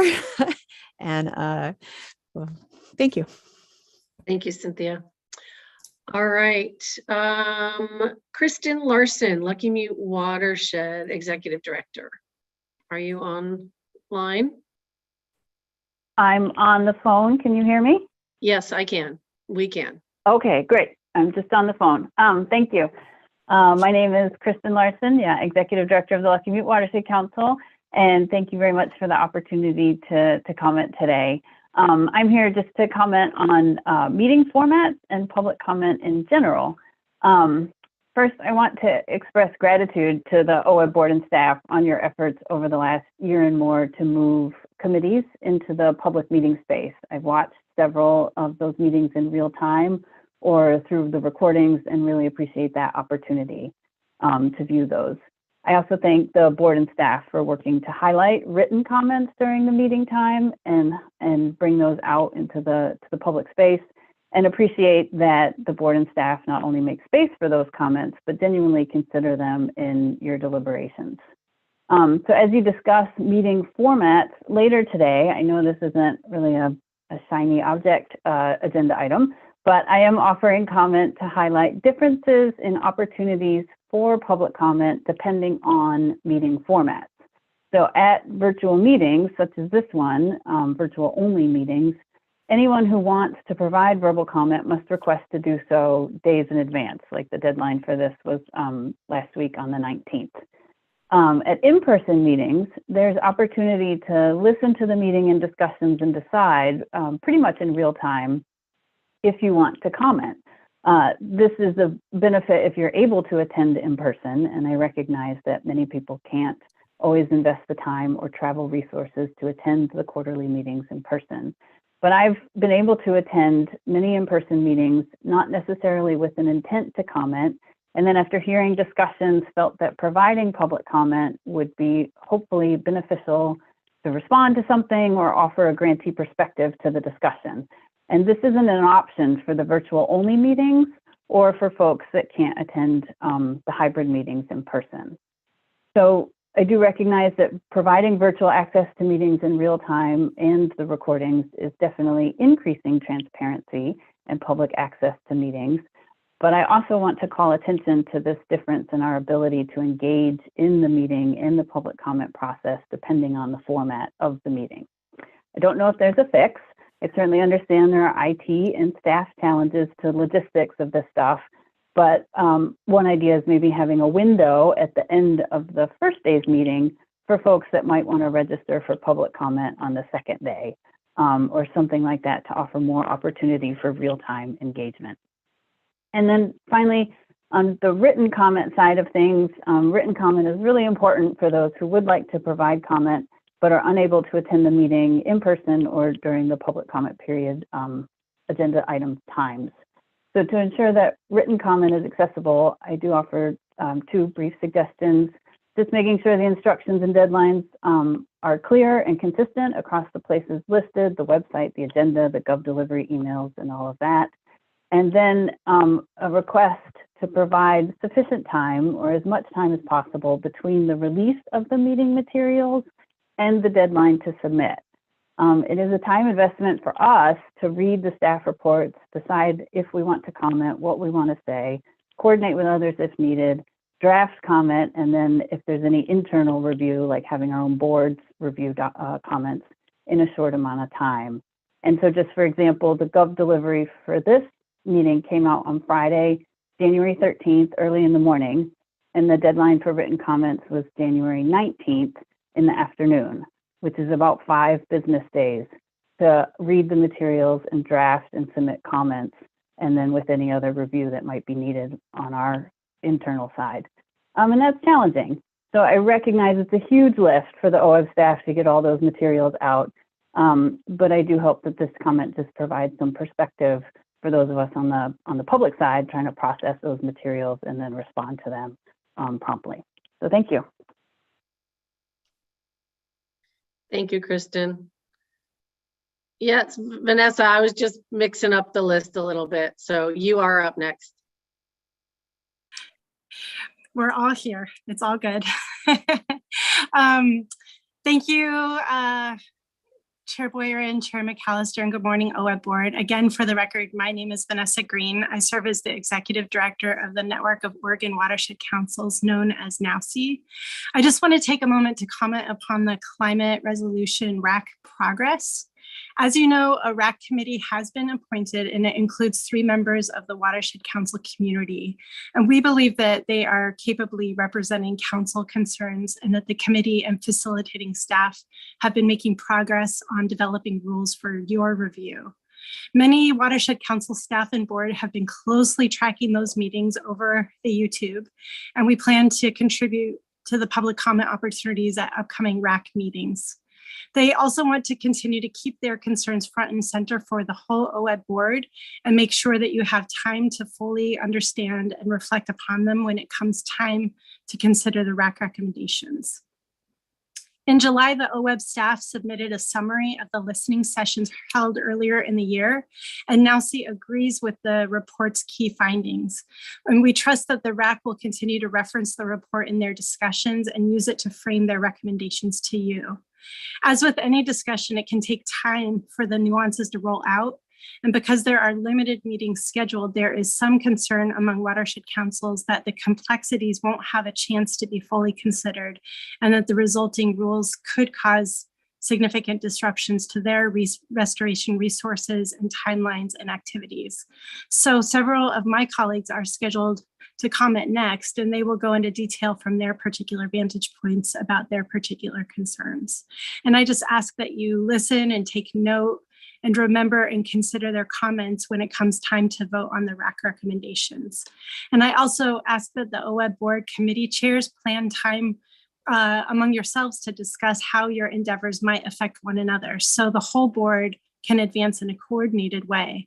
For example, if the DEI committee is working to reduce barriers for engaging non-traditional partners, that the climate RAC is not simultaneously increasing barriers by adding complex layers to the application and reporting process. That's it. Thanks so much for your time. Thanks, Vanessa. All right, moving on down to our last public comment. It's Kelly Timchik. Did I say your name right? You're pretty close. It's Timchak. Pretty phonetic. Lower, you got it. Lower Rogue Watershed Council. Go ahead, please. Okay, thank you. Yep. I'm the coordinator for the Lower Rogue Watershed Council. And again, thank you for having us here today. And I wanted to give a shout out to the Climate RAC for taking these comments really seriously. I am commenting on agenda item F, by the way, Board Climate Purpose Statement Resolution and Rulemaking. And I appreciate them integrating already some of the ideas that we've brought into the board before. So thanks for putting the criteria into the Division 5 rules rather than going into specific grant programs. I think that allows more flexibility. And also, I truly appreciate that we always have this shared learning, I think, between the grantor and the grantee, which is what makes OWEB and its grantees really successful. So I hope to continue this vital interface that we have well into the future. It does seem that we are on a virtuous path, but I also want to think outside of carbon sequestration, it does seem like it's been highly focused on carbon thus far. And councils, as we know it, have been doing really diverse climate work for about 30 years now. I know we came in 1994, so it's been a long time coming. I think most of that has been really meaningful work, but we're also all learning the impacts of our work with the rest of the world. So what's working, what's creating real change? So I'm not saying we can't get there, but I do think we need to be really deliberate about the data and metrics that are being applied to grantees to use and then to report on. So, you know, are these actually meaningful? And can grantees access the data, interpret it correctly, and then apply you know, proper techniques? So that kind of leads me to the equity piece, which I think I brought up before the board, but it does feel like one that we haven't considered as carefully. And interesting to hear Vanessa's final note on that. So I do keep hearing that there's plenty of resources out there to get climate information, and OWEB staff really have worked hard on creating these resources, and I'm really grateful for those resources. But I think what we all understand is that interpreting that data is extremely difficult. I mean, I'm a trained biologist with a bachelor's and a master's, and really at the end of the day, it still comes down to my best guesstimation of inferring highly scientific data sets. So this is really difficult. Most of us aren't equipped to do this. And I'm wondering if there's a way we can think more creatively about a solution to this problem. So I'm wondering if there is a state partnership that could be developed to provide like direct technical assistance for climate interpretation. So I'm not thinking here of like funding each grantee and like another one-off to get the information and to interpret it, I'm thinking more of like a real-time solution in building a grant application. That way we're not going into a TA phase of understanding climate data, into another TA phase of using the climate data to develop a project, and then into an on-to-ground project. So it's just kind of creating more process. But I think this would help all the grantees access the same information and receive the same assistance instead of having each group go off on their own and hire consultants, which then, like I said, creates another step in the process of actually getting on the ground work done. So I'd really like to see some consistency across the board in how this information is doled out. And I think this is how real change happens. So I want to know how we can work together to increase our climate benefits without increasing barriers to the access. So I really appreciate everything you are all doing and being so thoughtful in this process. Thank you so much. Thank you very much, everybody, for participating today in public comment. Jamie, do you have a comment or a question? Because I have a question for Lisa regarding something I heard, and then also a comment of something I was actually going to say in my report out for committee report out, but it relates to a comment that was made or a question that was raised. Can you do that in your committee report? The second part? Yes, I can do the second in my committee report, and I will just say it does address the intersectionality between committees.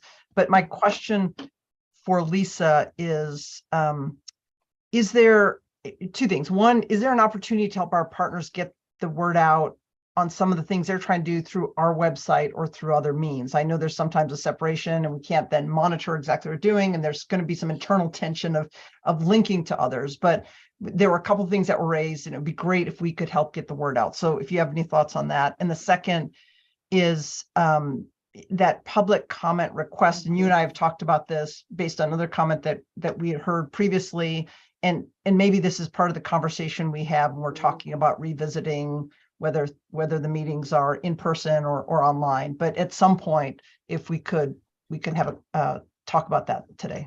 Thanks. Sure.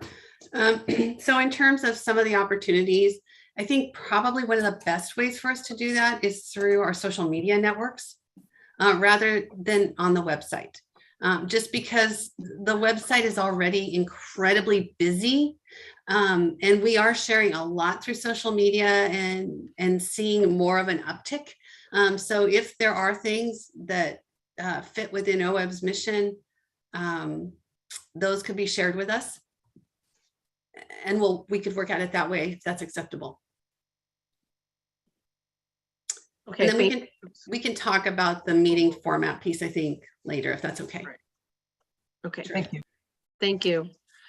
All right, so I would just like to acknowledge some of the written comment that we received that is in the board packet, which is on online, but we received a written comment from Mary's River Watershed Council, Beerley and Associates. It's a long list. I'm going through it. Greenbelt Land Trust, Upper Deschutes Watershed Council, Lake County Umbrella Watershed Council. Let's see, is this the, nope. Deschutes Land Trust.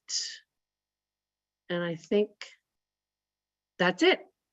So thanks everybody for engaging in this process with us today and in our board meetings. So with that, you guys, it's 10:50 and I need to stretch my legs. I bet you some others do too. So if we could come back at and I think somebody needs to feed a lamb. So if we could come back at 11 o'clock, that would be great. So we can continue forward. Thank you.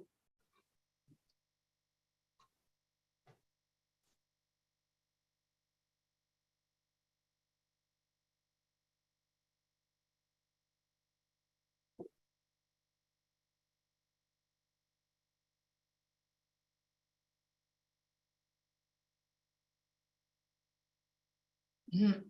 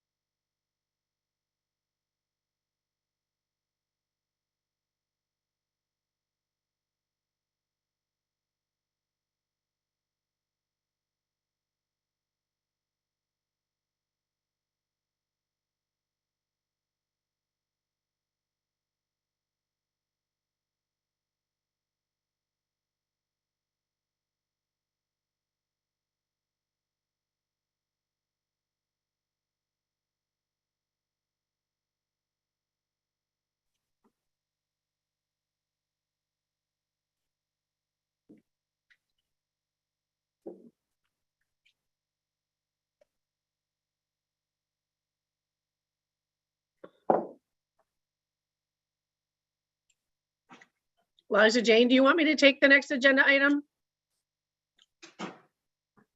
Would that be helpful?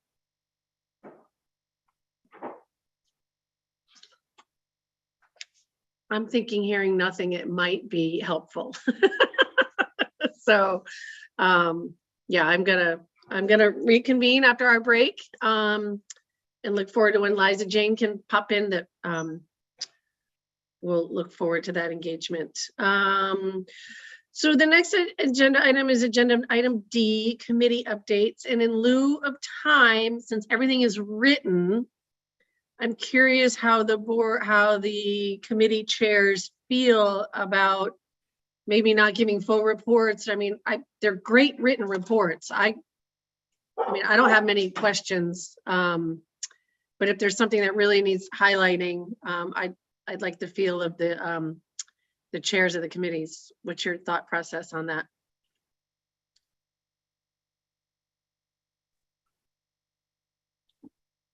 There are just two things that I'd like to report out on ours. Okay. Kind of Go ahead, Jamie. But Kelly's first. So. Oh, okay.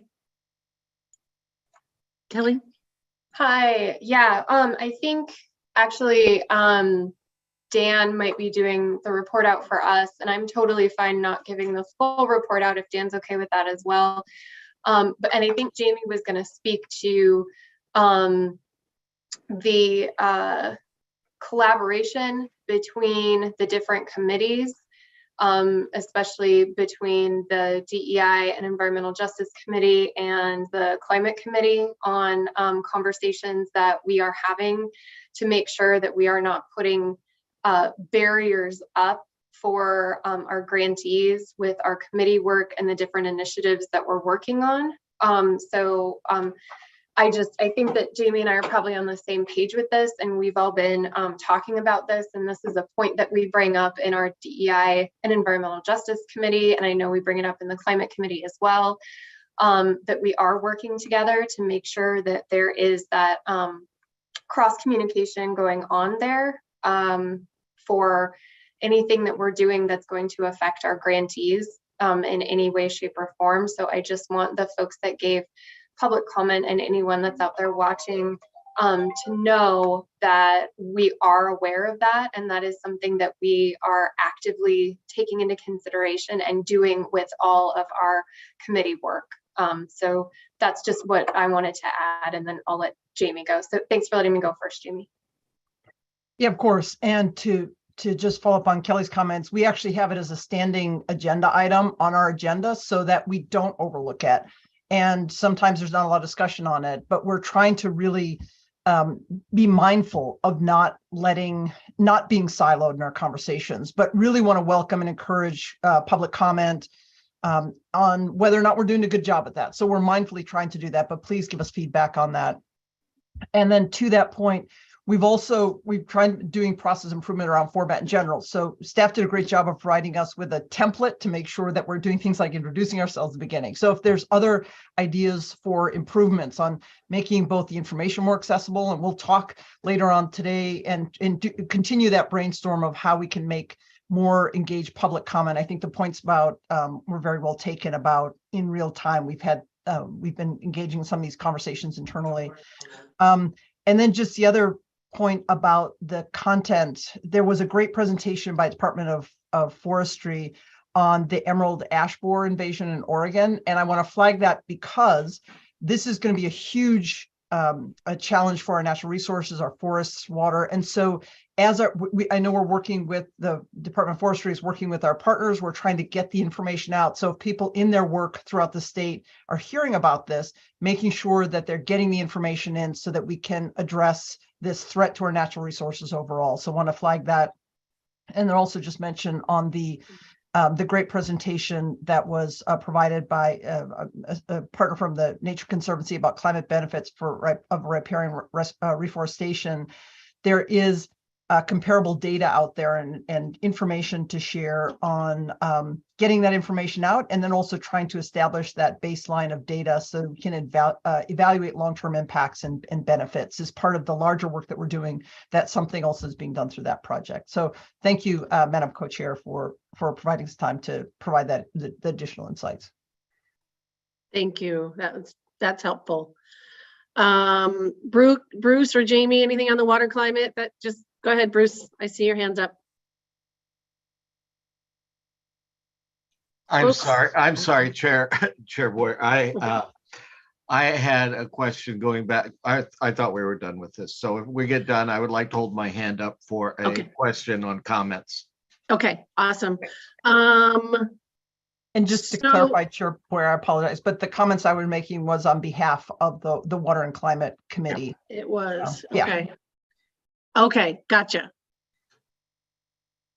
Okay, but you're like, there's that whole cross sector, the DEI and all the committees, so sorry.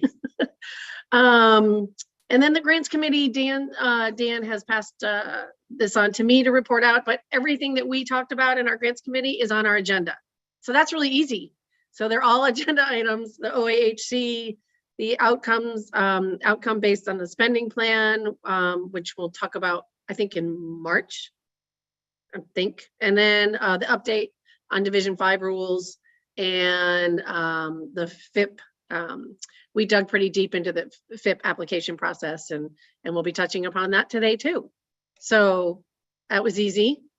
Eric Williams, did I miss anything? No, you got it, Co-Chair Boyer. Thank you. Thanks. All right, Bruce, you got a comment? Yeah, this is for our co-chairs. We finished the public comments, both written and presented, and then went on a break appropriately. I think I have some issues or questions regarding how we deal with public comment that I would like you to consider taking up in the future. As I separate them generally in my head between information and updates, great, don't require a lot more than a thank you. The second group I put into an advocacy regarding an agenda item, something that we are going to act on, and that is pretty much stands on its own. But there's that third group, and we had some of those today, and certainly in our written comments, which are requests or comments which would require to act on them would require policy, potentially even strategic plan considerations. And those are the kind of comments that and questions that very easily fall off the table because they're not on the agenda, they don't get addressed, we don't really ask questions of those commenters at the time. We're not in a position to do that. It's not on the agenda. So Chair Boyer, Chair McAllister, would you please handle that so to make it better? Thanks.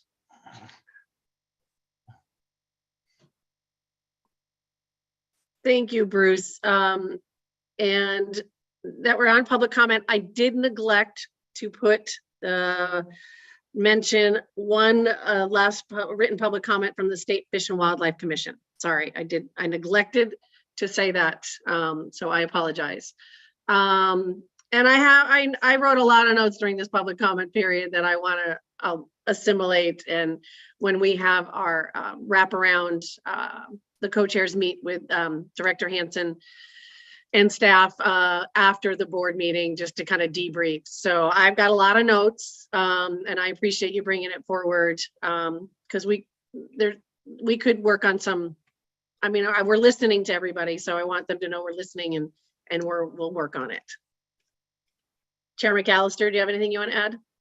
Nope, I support that and it's in progress. And again, the public testimony is so important to us, and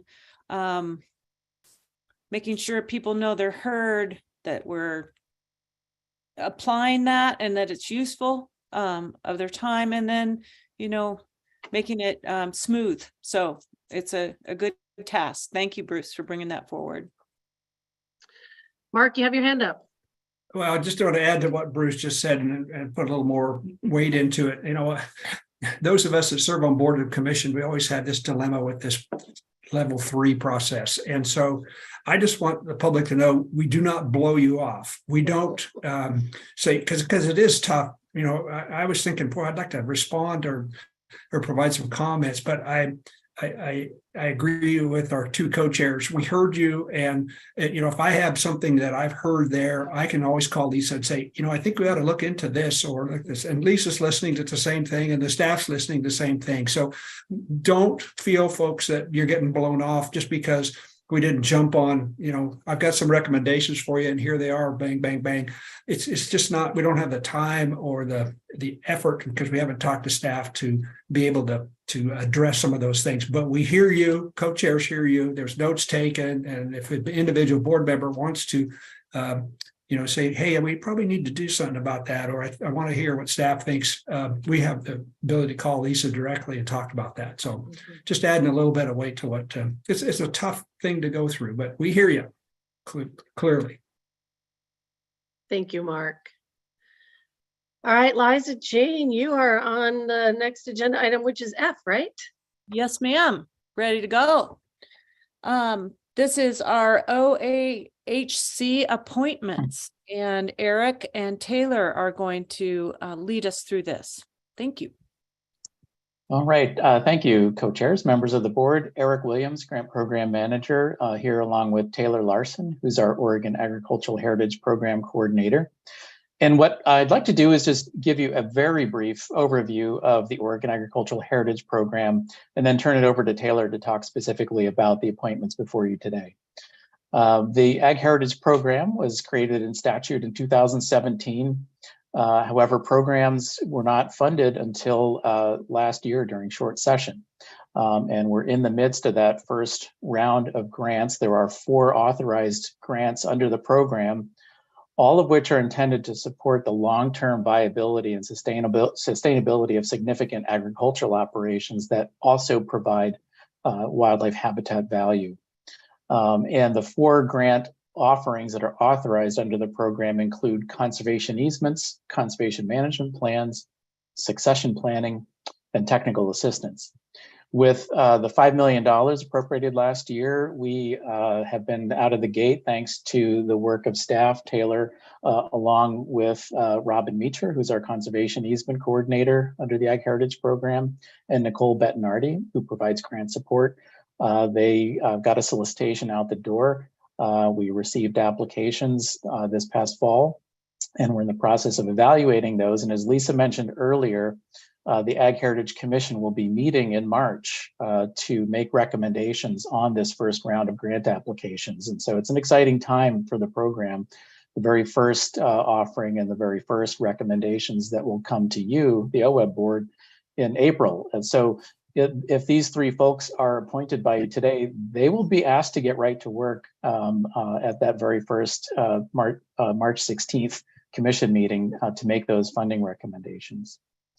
And so, again, very excited about this. And this commission, when it got together to establish the program rules, I think did a very thorough job of it, but also established some really great camaraderie that we have resurrected now with funding for the program. So with that, I'm going to turn over to Taylor to talk specifically about the appointments that are before you. And before I do that, though, just a reminder that this program that is more or less managed by the Ag Heritage Commission. The commission is nested underneath the OWEB board. So you make the appointments to the Ag Heritage Commission, and you make the final funding awards for any grants that come through the Ag Heritage Commission. So really important work that is overseen and directed by you. So go ahead, Taylor. Thanks for that overview, Eric. Yeah, so just want to make sure everybody has the item F staff report up, and I just want to call folks' attention to the attachments. Attachment A is the potential 2023 member list for the commission pending board action today.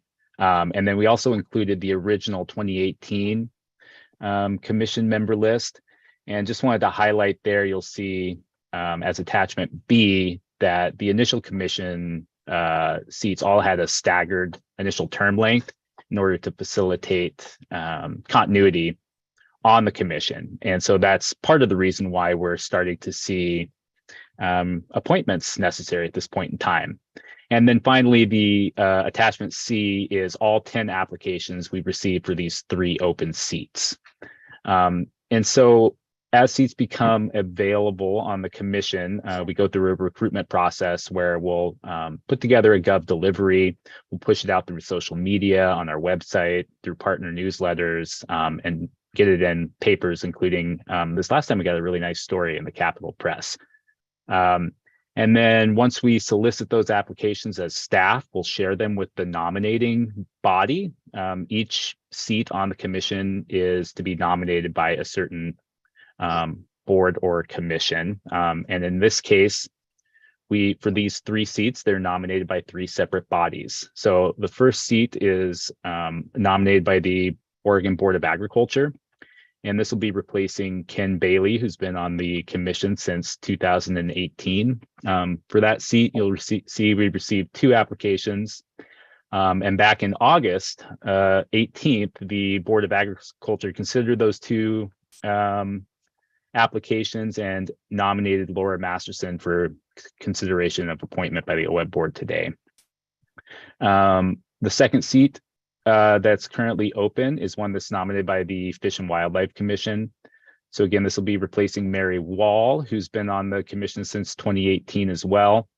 For that seat, we did receive 4 applications, and the Fish and Wildlife Commission considered those and nominated Eduardo Contreras on September 19th.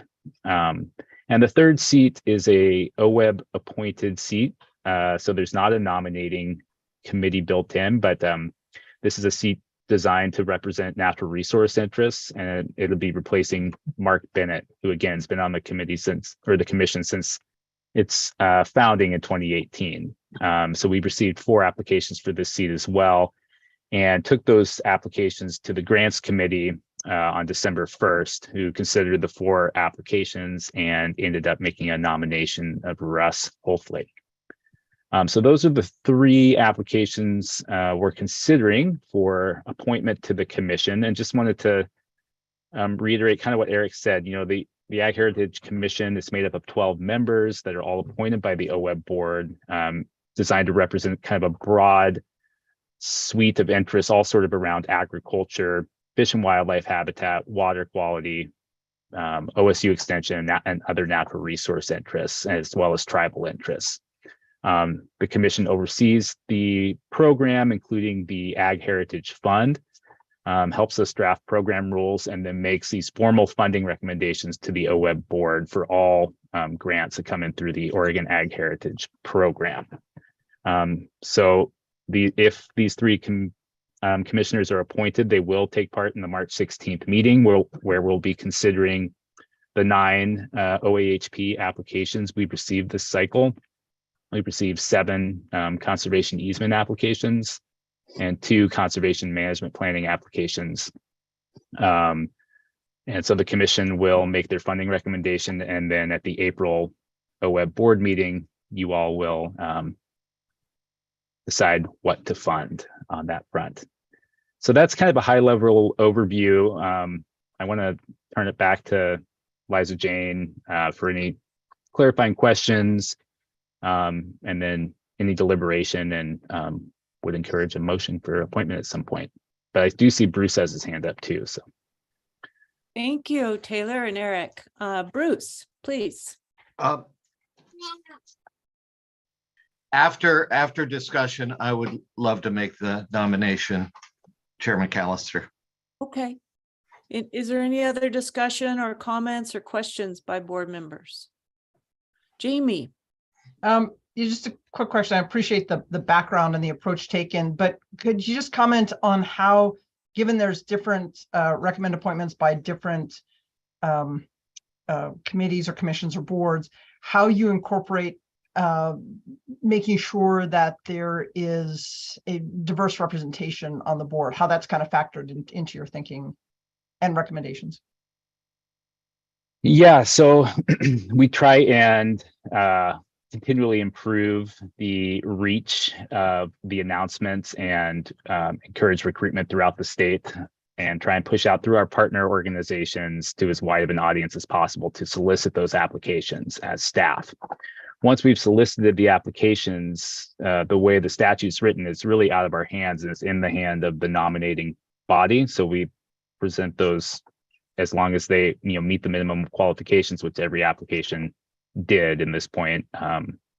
It's up to that nominating body to consider that, and then here at the OWEB board to think about this is why it's the job of the OWEB board to actually make the appointments, consider the nominations, make the appointments, and look at the structure of the commission as a whole, and kind of ask ourselves, is this representative of the diversity of agricultural interests throughout the state? And yeah, it's something we'll have to continue to strive for as we go forward. But that's kind of a roundabout answer, Jamie, but it's tricky and very process heavy.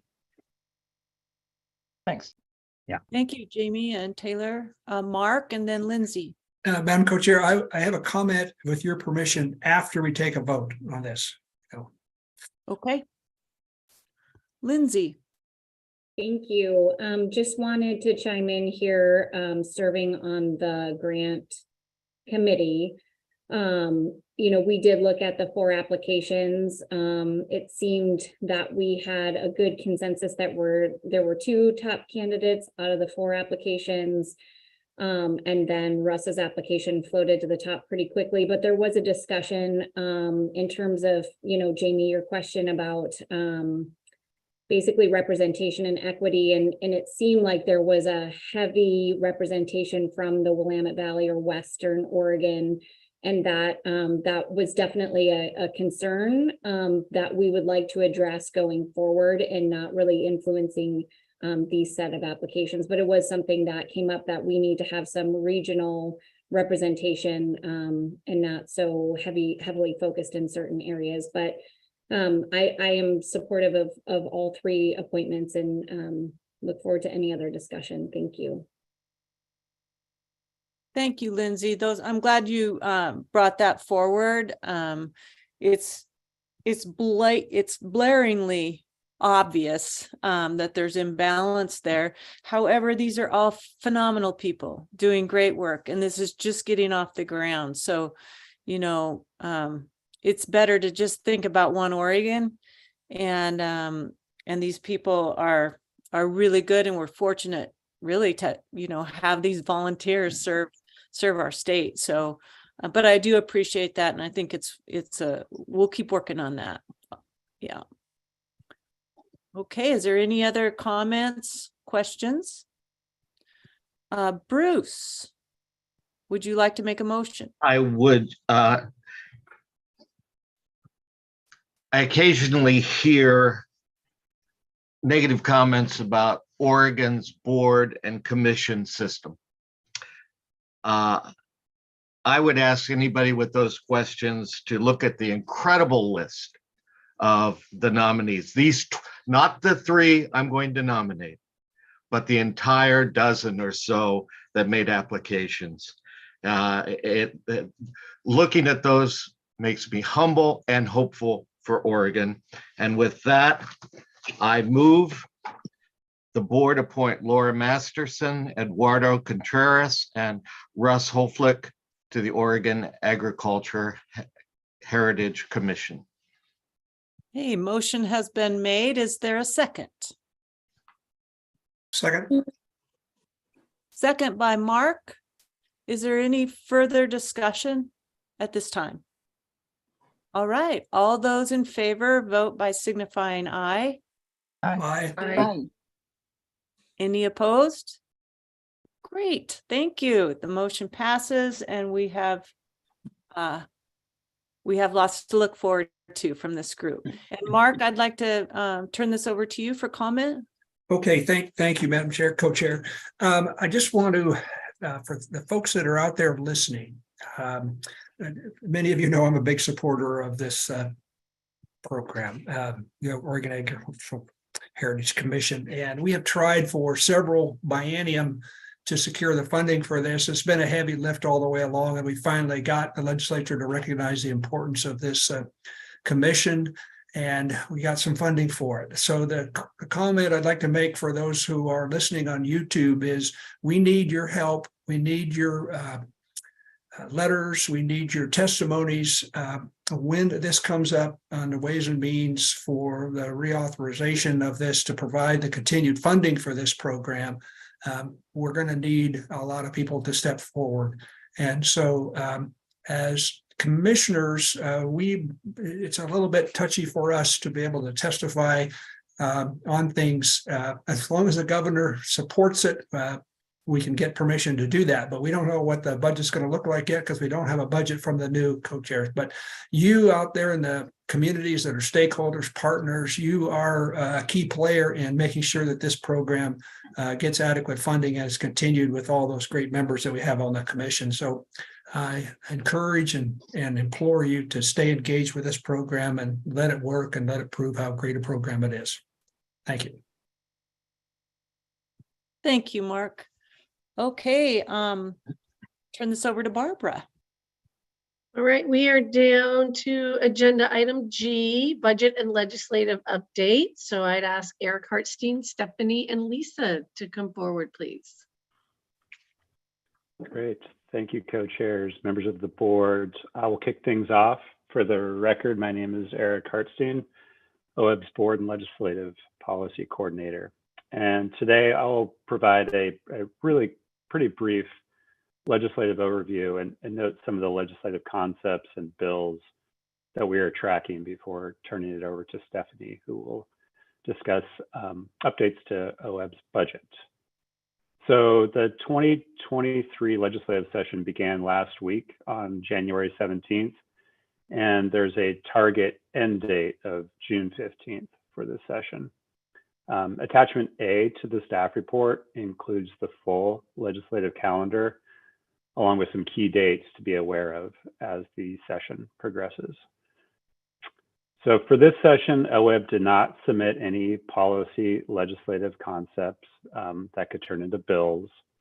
So really, in addition to our agency budget, we're just tracking other legislation that might have impacts to OWEB. So you heard a little bit during public comment about some of these bills, and I'll provide just a little bit more detail here. So the first, and this was talked about by Jan Lee, House Bill 2998, that creates the Oregon Soil Health Initiative that would help promote and support farming and ranching systems and improve soil health by collaborating on voluntary incentive-based soil health strategies. So this is a priority one bill for OWEB, as it includes an appropriation to the agency to fund voluntary soil health practices through the Oregon Agricultural Heritage Program. And currently the bill has $2 million appropriated for implementation activities and nearly $500,000 for technical assistance. We're also tracking a bill that's House Bill 2813 that would have OWEB collaborating with the Oregon Health Authority and other natural resource agencies on running a grant program focused on protecting source drinking water. There are a couple of legislative concepts. One bill at the moment, that's House Bill 3003, that involve Western juniper, where OWEB would be tasked with prioritizing riparian areas for juniper removal and potentially supporting a grant program to that end. And then there's two bills that involve carbon sequestration and storage in natural and working lands in the form of Senate Bill 88 and establishing a state policy regarding natural climate solutions, which Jan referred to earlier. That's Senate Bill 530. So Senate Bill 88 is similar to a bill in the 2022 session, and that it directs agencies, including OWEB, to develop an inventory as well as a baseline of metrics associated with natural and working lands, net carbon sequestration and storage. And Senate Bill 530 includes an appropriation to OWEB to administer a watershed natural climate solutions fund for a grant program that provides incentives to help landowners, land managers, and environmental justice communities adopt practices that support natural climate solutions. And I'll also point out that Senate Bill 530 also includes language around the inventory and metrics pieces that are found in Senate Bill 88. So those are just some of the concepts and bills that we're tracking, more dropping every day. So we'll definitely point out that OWEB has no position on any bills that do not originate in the executive branch. So we have no position on any of the bills that I just noted. And before I do hand it over to Stephanie to discuss budget, just a note that we will be updating the board at the April meeting on these priority bills and any new additional bills that drop that we're tracking, as well as during the relevant committee meetings in March and then again in June. So with that, I will turn it over to Stephanie. May I interrupt you, Eric, for just a minute? Or actually, I'm interrupting Stephanie, I guess. But there's a Senate Bill 498 that we may not see it as applicable, but it's about the estate tax for farmers and ranchers, specifically multi-generational, just to make it more workable. And the reality is when land is passed on, it's often not possible for those who are inheriting it to pay the estate tax. So they have to sell off a piece and land gets smaller. And we're trying to keep these working lands. And that's really critical. And I just wanted to say that that issue is really critical for farming and ranching privately held lands in Oregon. So in whatever capacity you have in that world, I wanted to be able to say that. So I know it's not OWEB supported, but it is critical to our mission, I believe. Thank you, Stephanie. I'll get out of your way. Thanks, Liza Jane. Good morning, board members. For the record, Stephanie Page, Deputy Director. I'll do just a very quick review of the budgeting process and some points about OWEB's budget and then give you a status update. So just to review, budgeting in state government is a three-step process and it's done on a biennial basis during odd-numbered years. The process starts with the agency request budget, and OWEB submitted our agency request budget in August of 2022. So agency budgets in general, the request budgets include the base budget, which is existing permanent positions built in and rolled forward, and then any new requests. And whenever an agency is requesting new resources or continuation of limited duration positions, those need to be submitted as requests, and they're called program or policy option packages. So the governor considers those packages as part of an agency's request budget and then determines what to include in the governor's recommended budget. And that's where we are today, is waiting for the governor's recommended budget to come out. During transition years, such as we're in now, the due date for the governor's recommended budget is February 1st.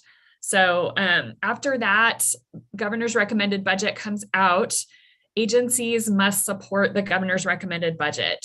And that means that once the budget comes out, we can only advocate for requests that were included in the governor's recommended budget. And we also need to be careful how we engage on policy bills that have a funding component that's different from the governor's recommended budget. Once the governor's recommended budget comes out, the legislature considers each agency's budget bills and eventually approves those, comes up with a recommendation and approves those, and they ultimately go to the governor for signature, just like any other legislation. And I'll talk in just a few minutes about a couple more details related to the agency's bills and OWEB. So that's just agency budgeting 101. And I'll make a few more points about OWEB's budget now. Our budget is in two main buckets or policy areas, grants and operations. The grants portion of the budget, the board approves how those funds are distributed through the biennial spending plan.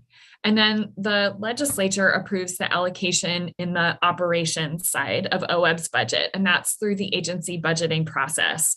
And the ops side is what contains all of OWEB's staff and the supporting services. In terms of the fund sources that make up OWEB's budget, those are lottery dollars, and those continue to make up the majority of our budget. Federal dollars from several different federal agencies. Other funds, those include, but are not limited to, the license plate revenue that I think a couple of folks mentioned earlier, as well as general fund that's deposited or other funds that are deposited into treasury accounts that are then appropriated to OWEB.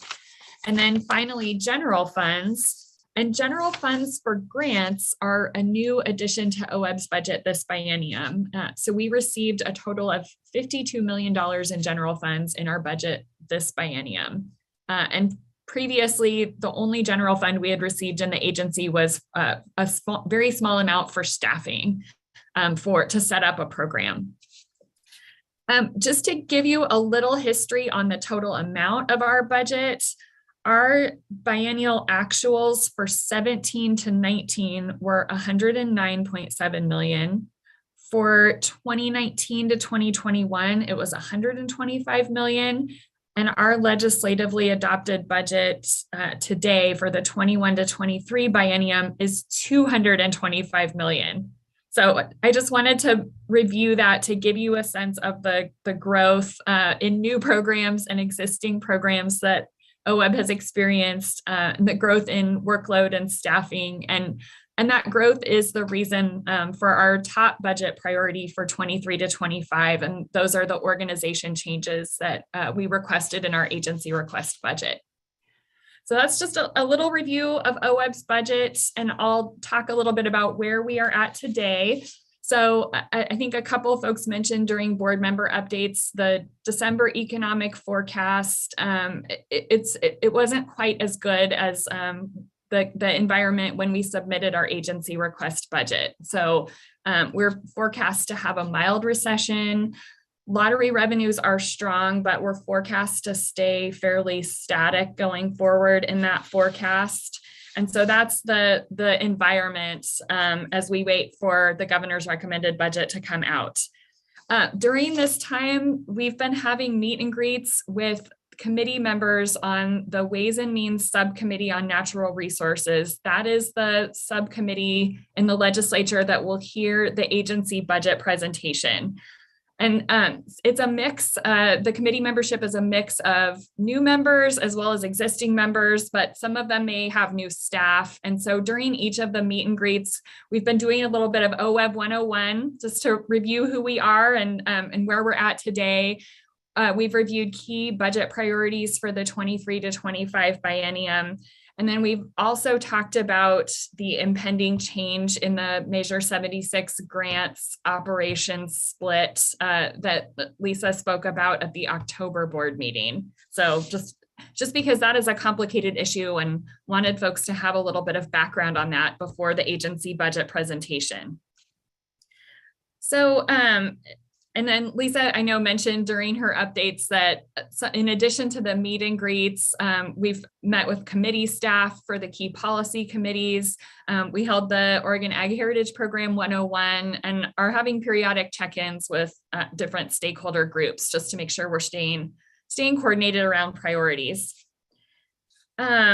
So in terms of the 23 to 25 budget priorities that we've highlighted during the conversations with the Ways and Means subcommittee members, we're thinking about requests that we are asking for additional general fund or lottery fund for. That's really what we've emphasized in terms of the priorities. So programs that we're seeking to continue where we already have the cash or feel pretty confident that we have the funding secured, we haven't emphasize those during those conversations. So the priorities that we've really focused on are those org structure changes that we requested in agency request budget, creating an organization structure that allows us to provide good customer service, to continue implementing the new and existing programs in our portfolio, and conduct the grantee and community engagement that we think folks expect of us. The climate and water position, providing continuity for that position and the important work that that position is doing. Continuing the Oregon Ag Heritage Program, including the staffing as well as an investment of additional funds for grants within that program.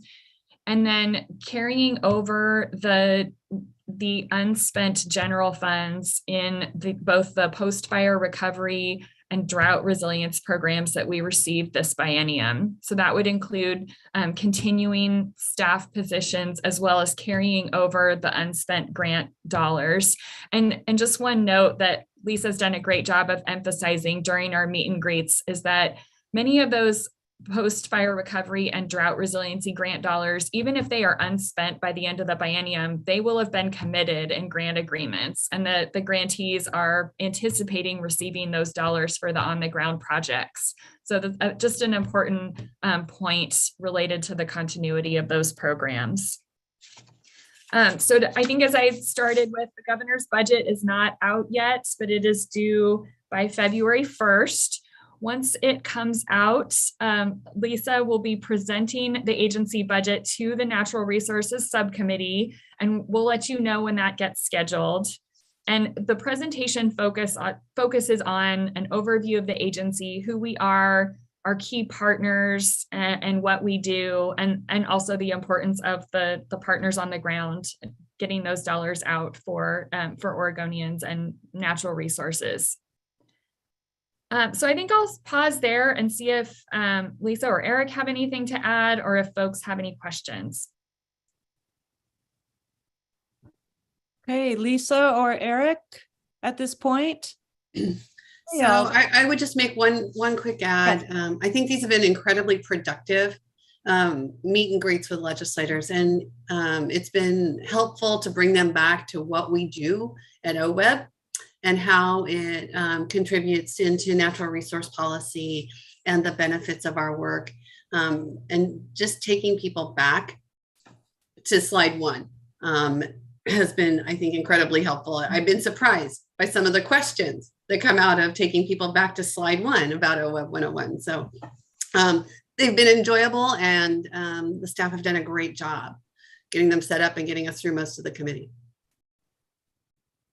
Great, thank you, Lisa. Mark, and then Jamie.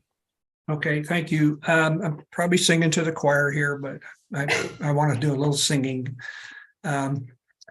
So, two analogies. The bill is coming due, and we all remember that cereal commercial where they're sitting around the kitchen table and they said, "Give it to Mikey, he'll eat anything." And so you've heard me say this before. And so that's what's going on with OWEB. Give it to OWEB. They do a really good job. Just give them the money. They'll make sure. Oh, we got this special program. Give it to OWEB. They'll make sure it gets done. Well, and we all worried about this because once you give, $225 million and you jump up the tremendous amount of support and revenue to that, you have to provide the staffing to be able to implement this. And so I hope that some of our stakeholders out there are hearing that, because it's going to be difficult, when they say, well, you gave us all this money, but we can't burn our staff out. We've got to make sure that we have adequate staffing to be able to do what the governor is directing, and that's customer service at the best. And if you want good customer service, you have to provide the staff to do that. So when you are there testifying on behalf of OWEB's budget stakeholders, be sure you bring that up, because we cannot fail. We need to make sure that the bill is coming due, that, yep, you gave us the money. Now we got to make sure that we get it implemented. In order to do this, we need adequate staffing and to be able to do it in an efficient and effective way with good customer service. So thank you for letting me be on my soapbox. Thank you, Mark. Jamie. And mine's actually very related to Mark's, but I'm going to ask a direct question on it. That was probably underlying in Mark's comments, and really heard that the governor's proposed budget is not yet out, but also the governor set some really clear expectations around customer service. And there's some agencies who are much more customer service engaged. I mean, this is going to impact all agencies. But I guess the question to you, Lisa or Stephanie, or to the team is the budget that's been proposed, so in the process that Stephanie just described, in terms of what we have out there as our ask, is it inclusive of Mark's comments, this additional work or potential expectation of OWEB, but also of the governor's stated expectation for customer service? Will we be able to accomplish what we've been asked to do and not burn people out with the requested budget we have in place? So thank you for that question. You may remember back to our presentations as we've talked about budget all along. We had a pretty extensive ask in our agency request budget, and we started talking about building a stronger foundation for the agency early in 22 and thinking about that. And so the structure that we proposed, it would be incredibly helpful in terms of the customer service expectations. And as we've talked about the budget, we've talked about how this foundation with some additional management and the staff resources help us to continue OWEB's reputation as being an exceptional grant provider, as well as partner with a diverse set of communities in terms of the work that we do. That said, Jamie, if we, it's going to be tough to continue the level of engagement that's going to be necessary for meeting all of the goals that are out there if we don't get some additional resources. And sorry, if I could just add one more question on, I know that every administration has a slightly different structure and approach. We've seen some modifications under the governor, at least within her office. Are there, not just the state expectation of agency, but are there additional expectations we're anticipating amongst the natural resource family that may impact OWEB?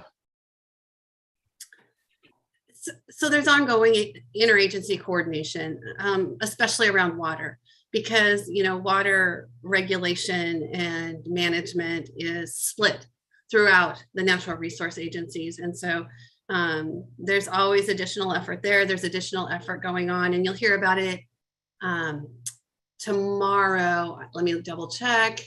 Yeah, I think tomorrow when we talk, tomorrow when we talk about shared stewardship with the Oregon Department of Forestry and the work we're doing with the federal agencies as we think about fire prevention and resilience. I think, the ongoing work around climate and how we interact in trying to provide more resilience with natural solutions has additional interaction. And this board has a very aggressive set of priorities for the agency in terms of our interaction with new partners, creating new partnerships, DEI, and the services we provide as well. And so it is a situation in which we find ourselves, looking at how do we either, if we don't get the new resources, then I think we'll be coming back to talk about what we do and what we don't do, and where we have to potentially do some skinning back on some things. But I'm still hopeful with the work that we've done in terms of outreach to stakeholders and legislators about what we're doing, how we've been doing it, and what we would like to do in the future. That's going to be incredibly helpful. I think most organizations can recite our budget priorities as well as we can, because we talk about them whenever we meet with them.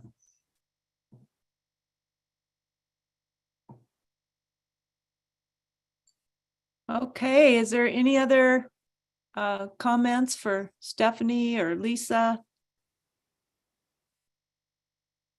Okay, good. Seeing none, I mean, good comments, not that there aren't more. And we're we're a little ahead. Look at us.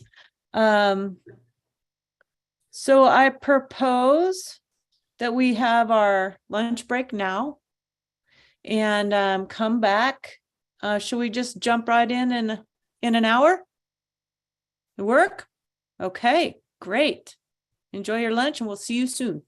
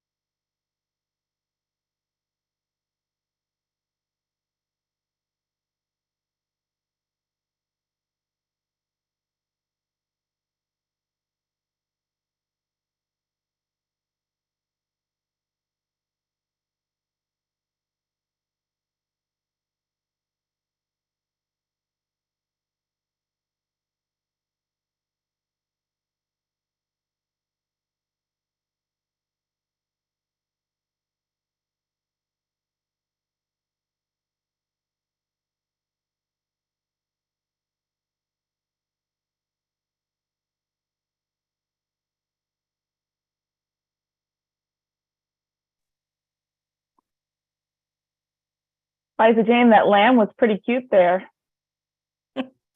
My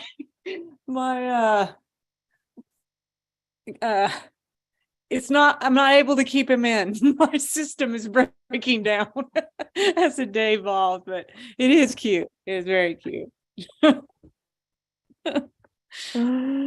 Oh.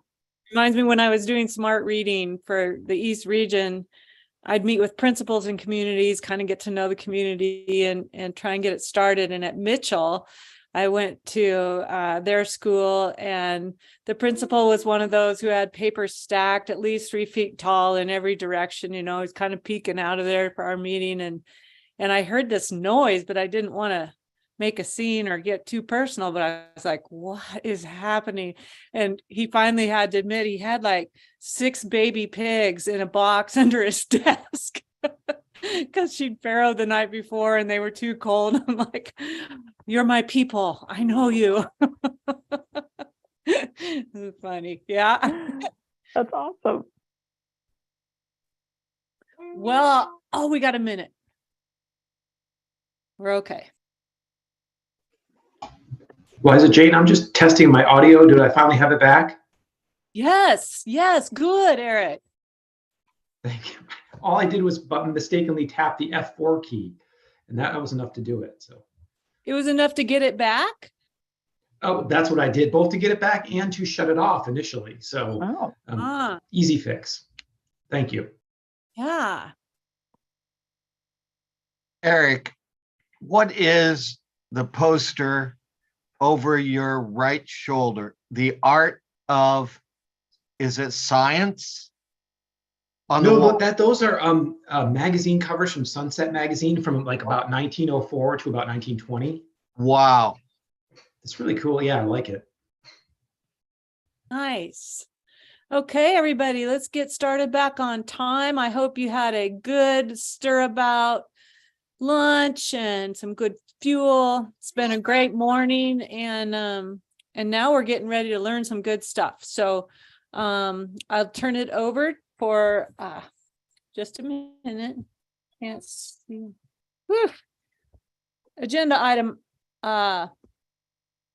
H. We're at H, and we're going to learn about council capacity, FIP and FIP from Courtney, Liz, Katie, Eric, Jillian, Denise, and Eric. Go. Well, thank you. For the record, Courtney Schaff, I'm the Monitoring and Reporting Program Manager, and I coordinate our capacity program. And this is agenda item H. So it's 2 parts. The first part is the Operating Capacity 101, and then the second part will be the FIP 101. So I am going to pass it to my partners in crime to introduce themselves. Hello, I will go first. For the record, Liz Redon, and I am the Regional Program Representative covering the Willamette Valley. Good to see everybody. Hello and good afternoon. I'm Katie Duzick. I am the Regional Program Representative for the North and Central Coast, known as Region 1. And Liz and I, along with the other regional program representatives, manage the council capacity grants once they are awarded. Thank you both for joining me today. So this presentation is very similar to the Open Solicitation 101 that Katie and Liz did back in Tillamook. And so once we get started today, we're not going to keep introducing ourselves. We're just going to have a dialogue about the Operating Capacity Grant Program. And it is set up like a frequently asked questions. So we hope to get through all of your questions as we move through the presentation. So if you have a question, please jot it down. We will have time at the end before we move to FIP 101 to address the questions. But let us get through the whole presentation before we take questions. And then I also just wanted to reflect back to our Tillamook board meeting where we had the panel of local implementers on the North Coast, which included watershed councils. And so you started to hear a little bit about how they use their operating capacity grants, the importance of it.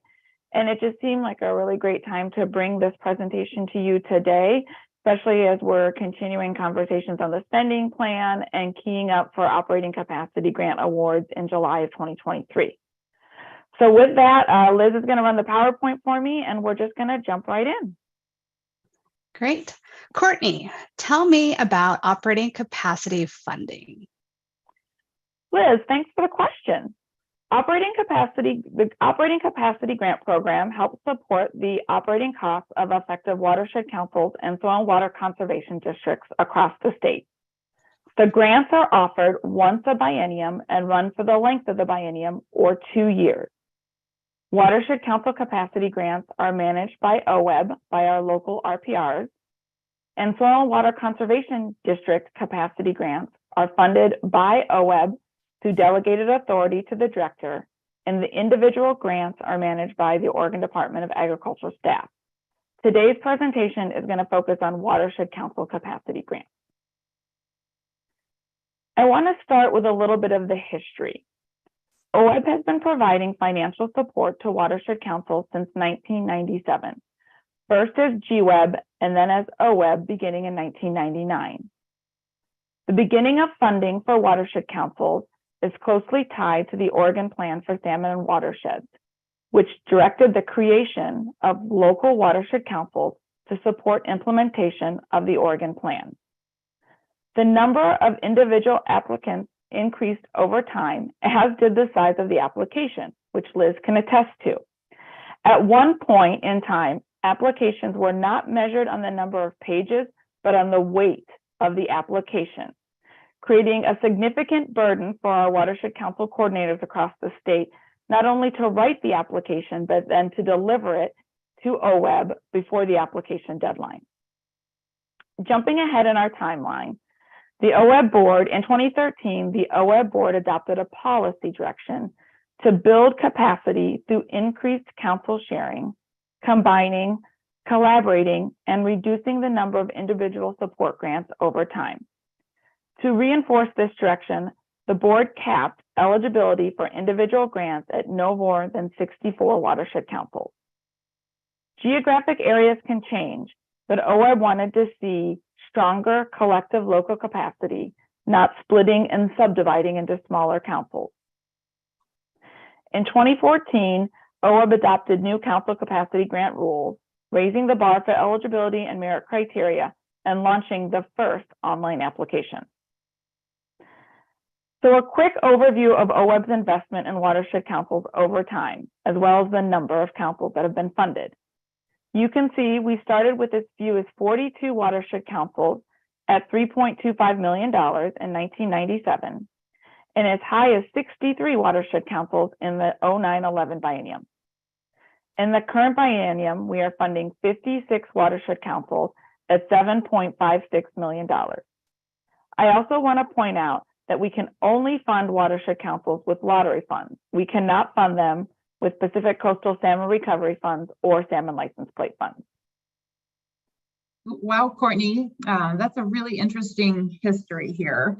And my first thought thinking about all this is that there's a number of different kinds of conservation organizations and nonprofits doing this type of work in our Oregon communities. So why is OWEB funding watershed councils in particular?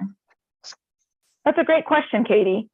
Watershed councils and soil and water conservation districts are specifically called out in the Oregon Plan for Salmon Watersheds and called out in statute as a mechanism for implementing the Oregon Plan, and that OWEB may provide capacity funding to these organizations. So I had no idea that there was such a close relationship between Oregon watershed councils and the state. Does that mean that OWEB is in charge of my local watershed council? Katie, that's another great question. So watershed councils are local voluntary organizations which must be designated by a local government as the watershed councils for a certain geography.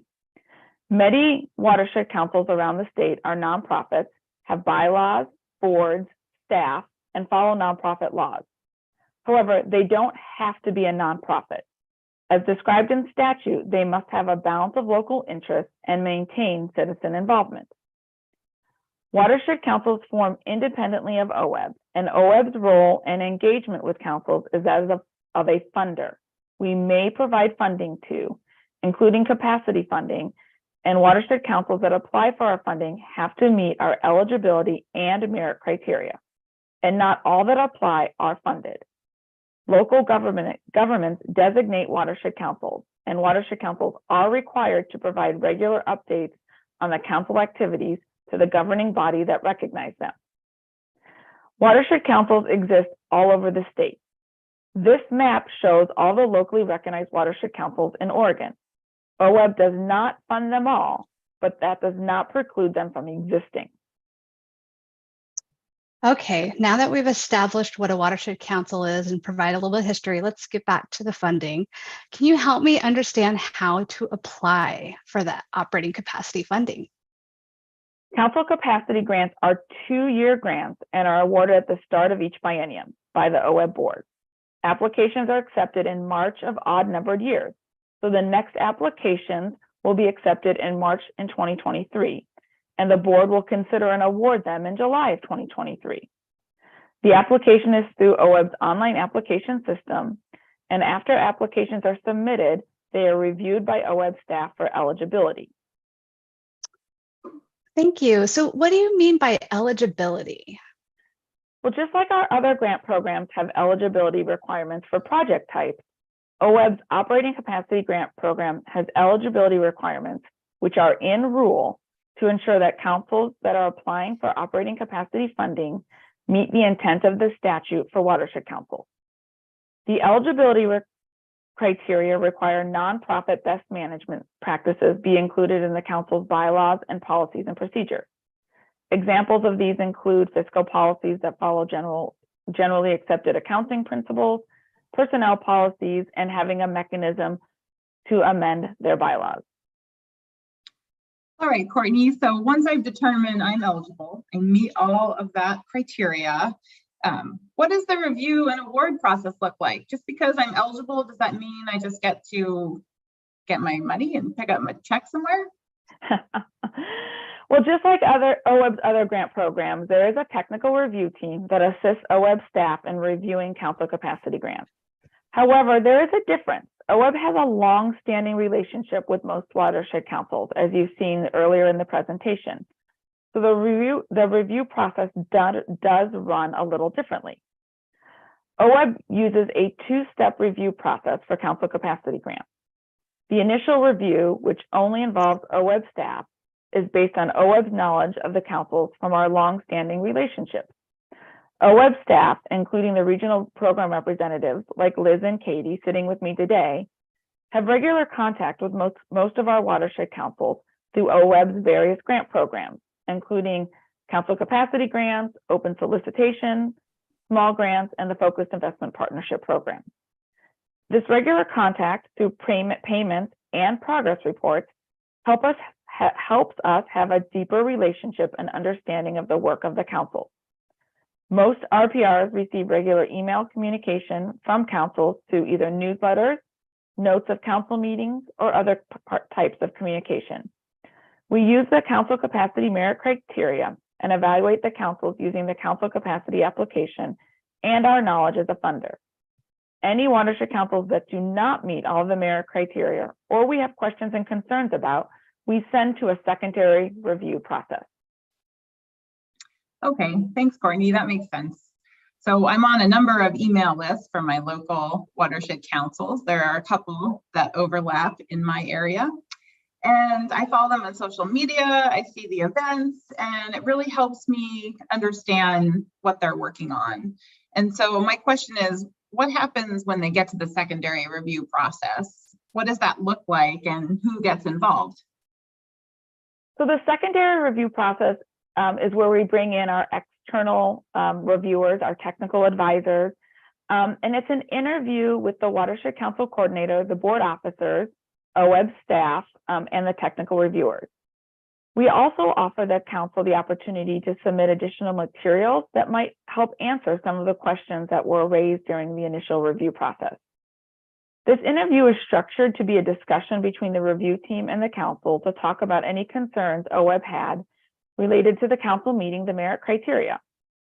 OWEB staff then use the results of the secondary review process to develop the funding recommendations that are submitted to the board. So I've seen bubble diagrams for the other grant programs that describe the evaluation criteria for those grant applications. Is there something like that for council capacity grants? What's used to review these councils against? What's the criteria? What do they look like? Well, it would not be an OWEB grant program if we did not have a bubble diagram. And so here is the council capacity merit criteria bubble diagram. So during the review process, OWEB staff and the technical review team use the information in OWEB's rules and the council capacity grant program guidance to review the councils and determine if they meet the merit criteria. The evaluation process changed in 2014 when the OWEB board adopted the new rules and guidance. The goal of the program changes were to create an easier application process and a more consistent tool to evaluate councils. This process recognizes that councils are all unique, operating in their local community in a way that best meets the needs of that community. The revised process evaluates councils not against each other, but against the merit criteria. The criteria are focused on ensuring strategic and accountable investment in public funds, encouraging continuous improvement in all aspects of council operations, and ensuring that councils are working to engage with a balance of interest in the community. OWEB staff and technical reviewers ensure consistency across councils during the review process by always going back to the rules and guidance. We recognize being a watershed council is going to look different in practice in each community, but we always refer back to the criteria to ensure we are consistent in our evaluation. Great. So how does OWEB decide if a council is not making progress? One unique aspect of the council capacity program is that there is the opportunity for dialogue if there's questions raised in the initial review process. The technical review team, OWEB staff, council coordinator, and board officers can have a discussion about any concerns that were raised. The questions identified during the initial review are sent to the council before the meeting so they have a chance to prepare. Councils are also given the opportunity to submit additional materials that might help answer the questions. These could be meeting notes or agendas or updated board policies or bylaws. Often during the secondary review process, questions and concerns are answered, and it ends up being an excellent dialogue between OWEB staff and the council coordinator and board officers. However, when questions and concerns cannot be addressed through the two-step evaluation process, the council may receive reduced funding. If they do not meet all of the criteria, or OWEB staff determine the questions and concerns are so significant that the councils do not fund. Examples why a council would be recommended for do not fund include the council not operating according to their bylaws, such as holding officer elections, holding and advertising council meetings according to board adopted schedule, or not engaging with a broad representation of stakeholders from the watershed community, or even alienating some members of their community with certain actions. Staff develop evaluations which are provided to the board. Evaluations are based on application materials, OWEB staff knowledge and interaction with the council, and materials provided as part of the secondary review process and the interview with the council board and officers. Evaluations are developed using the capacity rules and guidance documents. The funding recommendation is based on board adopted spending plan and the following funding levels: a full fund, fund reduced, or do not fund, and if the council is a merged council. Councils that meet all of the merit criteria are recommended for full funding. Councils that do not meet all of the merit criteria received reduced funding, which is calculated at 80% of the full funding award. So for example, if OWEB is funding councils at $100,000, then the reduced funding amount would be $80,000. Councils that have merged, currently we only have one, the Rogue River Watershed Council, receive a merger bonus. OWEB staff can recommend a council be placed in the do not fund category for demonstrating inadequate progress and performance against the merit criteria. Thank you, Courtney. That background is pretty helpful in understanding how the evaluations and recommendations are arrived at. And so I have a question, given what we heard at our last board meeting in October about the importance of the council capacity funding to watershed councils, it seems like receiving a do not fund recommendation, could have some really big repercussions for a council. Not getting funding for 2 years is a pretty big deal.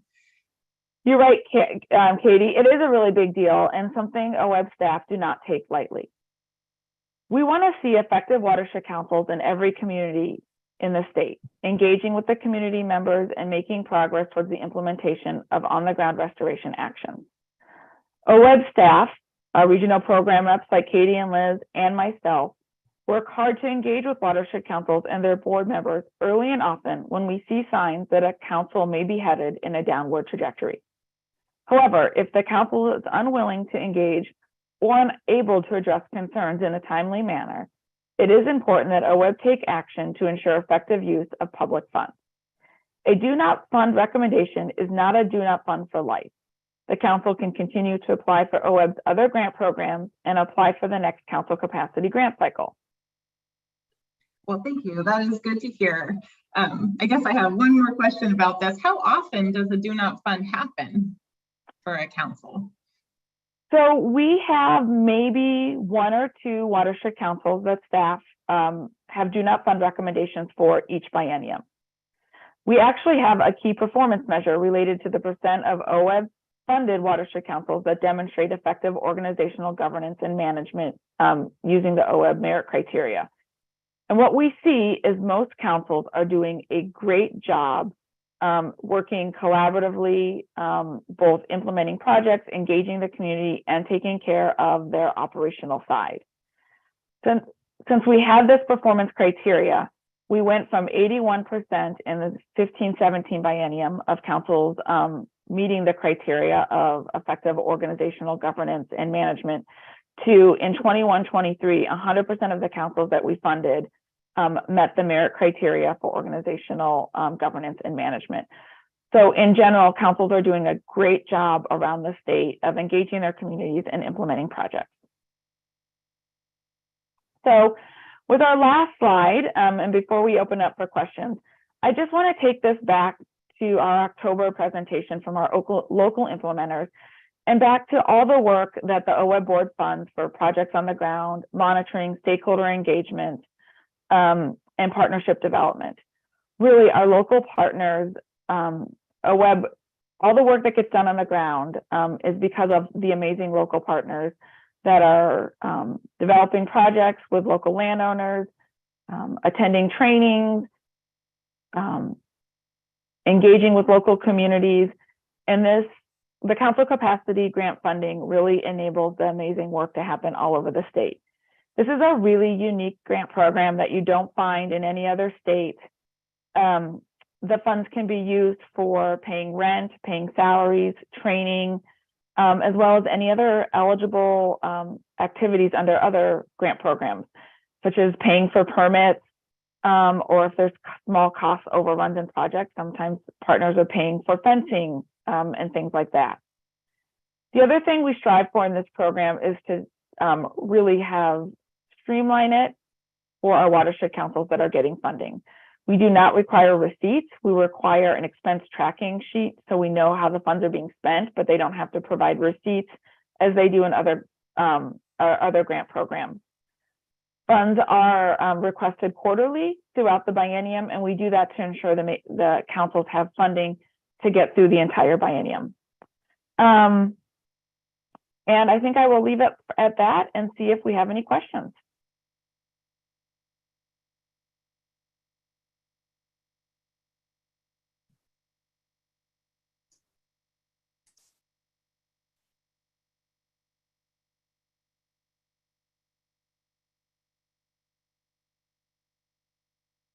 Was I talking No. out loud? Nope, just to yourself. Just in my head? Okay, I'll start over. Thank you, Courtney. Great information, and I'll open it up to discussion and questions and start with Chris, followed by Barbara, and then Bruce. Thanks, Liza. Hey, thanks, Courtney and Liz and Katie. That was very helpful information for me. Just a quick question that came up as you were talking. This morning, we heard from Vanessa Green, who is the executive director of the Network of Oregon Watershed Councils. And I guess I'm just curious whether that organization is also supported by or eligible for these grants, these capacity grants. So our spending plan has a separate line. So we have a operating capacity category within our spending plan. Within that category falls the Watershed Council and Soil and Water Conservation Grant, capacity grants. It's called the Statewide Partnership Grant, which is what the Conservation Partnership applies for. And then the Partnership Technical Assistance Grants all fall within that category. So they are not applying for and competing for this funding with the Watershed Council. Got it. All right, thanks. Yep. Thank you, Chris and Courtney. Barbara, and then Bruce. All right, thank you. Always, yeah, it's I love getting these 101s. They spark a lot of questions in me. So a couple of things. You talked about how watershed councils could not be funded by license plates or PCRF. Did I hear that right? Correct. Can soil and water conservation districts be funded with those funds? Nope. Okay. And you use the word may fund a lot in your presentation. I'm kind of curious what that is. That is the language from statute. Okay. And then when you are doing the reviews, do you look at their budget as a whole or just the OWEB funds? So when watershed councils submit their council capacity grant application, we ask them to submit their request to essentially be the same as the previous biennium's award. So currently, as watershed councils are working on their applications for 23-25, they are submitting a budget based on their 21-23 award. We ask them to do that because we don't know what you all are going to adopt in your spending plan as the operating capacity line item. Once you award the Watershed Council capacity grants and the Soil and Water Conservation capacity grants in July of 2023, they then go back in and edit those budgets to reflect their actual award amount. So kind of answering the question you asked, we do not evaluate their budget. We are looking more at how they are working as the types of projects they are working on as an organization, and if they are operating according to their bylaws and policies and procedures. Okay, just a follow up on that. I just know that, with soil and water conservation districts that I'm, really immersed in, how much they use the OWEB funding for leveraging. I'd be really curious to see how much watershed councils are using this funding for leverage. I'd just be really curious on that. Because I'm not sure that's happening. So I don't know how you can look into Liz, do you want to add anything or some thoughts on how your close working relationships with your local watershed councils? Katie Duzick for the record. I'll just comment, Barbara, that I think maybe one of the reasons we're not seeing the leveraging of these types of funds is that, as Courtney mentioned, the capacity funding is really unique. And I know watershed councils have a challenging time identifying other sources of capacity funding that may be suitable for match. So that's my speculation there, although we do not track how they're leveraging our funds, but they certainly could. And one of the nice things about them is that they are flexible. So, as Courtney mentioned, we can use them for a number of different activities, not just, staff wages and keeping the lights on, but if a project budget falls short, they're able to tap into their capacity funds for on the ground work too. So. And then just in closing, so in the future, will we get an SWCD capacity 101? I anticipated you would ask that, and I think that we will work on that with ODA staff for a future presentation. Thank you. Is that all, Barbara? Yes, thank you. Hey, thank you. Bruce. Thank you all. That was a great presentation, and it gave me a a better understanding, but also more questions. I will admit upfront to a little heartburn on capacity grants, primarily based on I think a lack of knowledge of how dollars are being spent. I looked at the history on that wonderful chart you had up and saw from a high watermark of number of grants we're down 10%, and yet in dollars we're up 20%, total dollars spent. Now I understand about inflation. I don't know that I've ever seen a general breakdown, if there is such a thing, on how the OWEB grant dollars are being spent. I don't know, is it what are the categories of money that dollars, because this has turned into the total capacity type grants have turned into a huge item. I shouldn't say huge, a large item, a significant item on our budget. The latest spending plan actually has, for every $3 we spend on open solicitation grants on the ground work, we're spending $1 on capacity. That ratio of 1 to 3, and frankly, that makes me a little bit uncomfortable. So I would really like to see how that money is being spent in a general basis, in order to justify seeing the percentages, the percentage of capacity moving upwards. So those are general comments. And Courtney, the request was a general breakdown. I think that's the main one. Yeah, and we, what I can do if I think might make the most sense is when we prepare for the board presentation for July, when asking you to award the council capacity grants, we can spend a little bit of time talking about how the funds are spent. One of the things that I will touch on, I guess, for all of you to think about a little bit is, as I mentioned in the presentation, the operating capacity grant funding that OWEB provides is extremely unique across states. You don't find this kind of consistent funding provided to councils and districts in any other state. And we are currently doing a retrospective analysis looking at the value of this long-term investment, and that'll be a future presentation to the board. But what we know anecdotally and what we see from the funding that the state of Oregon is able to leverage through federal grant programs is that because we have this existing capacity in councils and districts and OWEB has invested in it long-term, we are able to bring more dollars in and get more work done on the ground by our local partners. And without this structure in place of councils and districts across the state, there would be a lot less work done for voluntary restoration actions.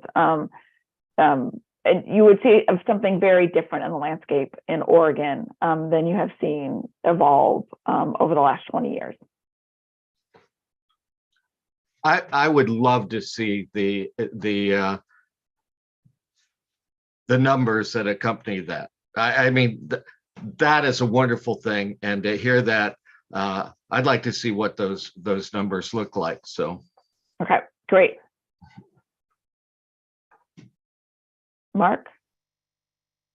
Well, somewhat of a tough question.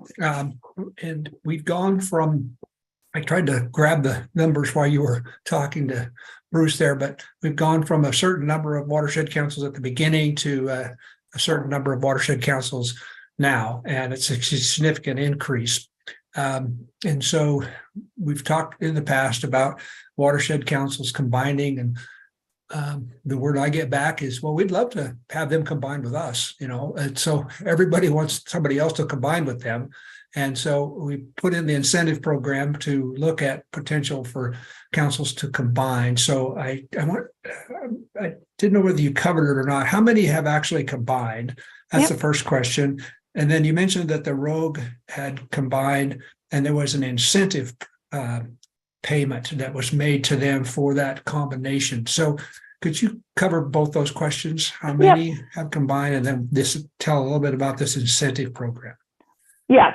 So we, the only large scale merger in the state was down in the Rogue Basin. So we had 4 watershed councils merge into one, which is the Rogue River Watershed Council, which you see now.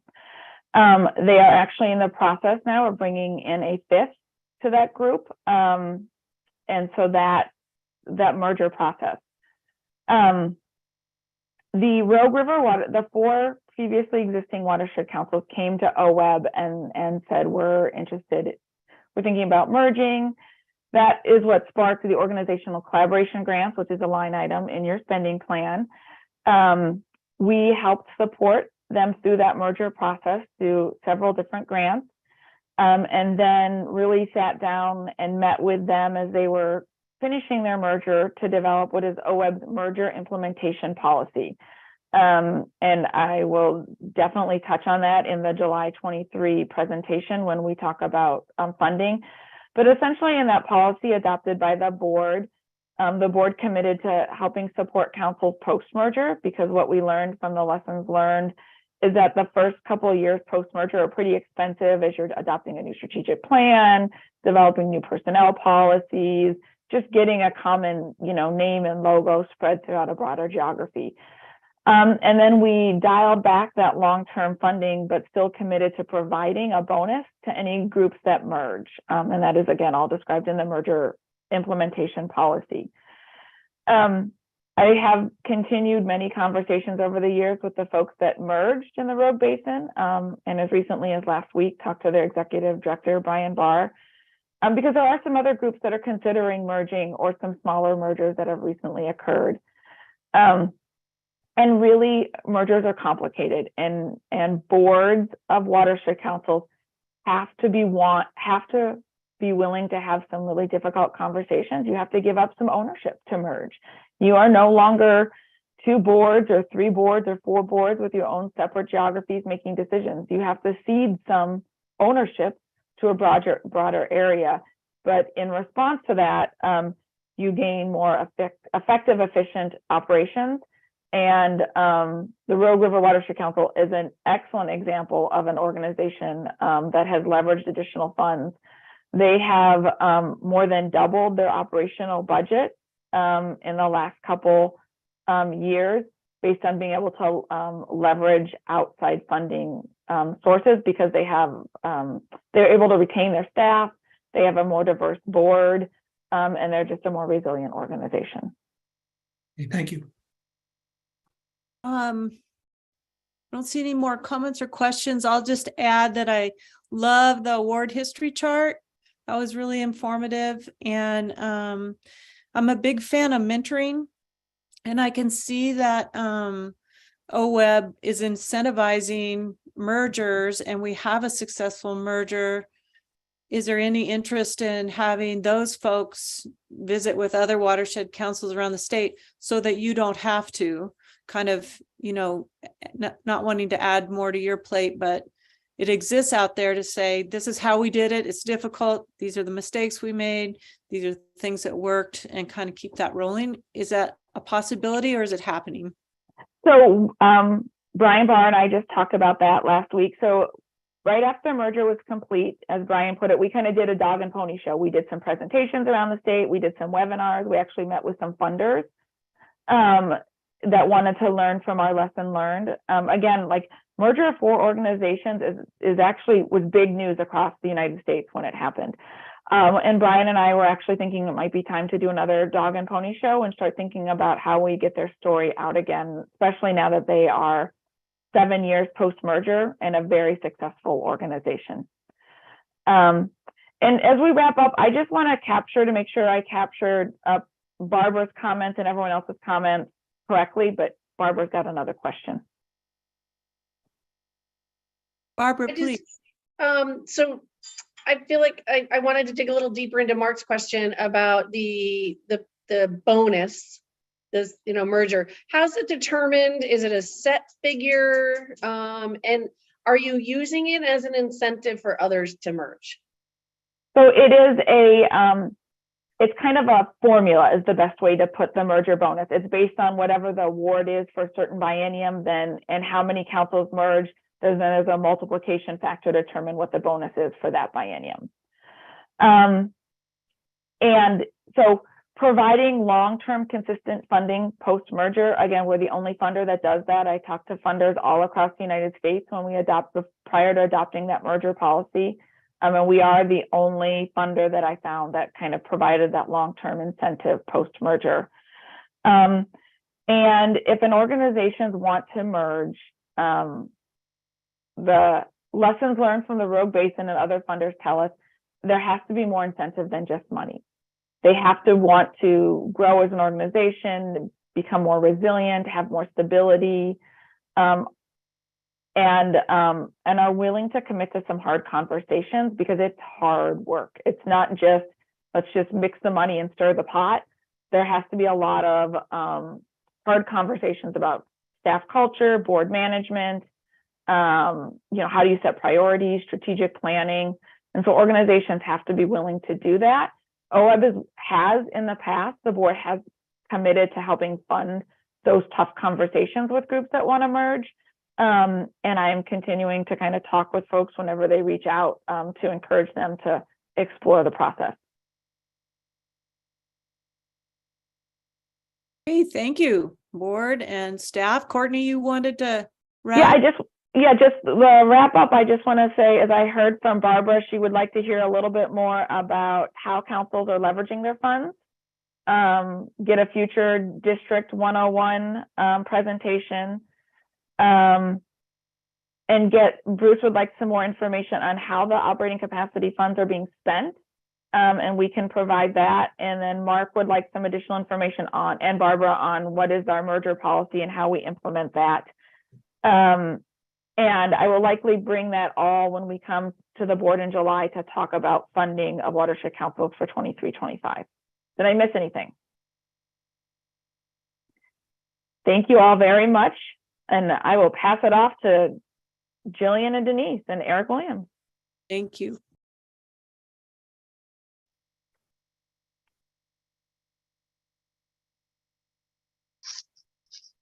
Just a moment, I am getting ready to share my screen here. And Liza Jane, I can see you on my screen. Can you give me a thumbs up if you see a PowerPoint? Great, thanks. Denise, we can see your presenter slides though. All right, hang on.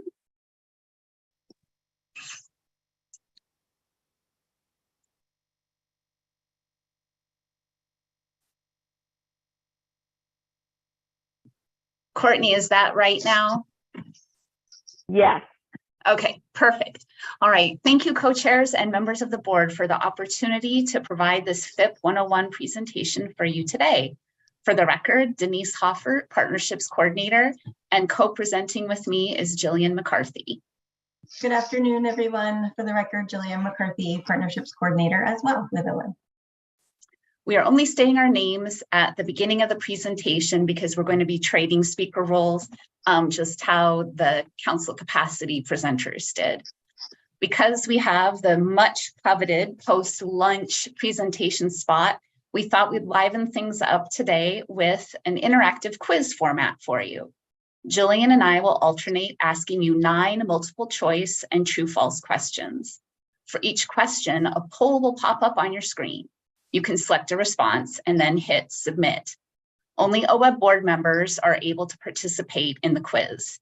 Once everyone has made a selection, your responses will appear on your screen. Responses are anonymous. Following each question, we will share a PowerPoint slide with the correct response and information on the FIP program.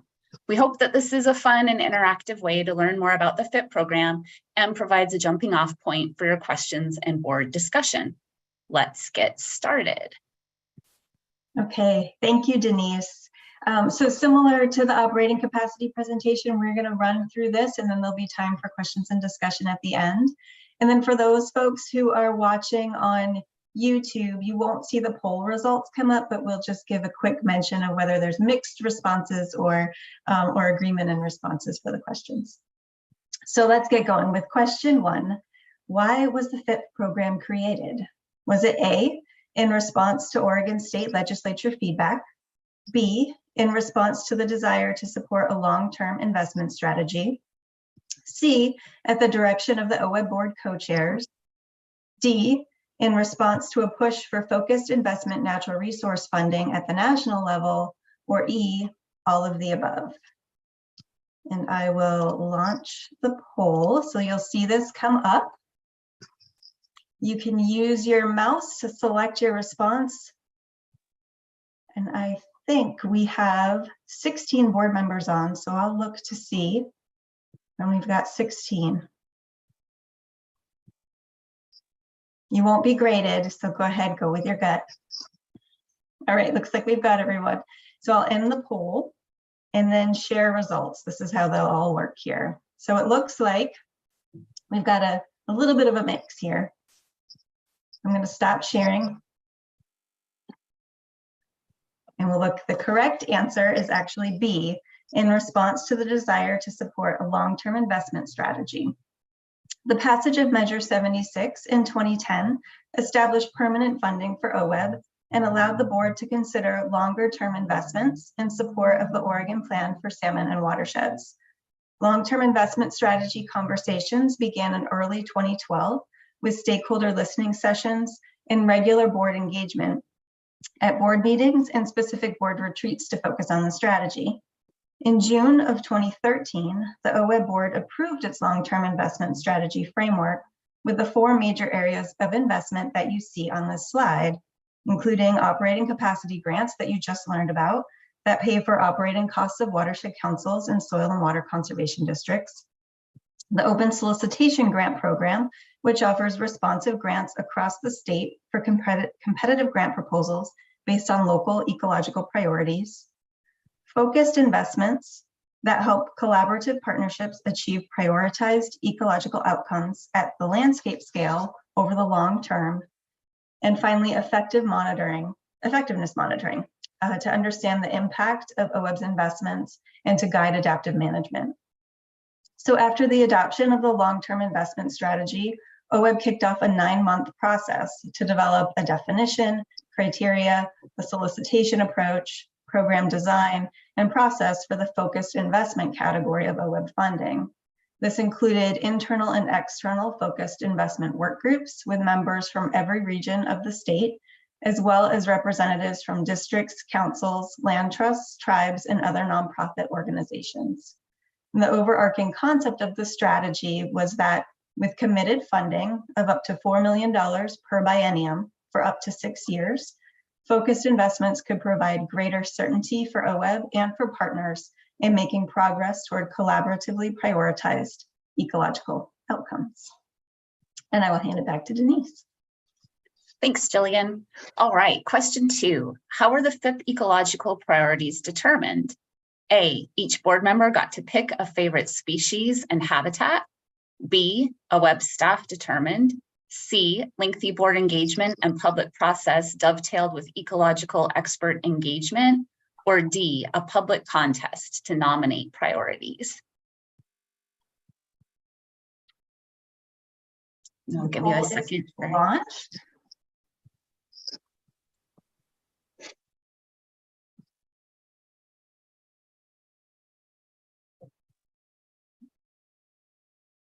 Got 13. One more. There we go. All right.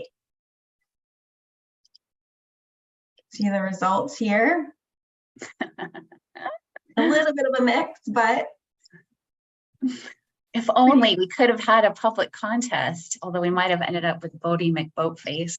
So the correct answer was C, a lengthy board engagement and public process dovetailed with ecological expert engagement. The OWEB board approved the first set of priorities in spring of 2015, based on input from the conservation community across Oregon. The intention was to closely align FIP priorities with federal recovery, state conservation, and tribal plans. The OWEB board identified 7 ecological priorities and decided these would carry equal weight in the FIP initiative level awards. All FIP initiatives must address a board identified priority. These priorities are reviewed at least every 5 years. Most recently, the board reviewed and formally adopted FIP priorities in January of 2020. The priorities will be reviewed again in 2025. The review includes determining if these priorities are still the most relevant and that the priority maps are up to date. A memo and map describing each priority is available on OWEB's website.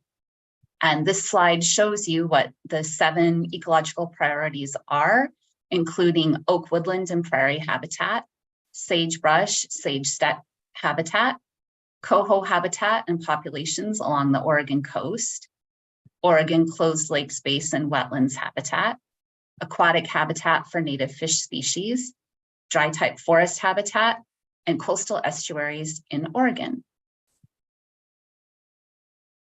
Okay, question 3. When was the first cohort of FIP initiative level grants awarded? Was it A, in 2000, B, in 2016, C, in 2008, or D, in 1982?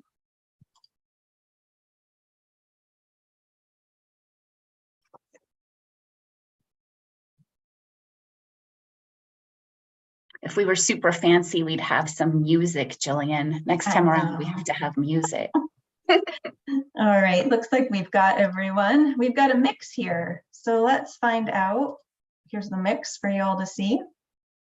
Let's find out what the correct answer is. B, 2016. The first cohort of FIPS was awarded in January of 2016.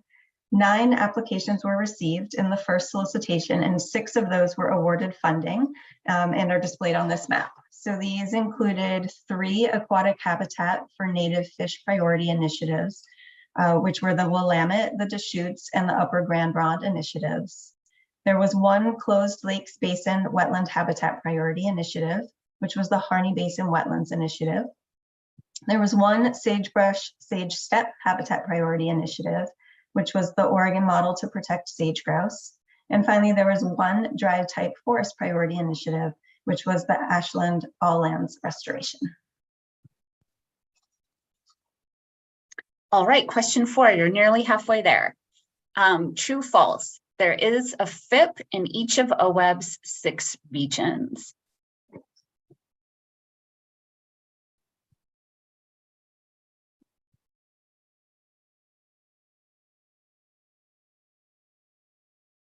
All right, looks like we've got everyone and we have got a mix of results here.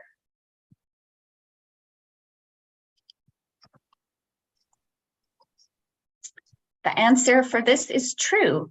With the award of the 3rd cohort of FIPS in 2022, there is now at least 1 FIP in each OWEB region. There is also now at least 1 FIP initiative funded under each ecological priority. The workload associated with 16 active FIPs requires a shared management approach between partnership coordinators, regional program representatives, OWEB's land acquisition coordinator, and monitoring staff to ensure that program management, partnership management, project management, progress tracking, and reporting are all coordinated. And this slide shows you in the first column, the board's adopted 7 ecological priorities. The middle column indicates which OWEB region that these priorities are located in. And then the 3rd column indicates which partnership and initiative is associated with each of those regions and priorities. This slide just shows the OWEB staff and their role in the FIP to demonstrate the breadth of staff that are involved in managing the Focused Investment Partnership Program. And lastly, this slide demonstrates all 3 of OWEB's cohorts of FIPs that have been awarded and the geography that is included with those FIPs. And I just want to mention that, as Jillian had said, in the first round of FIP applications, 9 applications were received and 6 were awarded funding. For the second round of FIPs, 12 applications were received and 5 were awarded funding. And for the third round of FIPs that was just awarded last July, 11 applications were received and 5 were awarded funding. And I know this map is kind of hard to see all the words on it, but it's just to indicate the geographic spread of these cohorts from around the state. Okay, question 5. How many of the 16 FIPs have spent all of their OWEB funding? Is it A, 0, B, 2, C, 8, or D, 16?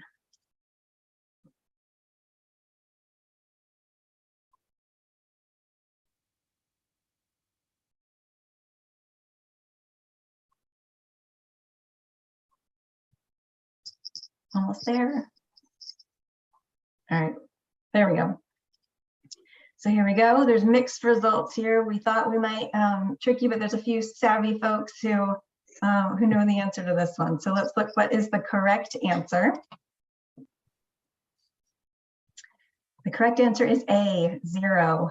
So there was an assumption when the program was created that FIPS would be done after 6 years in time for new FIPS to come on board. The reality is that FIP work plans can take much longer to implement. FIP partnerships are implementing complex projects with significant design, permitting, landowner, and funding challenges that can take years.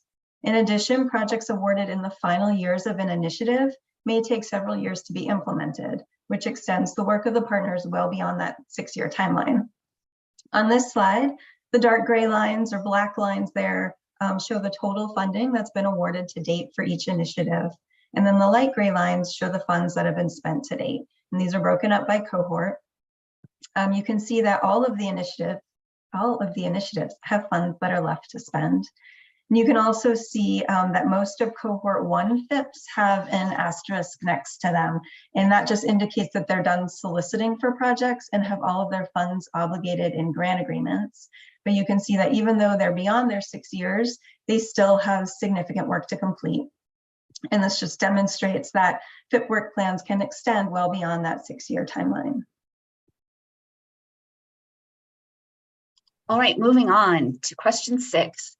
FIP initiative level grant funding decisions are made by A, open solicitation regional review teams, B, the OWEB board, C, OWEB staff, or D, the OWEB director.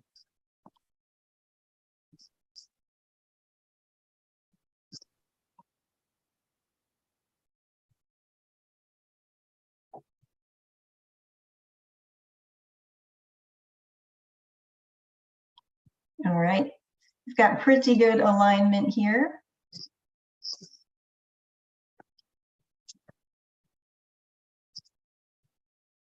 The correct answer was B, the OWEB board. The FIP initiative award steps at the top of this slide describe the process which the board recently went through for the 3rd cohort of FIPs.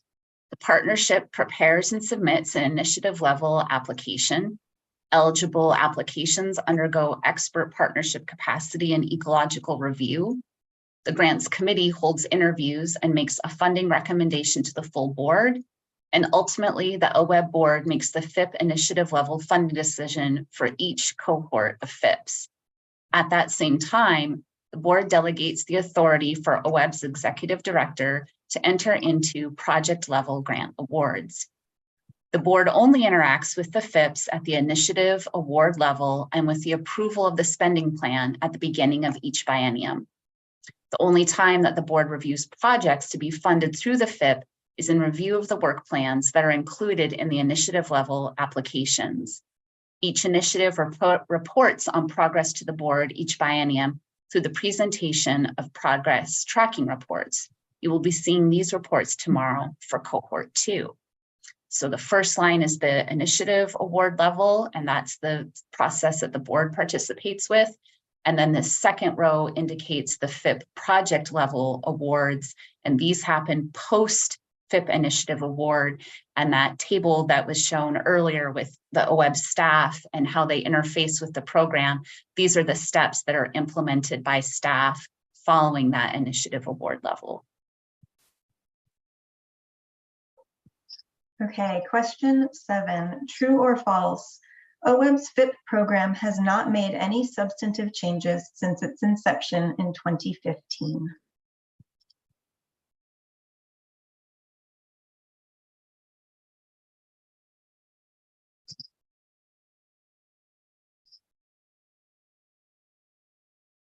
Couple more. Okay. Sharing results, looks like we are split. So the correct answer is false, B.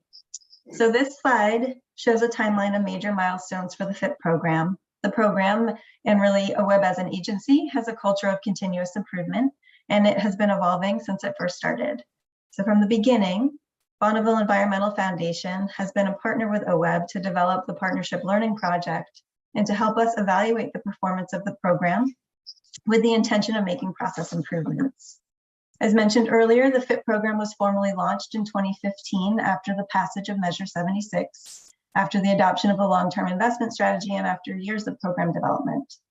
In the first cohort of FIPs, there were two paths, two options. There was development for newer partnerships and implementation for existing partnerships. There was a major change before cohort 2 that took the development FIPS portion out of the program and moved it to a separate partnership technical assistance offering. The FIP program since that time has been focused on strategic action plan implementation.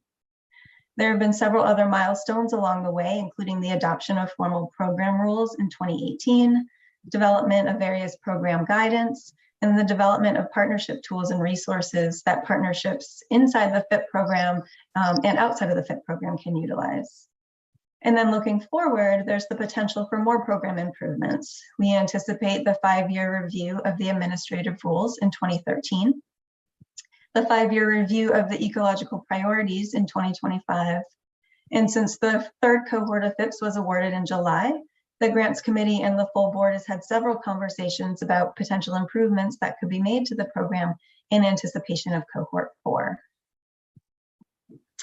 And I just want to say 2023, not 2013 is when the administrative rules will be adopted. I'm sorry. Thank you, Denise, for the correction. No worries. We should have left it there to see if the board caught that one. Throwing out a lot of dates and numbers today. All right, select the options available to a partnership to continue the work of their initiative at the end of their OWEB FIP funding. A, partnership applies for another FIP initiative award. B, partnership applies for partnership TA funding. C, partnership utilizes the strengths gained during their OWEB FIP award to apply to OWEB and non-OWEB funding sources to continue their work. And D, all of the above.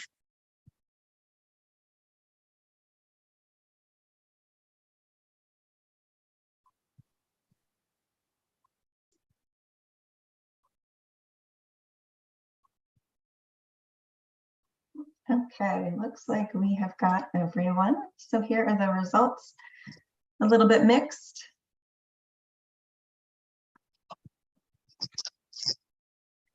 D was the correct answer to this, all of the above.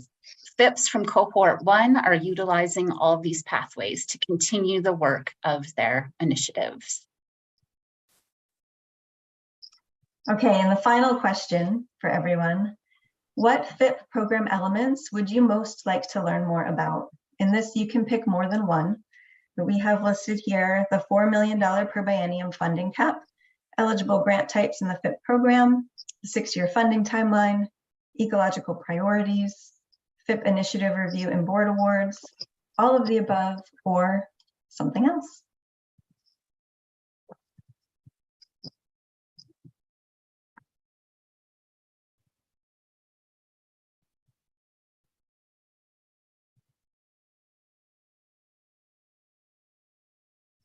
And looks like we're close.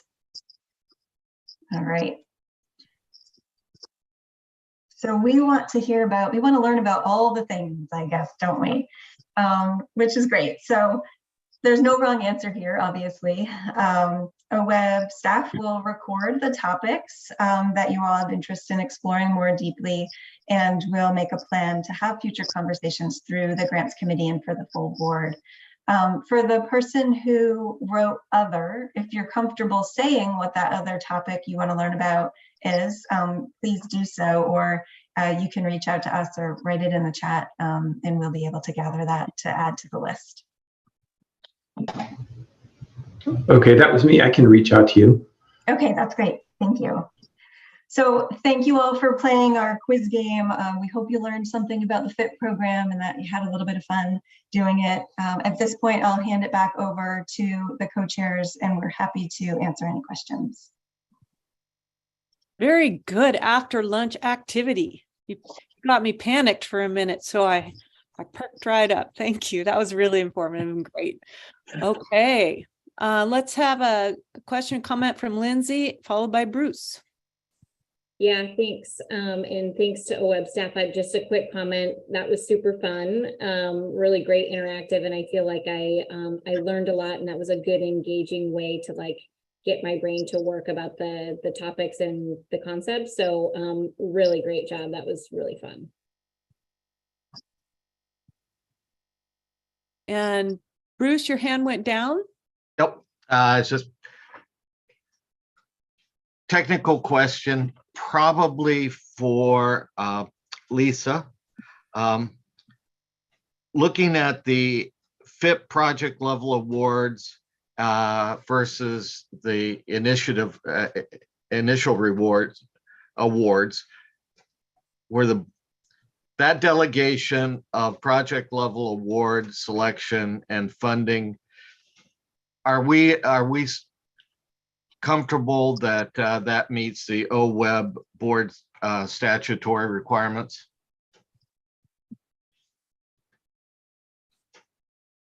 Sorry, it took me a minute to move my mouse to get to unmute. So the director has authority to engage in agreements on behalf of the board. When the board awards the initial grant projects, as we talked about, you then delegate it to the director. Just this week, we sat down with the co-chairs and went through some of the delegated awards that come to the director to talk through those different types that I've been signing since July. We did it in 2 quarters. And that was based on some of the conversation, Bruce, you and I had probably back in, I think we were in Seaside or Astoria, a couple months ago. And so I think, yes, I think there's more discussion though, in terms of the sub-grants.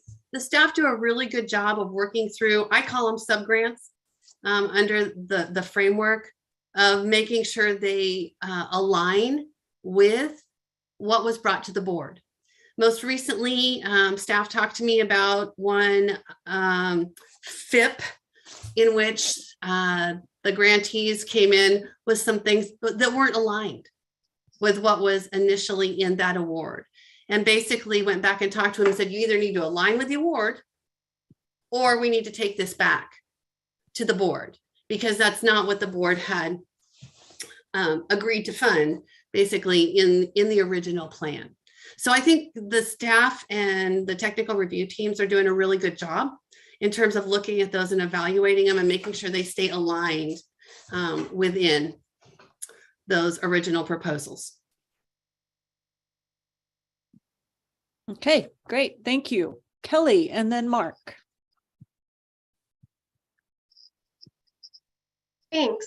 I agree with Lindsay. This was great. It was really engaging and I learned a lot. And I felt like the answers I got wrong, I want to take back and do the quiz over again so I can get them right this time. Just because that's the kind of person I am, but I really appreciated it. I do have a question about a FIP's ability to apply for future FIP funding, and if there is if there's ever going to be like a cap, if an organization gets a FIP in the first cohort and then gets a FIP in the fourth cohort, how many FIPs can an organization get? Fully understanding that we want to obviously organizations that are going to be applying for FIPs and successfully getting FIPs into the future are very high functioning organizations and are probably getting a lot of great work done on the ground. But I was just kind of wondering if you could explain that part of it a little bit more to me. Sure, I'm happy to take that one, Kelly. And it's something that we haven't really run up against yet, perhaps because the program hasn't really been around all that long. But with each solicitation, we do, and this is really common across all of our programs, rely really on the evaluation criteria, and we're picking the ones that meet those criteria the best. And so whether they've succeeded in getting FIP funding in the past or not is not one of those criteria. And so, but if a past FIP comes forward with another application and they succeed in addressing the evaluation criteria to a better extent than their peer applicants, then they'll get selected again. Perhaps we'll need to revisit that question in 2030 or 2035, as time goes on and we get some experience with partnerships successfully obtaining funding more than once. But for now, I think the evaluation criteria are really sound. And when you read through the evaluations that staff put together for those applications, I think you can get a really good picture of how well they connected with those specific evaluation criteria. And I think those evaluations really tell that story quite well. Thank you. Mark and then Chris. So Liz, I'm going to make you feel good. I've been on the board for 4 years and I missed some of the questions. So I'll bet you were just guessing when you on some of those FIP questions. So yeah. So go ahead. I wanted just to say it was so good that Jillian said use your gut, because it was all gut. And then this is a conversation I have to have with myself, is that I was like Kelly, even though I knew nothing, I still wanted to debate with myself what substantive really meant. Okay. So thank you. Yeah. So my question, Jillian, it was 2016, right? When we first started. Is that correct? So the first cohort of FIPs were awarded in 2016. Yeah. So have we had any, and I know that I'm not lobbying for this, I'm just trying to figure out if this has become an issue or might become an issue. So with the next cohort, will have been, what is that, 6, 7, almost 7 years since the first one. And have we had any FIPs say anything, well, that money that was allocated in 2016, it's a lot different now in 2023. And are we it's not stretching as far. And with the next cohort, it's going to be 6 years. So it'll actually be 12 years. Have we had anybody say, we know it's a lot of money and we really appreciate it, but we said, boy, we could really, if we raised it any, could we get more work done because of inflation and that period of time and cost of doing business, all those guys. Have we had any FIPs bring up anything like that? Or are they just saying, hey, we really appreciate it? So I'll look to Eric or to Denise to speak on that with more familiarity with the existing FIPs. Yeah, I think, Mark, a couple of different responses. One being within the existing FIPs that we have. We certainly have had projects where cost estimates were done long enough ago that when they got to actual on the ground restoration, prices had increased. And what that means for that FIP is to increase what they need for a project they had in their project pipeline. They'll have to make corresponding reductions or eliminate projects that are lower on their priority list. So we have seen that from time to time. And I think we have had a few responses to our surveys indicating that it might be time to take a look at what our cap is on the FIPS. Currently, it's $4 million per biennium. And, you know, I think what I would correlate that to is, and you'll see this in April at the board meeting when we go over our open solicitation awards, and I think you saw a little bit in the October meeting, is that we are seeing higher cost projects, quite a few now, over $500,000. And so if you think about it that way, in a 2-year FIP with a $4 million cap, $2 million per year, you know, that can only be 4 of those really large projects, which isn't very many. And not that that's happening, because we certainly see a broad range of dollar requests, but you can get a sense that that $4 million cap certainly doesn't mean the same thing it meant in 2016. So I think you're right on about that. Thank you.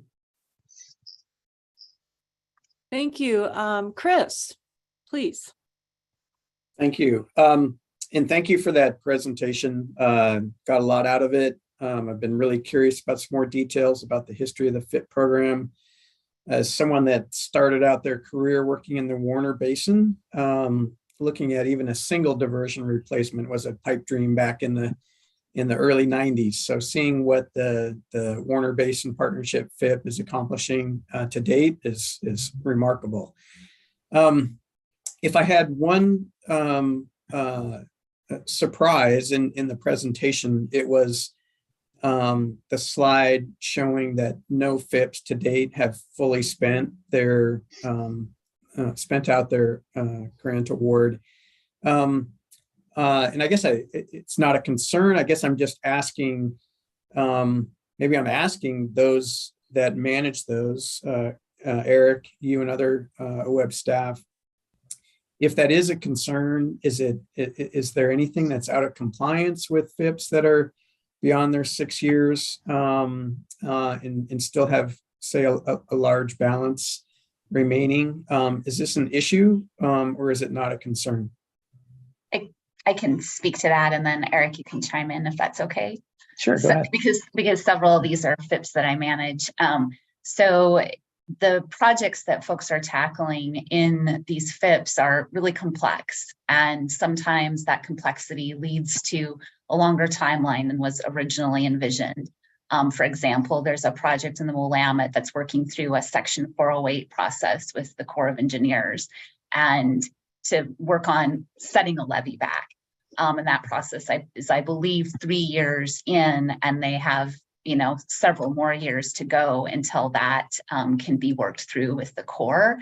So when a FIP is tackling big landscape level, large scale restoration, sometimes the timeline for that can extend beyond, you know, what the original 6-year timeframe was of the FIP.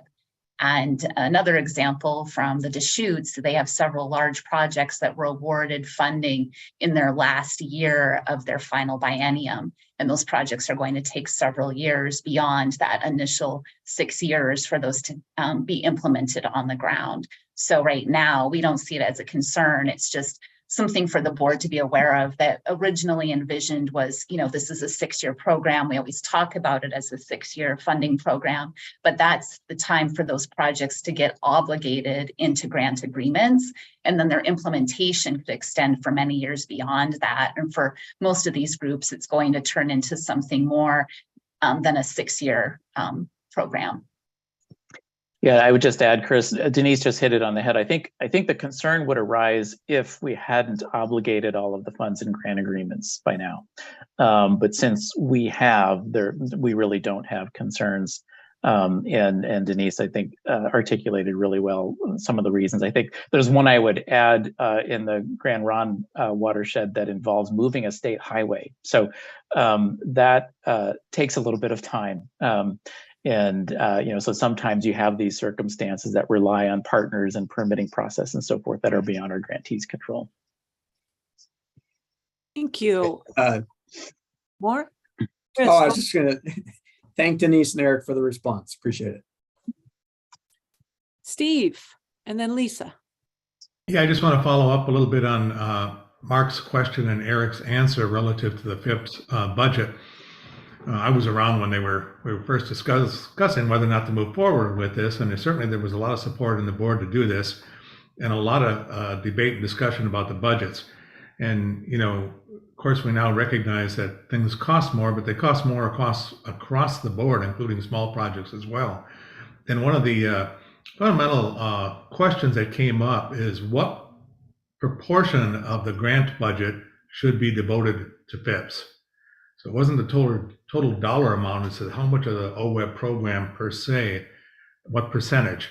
And I know I've seen some bar graphs recently in some of the presentations you've given about how much of that should go in towards FIP. I thought it was a quarter, I'm probably wrong, but I think it was around that, and trying to maintain balance and see where we go, because it felt that there was a tendency that this could consume larger and larger portions of the budget if it was very successful. So maybe when we talk about budget, we should keep those numbers in mind and the proportions on the table somewhere. Thank you, Steve. Lisa. So I have a question on history. How did we decide on 6 years for a FIP? I think we had some public comment, written public comment this meeting that suggested that maybe the length of time for a single FIP should be longer. What were the discussions leading up to it being 6? Yeah, thanks, Lisa. Again, Eric Williams, and Eric Hartstein, jump in if you want to add to this answer. But I think it had mostly to do with how far out can you look at. You have a strategic action plan. It has a long horizon, 30-year timeframe typically, and a large geography. And the FIP is intended to address a high priority portion of a strategic action plan.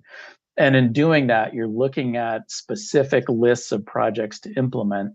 And it was felt that going farther out than what we're doing right now, you have a pretty murky list of projects. And we're asking people for budget breakdowns by project type 6 years out. And you get out into that third biennium, and it gets pretty hard to estimate with any kind of precision how much you're going to need for technical assistance versus restoration and land acquisition and so forth. And to go farther beyond that, I think you start to really lose the connection to what's really foreseeable.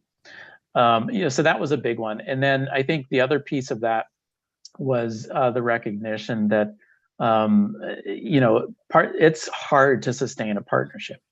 And we've seen this in the Partnership Learning Project. We've seen this play out in the FIPS that we've been working with, that it takes an incredible level of effort to sustain the momentum for that length of time. Not that it can't go longer, because certainly partnerships have done it longer, but I think there's a concern about partnership fatigue that could potentially come into play. But really, I think it's more the first issue that I mentioned. So I have another question for the board, because we have a couple of things coming at us. We have a February offering coming up. Not February, April.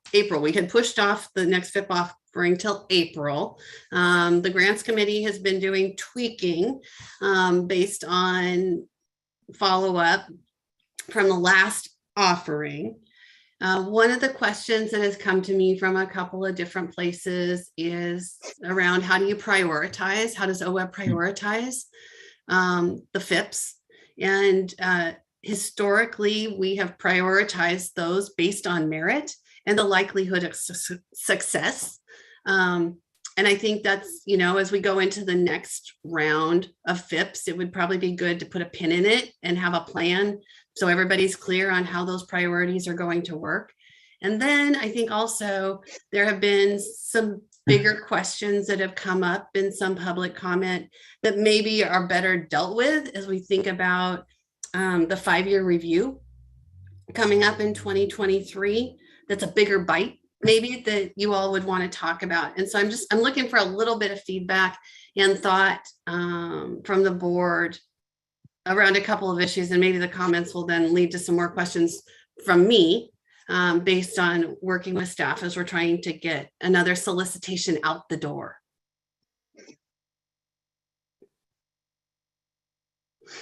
Okay. Bruce.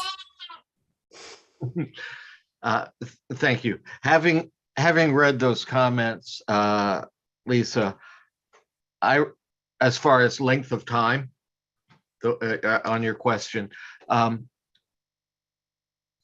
fair amount of the comments in there were referencing organizations that were really an apples and oranges sort of deal. They were long-term Bonneville mitigation money, helping to create and maintain organizations which were outside of the FIP when I came on board. We never talked about that. We talked about helping, but not to create and maintain something like LCREP or CREST or some of these others. Another example in the letter was talking about a Meyer Memorial long-term 10-year commitment. Well, in fact, when we start looking at our 6 year, our 6-year commitment contained virtually a similar amount of funds. And when you look at the length of time that we're running out past our 6 years, a similar length of time. So while I agree that these are things we should talk about and put a pin in, and but finding the right venue and time to do that. So not react to something that I think is not really applicable to the decisions we have today. Thank you. Meg, you have your hand up. I do. Can you hear me okay without my, okay, I'm trying to have to, I'm in the charge versus plug in my headphones dilemma. But Lisa, I don't think I fully understood. I wanted to ask for clarity about your question. You said something about a review in 2023. Is there a review of the FIP program coming in 2023? Oh, okay. Yes. Well, I agree that if we're going to talk about programmatic issues like what any of them, the 6 years or whatever, that would be the time to do that. Yeah. And so for clarification, Jillian McCarthy, for the record, for clarification, 2023, not 2013, is when there should be, 2023 is when there will be rule revisions, and then 2025 is when we'll be revisiting the ecological priorities. Two separate. So there are specific topics that are planned. Well, I guess maybe the rule revision is more open. I don't know. Is the rule revision, would we be talking about any of the things that were like in that list that we out in the test?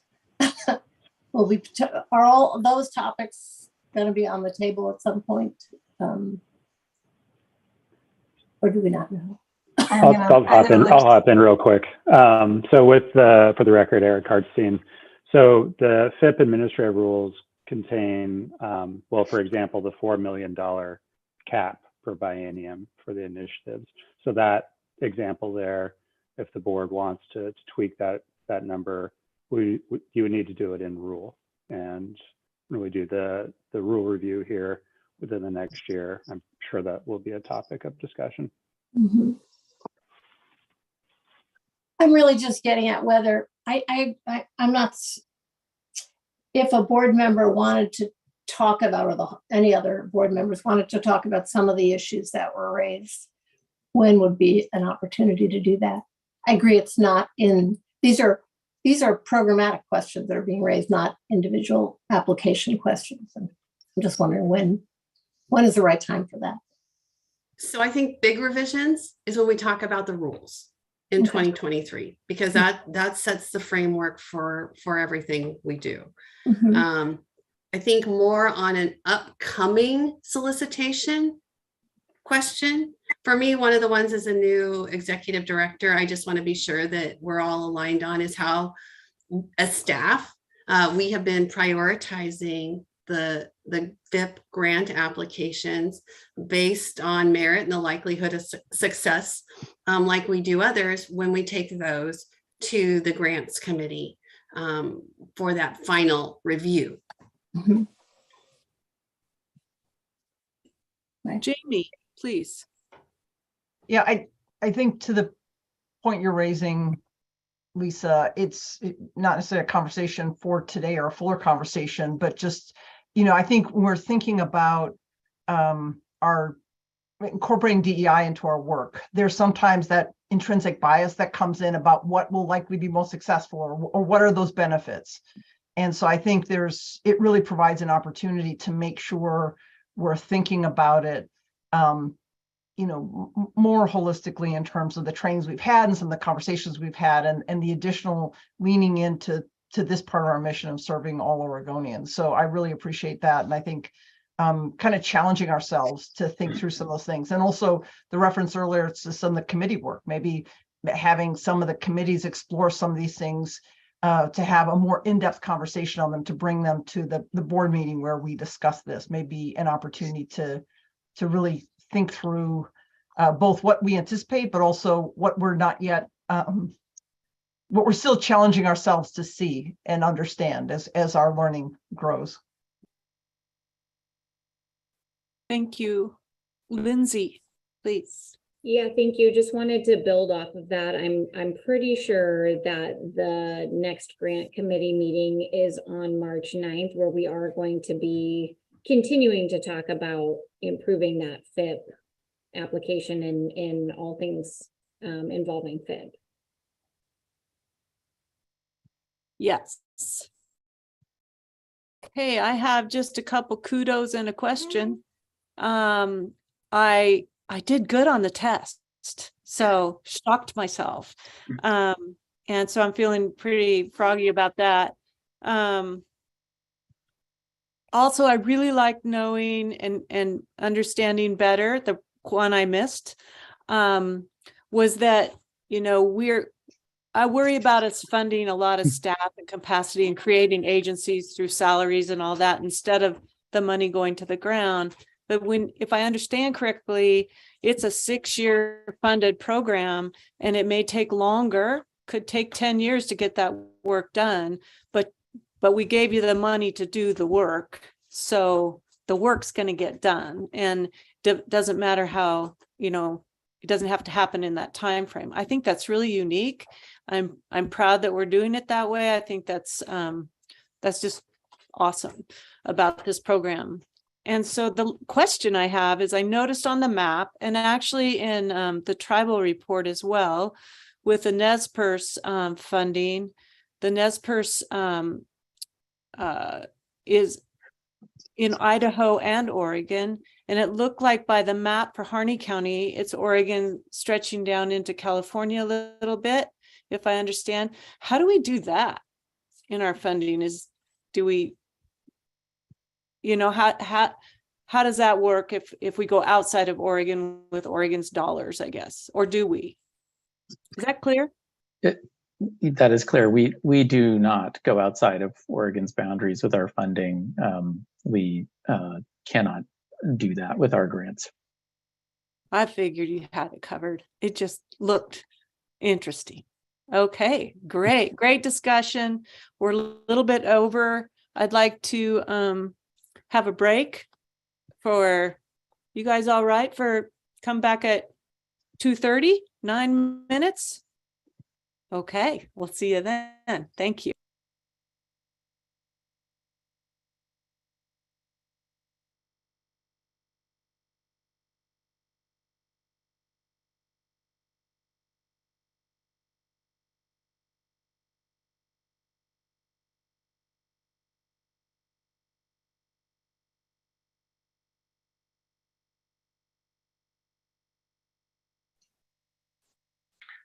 So Meg, did you get to go to Baja California like everybody else?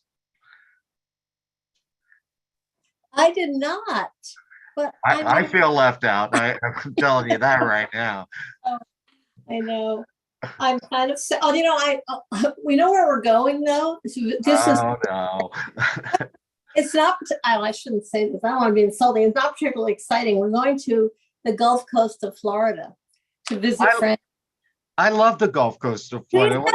There, but I don't have a great impression of what to expect. Maybe Yes, yeah. There are all kinds of epithets about the place. Where are you going exactly? Venice. Oh, Venice. Oh, that'll be fun. Is that You know, good? yeah, if you get a chance, yeah, good day trip is to go over to Apalachicola, old Well, that's a great name. town. Some great restaurants. There's a little old hotel there that's just wonderful to stay at. Some great fishing in the Apalachicola River. Okay. Gordy will be happy to hear that. Yeah. Oh, it's the kind of place.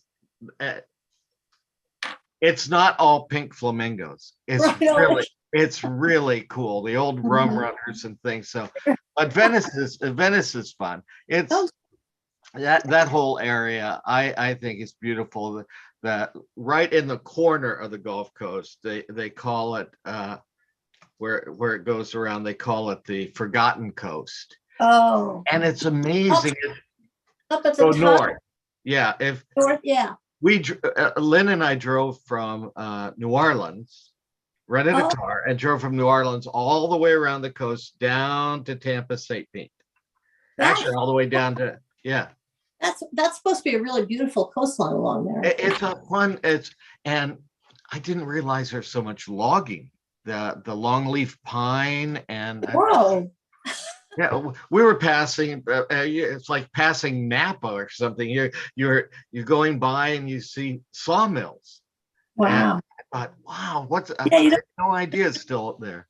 Oh, good. I am looking forward to warmer weather. Oh yeah, yeah. I'll tell you what, it makes a difference on those little aches and pains. You know that little oh my lumbago, my neck. I know. What about you? You're not going to Mexico? No.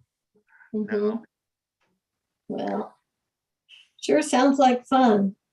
We went down. I spent a few years. We went down to Loretto, so on the inside, and loved it. Loved the little town. Rented a little casita there, just kind of just relaxed, and so I'm not a big. I have no desire to Cabo San. Yeah, Loretto, that was nice. Yeah. I went every year for years to Yalapa, which is south of Puerto Vallarta. Really little, accessible by boat, basically. And it was a yoga workshop that I went to every year for a week, and that was a great visit. Boy, I'm trying to think how long it's been since I've been to a yoga workshop. Oh, that's right, never. Yeah, never. Into the pandemic, but yeah. Well, that was always fun, though. I love Mexico. I do. I'd go there. I mean, I've only been to Mexico City and the Puerto Vallarta, Yalapa, Sayulita, that coastline in there. But there's a lot more to see, I think, in Mexico. Never been to Baja. So. The green iguana down there at Puerto Vallarta. Oh, yeah. What was that movie with Elizabeth Taylor? And Night of the Iguana. That was it. Night of the Iguana. Yep. Yeah. Filmed right there. Yep. I gotta go get some water. There you go. I'll be back. Can I do an audio check real quick? Can you guys hear me? I can hear you. Sound good, Ken. Thank you, Bruce. Yeah. Thank you. Hey, Lisa, you'd mentioned the idea of that we're going to need to revisit the strategic plan. That might also be a place where we look at some of the major policy, establishing guidelines and spending and that sort of thing. So nobody had mentioned it, but other than you had mentioned it, that was on the to-do list. It is on the to-do list. I think there's a couple of things with the strategic plan that I've been thinking about. As I understand it, we're going to get some specific things we need to include from the governor's office. And so I'm curious about seeing those. I also think as we look at it and we look back at like how we're reporting out and the work that we're doing, I really feel like we have a pretty strong foundation there today, given the board's direction, but there's probably some tweaking we can do. Well, I think so. And Yeah. when we start looking at this strategic plan, we can incorporate the climate resolution, the DEI resolution when it's finished, all those things that are foundational documents that can be, that will have the opportunity to put back in there. I agree. So I'm not I guess what I'm saying is I hear you, but I'm not anticipating it to like be turned upside down and thrown out the window, because I think it's really good. I mean, I use it every day. I think it can be, it's a document that warrants amendment, not not a I can't say my R's, a rewrite. So I don't want to do that. Yeah, that's where I've been with it as well, Bruce. And so initially I was a little overwhelmed by the timeline, for redoing it. But then the more that I've thought about it, it really is, I think, what you said. I think there's the amendment, and I like to call things tweaking. It makes me feel a little better about processes. Yeah, if you're Ken's age, he has a thing about the word tweak. So you got to be careful with him. Young guys like that. Probably like my daughters, right? Yeah. I mean, Yeah. What tweak? Yeah. There's Audrey Hatch as I live and breathe. And Audrey looks like she has a sweater that I probably should have. It looks like it's got sheep across the front. Yes? It's a wool sweater with sheep on it. Executive Director Sharp Hansen. And it looks like it has black face sheep and white face sheep. Oh. Yeah. I don't have. What is it? Is it review time, Audrey? What's going on here? That's a pretty cheap, pretty transparent. I'll say that. It's a vintage. I'll say that. Back to our discussion about dates, 1995.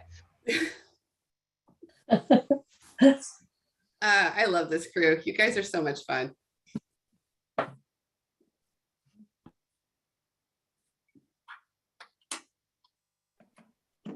All right, we are at 2:30. Before we head to our next agenda item, when I grow up, I want to have pictures like Jamie and Greg do when they're off screen. Right. They're both great photos. They really are. So, all right, moving on down to agenda item I. I'm going to ask Audrey, Ken, and Courtney to come forward and talk to us about telling the restoration story. And this is an action item for us today. So thank you. Thank you, co-chairs and members of the board. And Ken, can you see the screen? Yes. And looks good. Thank you. Okay, thank you. For the record, Audrey Hatch, Conservation Outcomes Coordinator at OWEB. I will be speaking about the first of two funding requests under the budget line item quantifying conservation outputs and outcomes, with the staff report that starts on page 139 if you are following the eBoard book. This item, which we shorten to call quantifying outcomes, includes efforts to evaluate restoration actions at a broad scale. That means broader, larger than the scale of individual projects. That could be at the basin scale or landscape spatial scale, or it could be cumulative, evaluating the outcomes from multiple projects over time. Quantifying outcomes are targeted investments identified and developed collaboratively by staff and local partners. Quantifying outcomes is the title for the previously named programmatic effectiveness monitoring line item in OWEB's spending plan. This first request for agenda item I number 1 is for telling the restoration story, a targeted OWEB grant offering. This offering was initiated in 2018 based on board identified need to demonstrate measurable outcomes from the agency's restoration investments. So in response to interest from the board, Staff looked at the history of the agency's investments at that time and identified where there was sufficient monitoring data available to pair with restoration actions to tell a story. So the offering called Telling the Restoration Story focuses on the agency's open solicitation investments for two major reasons. One, because of the need to quantify the outcomes from the agency's kind of long-standing grant programs using long-term data sets, and also because of their resources and the processes being established at that same time, to describe ecological outcomes from the agency's focused investment partnerships, which you just kind of got a 101 on at the previous agenda item, and can learn more about the reporting via agenda item K coming up tomorrow morning. So monitoring staff worked with grants program, especially the regional program representatives and representatives from other agencies, including ODFW and DEQ, to explore opportunities to offer targeted funding to help grantees communicate the outcome of the agency's investments. And this offering, Telling the Restoration Story, supports compilation and analysis and interpretation of existing data from watershed restoration projects, typically resulting in a technical report. And then the offering supports the production of outreach products that describe the outcomes from the work. So the audience includes board members and legislators, each grantee as part of the discussion and application process scoping the projects. Each grantee also identifies a specific audience. So the materials that are developed will communicate with landowners, restoration practitioners, or natural resources managers working to restore similar landscapes in Oregon as appropriate to the project. For each grant, several types of outreach products are typically created, and often using different formats. These can include hard copy fact sheets, videos, and online content, such as story maps. 9 projects have been completed under the offering so far, with highlights presented at several board meetings and all made available via OWEB's website. From there, interested parties can find links to each of the grantee web pages, which include the full suite of outreach products produced through the grant. OWEB has highlighted this grant offering as part of Oregon's application for Pacific Coast Salmon Recovery Funds, and received feedback that PCS RF reviewers really appreciate the unique and technically strong approach to communicating restoration outcomes. So potential Telling the Restoration Story projects are identified through reviewing that OWEB open solicitation restoration projects and discussion with the grants program and regional program representatives, and discussion with potential grantees and partners. So OWEB staff meet regularly to identify potential new projects and then hold exploratory meetings to determine interest, data availability, and timing. Grantees are typically offered up to $30,000 for project completion.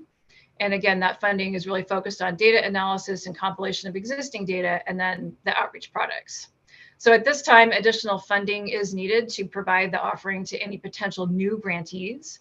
Staff presented an overview of the proposal to the board's grants committee on December 1st, where support was expressed for advancing the request for consideration by the full board today.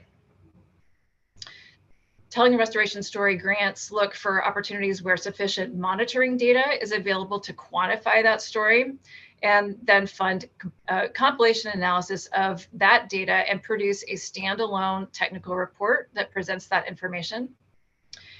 And OWEB typically works with the grantee to sequence deliverables, so those technical reports are produced first, and then data from the reports really drives the key messages for each of the outreach products that are produced. Grantees often find value in producing hard copy printed fact sheets. For example, the Willow Creek story in Malheur County produced a trifold brochure local partners can use when recruiting landowners potentially interested in engaging in a project. The Coyote Creek Telling the Restoration Story project focuses on restoration of that site near Eugene in the Willamette Valley, and produced a fact sheet that's made available to encourage visitors to the property and explaining the restoration and monitoring work that has happened there. GIS-based online story maps offer an opportunity to tell a data-driven story where the interested party can really kind of drill into the data and graphs in greater detail as desired. Online story maps also offer the ability to really continually refresh and update the data and the content. Several Telling the Restoration Story grantees have used this format, including the Rogue Basin Fish Passage project in Southern Oregon and Deer Creek Floodplain Enhancement Story in the McKenzie Subbasin in the Willamette Valley. And several grantees have produced videos, including the two that you see screenshots of on this slide, telling the story about that Warner Basin Aquatic Habitat Partnership. Just a quick side note, this was produced prior to its FIP award. And the West Coast Smith River project in the Umpqua Basin, where a local videographer was hired to produce the video. Grantees have featured the videos as a focal point in watershed council meetings and birthday celebrations and at eco film festivals. And as you know, videos can be readily shared through social media and have been featured at some of the past OWEB board meetings. In addition to these 9 completed projects, there are 3 projects currently active, compiling data and developing outreach products. One is focused on pollinator habitat in the Zumwalt Prairie acquisition property, and one looking at fish recovery improvements under the Collaborative Lostine Flow Agreement, both of those in Wallowa County, and a project focusing on bull trout restoration in Sun Creek, located in the Klamath Basin. Additionally, 3 potential projects are poised to submit applications earlier this year, looking at Nyleston tidal restoration on the Oregon coast, water quality improvements in Little Butte and Bear Creeks in the Rogue watershed, and salmon habitat restoration in the Sandy River Basin up near Portland. And at least 3 more projects are kind of currently under exploration to determine the timing of available data and potential partner roles to engage. So there are a couple areas of active exploration about the future potential for the offering we wanted to touch upon with you today. First, as was briefly mentioned at the Grants Committee meeting in December when this topic was presented, as part of OWEB's agency-wide focus on customer service, diversity, equity, and inclusion, staff are continuing to engage in conversations about how we serve new underrepresented audiences really throughout all of our efforts. And to date, the Telling the Restoration Story outreach products have not specifically targeted non-traditional partners, but we are having conversations with potential future grantees. If they identify a non-traditional community as one of the core audiences, it's worth noting additional expertise and funding may be required for the project to provide translated products and really identify the best avenues to reach those audiences. And then the other potential area of future exploration around the offering we wanted to mention today, staff are aware of potential interest in featuring different grant program types. And for example, post-fire recovery grants, if sufficient data is available to use that Telling the Restoration Story model that we've described for you in today's presentation. And our request as part of the first item in agenda item I today is requesting an additional up to $150,000 in support of the Telling the Restoration Story offering, with funds from that quantifying outcomes line item of the OWEB spending plan. And before we return to the co-chair to see if there are questions and hear from any questions over request item 1, I just want to note a corrected copy of the spending plan has been uploaded online, kind of reflecting the total combined request for this agenda item. So $150,000 for the first request and $100,000 in the second request that you'll hear about from my colleagues shortly. So I just wanted to note that updated item has now been uploaded to the website. And thank you for your time. And I'll return it to the co-chairs to see if there are any questions. Thank you, Audrey. Jamie, you've got your hand up.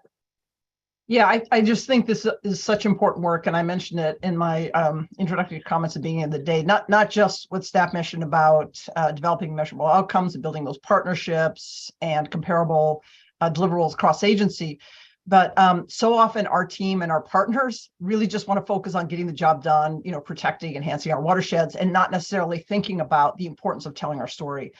And it's so important for the general public to know, not just in a budget year like we're in, that has limited resources, and making sure those making decisions about those funds and the public who are opining on the decisions made understand the critical, important legacy work that OWEB and our partners are doing to protect current and future generations of Oregonians with this work. It's so important. But also, I would say that I think another key point is that it's helping to leverage outside funds. So as our partners also become really good at telling their story, it helps them not just show up to OWEB and ask for resources, but to talk to some of those other and solicit funds from other organizations. So it's really a way to leverage, with a small investment in these organizations, getting those organizations doing this great work, getting other funds. So I think it's really, really savvy and really important work.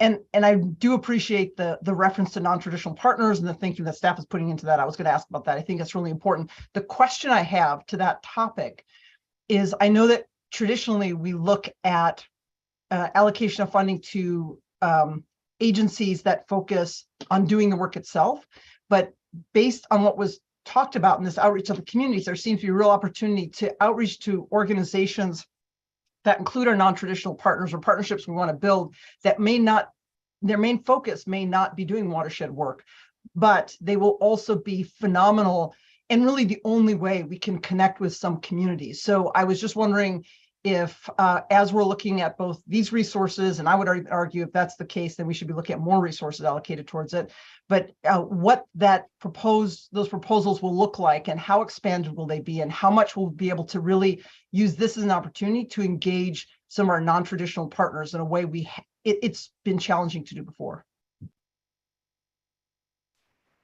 Thank you, Jamie. Lindsay?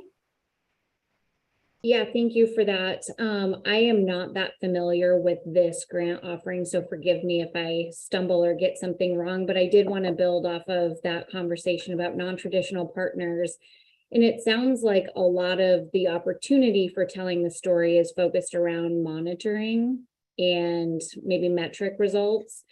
And I know of a couple projects that could be really cool in terms of a social capacity or just agency capacity also, and that doesn't really have a big effort on monitoring. So I guess I'm just wondering, have those other projects that really don't show in terms of hard metric numbers pre and post project, if those are eligible or even considered? And I think thinking about that in the light of DEI, non-traditional underserved communities.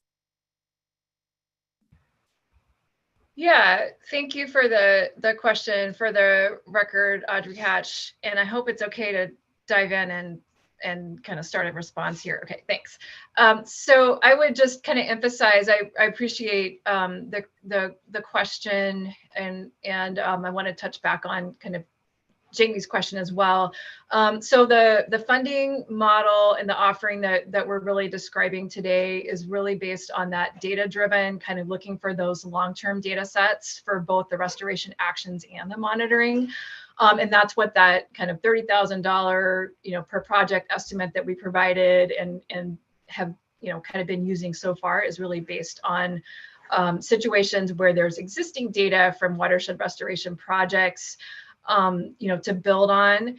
And we have not specifically, reached out to non-traditional partners or looked at social capacity as the funding model, or as the model for this offering. However, again, I'd say it's an area of active exploration, and that could be considered. I would say the audiences could be considered in discussion with potential grantees. If there are additional audiences to consider that have traditionally been non-represented, and or perhaps have traditionally not had watershed restoration as their primary focus. That could be considered in discussion with the grantees. And I would say that we have not talked about any, expansion of the offering into looking at social outcomes or really any of the other grant types other than open solicitation so far, just because of that long-term data focus. And so I want to ask if Courtney wants to add on. For the record, Courtney Schaff, Monitoring and Reporting Program Manager. Lindsay, maybe Audrey and I could schedule a follow-up conversation with you just to hear a little bit more about the other ideas that you're thinking about, and it might be a great opportunity to pilot something different as we think about the 23-25 spending plan and where we go from here. So Audrey and I can reach out to you after the board meeting. All right, Liz, your hand is up. It is. It's a follow-on. In my agreement with Jamie, this is a nice full circle piece to all the work and having people understand that good work is being done. And it's also a follow-up to piece for Lindsay on being thinking a little bit differently on how we present this to the public as we engage new audiences. So Artie, one of my questions is, have we taken a moment to look at how, before we go on to that next phase, on how the technical reports or the printed fact sheets are actually happening? And is there a need or a desire to maybe update those? And maybe, as I was listening to people talking, maybe a path forward is this just coming up with new ideas as we look at new audiences. So that was my question. Have we paused to do that from the first phase? Yeah, thanks. For the record, Audrey Hatch, Conservation Outcomes Coordinator. That work was started but not completed around the time of the OWEB funding pause that happened. So that kind of initial suite of projects that were funded in 2018, 2019, 2020. There was a little bit of work done to look at, really the focus was more around the outreach products. How are they being distributed? How are they being circulated? What number of hits were happening on some of the online content there? But that's not been completed. So I'd say it started, but not yet completed. And I would say, kind of learning about the fact sheets use would mean going back to grantees and asking a little bit, retrospective questions. It's hard to understand that, how are they using and printing those?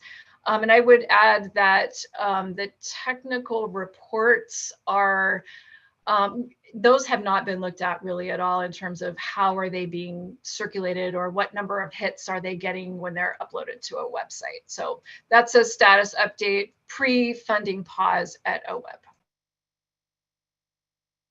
And just to build off of that, for the record, Courtney Schaff, Monitoring and Reporting Program Manager. We have different mechanisms of getting post-grant updates from our grantees, such as post-implementation status reports, which typically aren't involved in many grants outside of restoration grants. But Audrey, Ken, and I can do some brainstorming about, as we enter into new agreements, do we want to get updates a couple years after the grants conclude to get some updated stats about how materials are being used and distributed, so we can do some brainstorming about that to make sure that we're continuing to check in with our grantees after they're using the product. All right, any other questions, comments? All right, I have a couple. So what's been an average ask in this particular program? Yeah, thanks. For the record, Audrey Hatch. We work with grantees to ask for up to $30,000. Right. But has there been an average? I mean, is 30, is that a good number? Is kind of where I'm at, like, is. Right. Yeah. Thank you for clarifying. Yes, I would say what I think has been happening is $30,000 is maybe a minimum to produce, to engage. And so grantees have been not asking for less than that. When the offering began around 2018, we were using the number $25,000. And given the last couple years, it did not seem sufficient when the offering started up again. And so we worked, to provide that $30,000 cap. That question that you asked regarding, is that the right amount, was discussed by the board monitoring subcommittee when the offering was initiated, but it has not been revisited to my knowledge. So can you walk me through the steps of how that would be revisited and how that figure could be changed? I would turn to my colleague, Courtney Schaff. For the record, monitoring reporting program manager, Courtney Schaff. Barbara, when we have the April presentations in each of the programs, where we are giving the board the high level overview of the spending plan and talking about how much money we are going to put in each category, I think that would be a great time to talk about whether we want to change that amount, the cap for that grant offering. Audrey and I can do a little talking about the products, and I think as Audrey mentioned early on, if we want our grantees to start thinking about how the products are being used and accessed by a broader audience and non-traditional partners, I do think we have to recognize it costs more if they're going to be translating things, or if they need to be engaging with different partners that might find the resources useful, and that takes more time and energy to be done well. So Audrey and I can have some conversations and circle back in April. Okay, thank you. Just one quick follow-up before I get to Bruce. So I'm just looking at in our board packet, the 21-23 spending plan for Measure 76. Is this Measure 76 money? Yes, this is all lottery funds. We do not use Pacific Coastal Salmon Recovery or Salmon License Plates funds for it. So I'm not, where is it on the line item? I'm trying to figure what was the original budget for it, I guess is. So if you're looking at your board book, and if you're looking at the spending plan, it is line item 11, which is in the open solicitation, quantifying outcomes and outputs. And it is combined with kind of a couple different things, and the telling restoration story, and then the effectiveness monitoring that Ken will talk about next. And so what was the figure, the original figure? I just see the percentages. Right? Am I not seeing a figure on there? The original figure was 1.25. Okay, thank you. All right, thank you. Bruce? Thank you, Chair. Audrey and Courtney, if my co-chair, Jamie, agrees, I would love to have continuing discussions about this particular issue in the Water and Climate Committee. There is reference to carbon, but how we might look at permanence, longevity within the monitoring, as we advocate for climate smart action within our projects, helping us to understand what we might be able to do with monitoring and this particular program down the road. So I would like to ask if you can fit it in, that you would visit and open some discussions with the Water and Climate Committee. Great idea, Bruce. I strongly agree. All right, thank you, Bruce. Mark. I apologize. I had to take a phone call that was important. So are we on the reforestation carbon monitoring funding request? We are not. We are on I, the last item for the last item for today. Okay, thank you. I'll speak up to that tomorrow. Thanks. Thanks. All right. Any other questions, comments? I just want to clarify, Barbara, there are two presentations and two actions with this agenda item. So this is the first one. This is the telling the restoration story, and then Ken has a presentation and a funding request. So there are two action items with this agenda item. Thank you. So I guess we wanted to confuse you. Okay, thank you. We are going down. So Mark, I'm sorry, we do have I think the topic you were interested in coming up next. I apologize. I just had telling the restoration story. So, Jamie, your hand is up. Yeah, just kind of a number question, both for this and the next item. If we increase these, where does that money come from? So what's the trade-off? So for the record, Courtney Schaff, Monitoring and Reporting Program Manager. So for right now, Jamie, I think for the remainder of this biennium, for the grantees, Audrey and Ken are having conversations right now. We are still talking about the $30,000. What we will bring to the board is a conversation for the 23-25 spending plan, whether we want to increase that. Does that make sense? Perfect. Thank you. Yep. All right, if there's no more questions, comments, I'm looking for a motion on, or we're not lumping these together. They're two separate motions, correct? Correct, please. Okay, thank you. All right, looking for a motion on telling the restoration story funding. Madam Chair, I'd be happy to make that motion. I move the board allocate up to $150,000 in support of telling the restoration story with funds from the quantifying conservation outputs and outcomes line item of the OWEB spending plan, and delegate to the executive director the authority to distribute the funds through appropriate agreements with an award date of January 24th, 2023. Is there a second? I'll second. Meg, it's Meg. It's been moved by Jamie, seconded by Meg. Is there further discussion? Jamie, your hand is up, is it? Okay, thanks.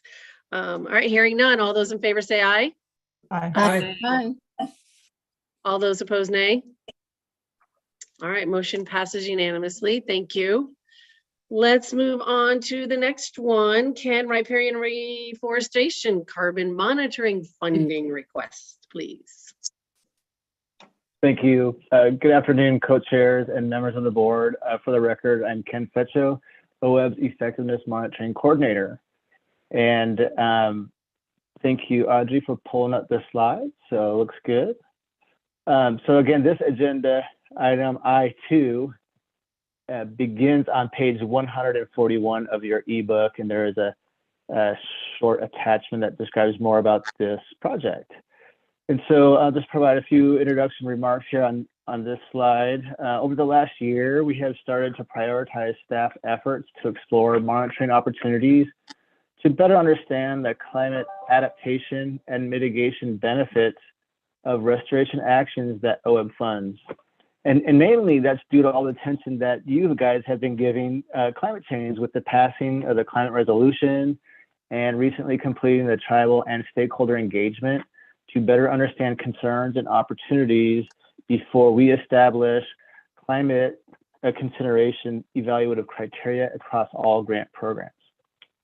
And so we first heard of this project when Dr. Rose Graves from the Nature Conservancy presented at the Connect conference back in September of last year.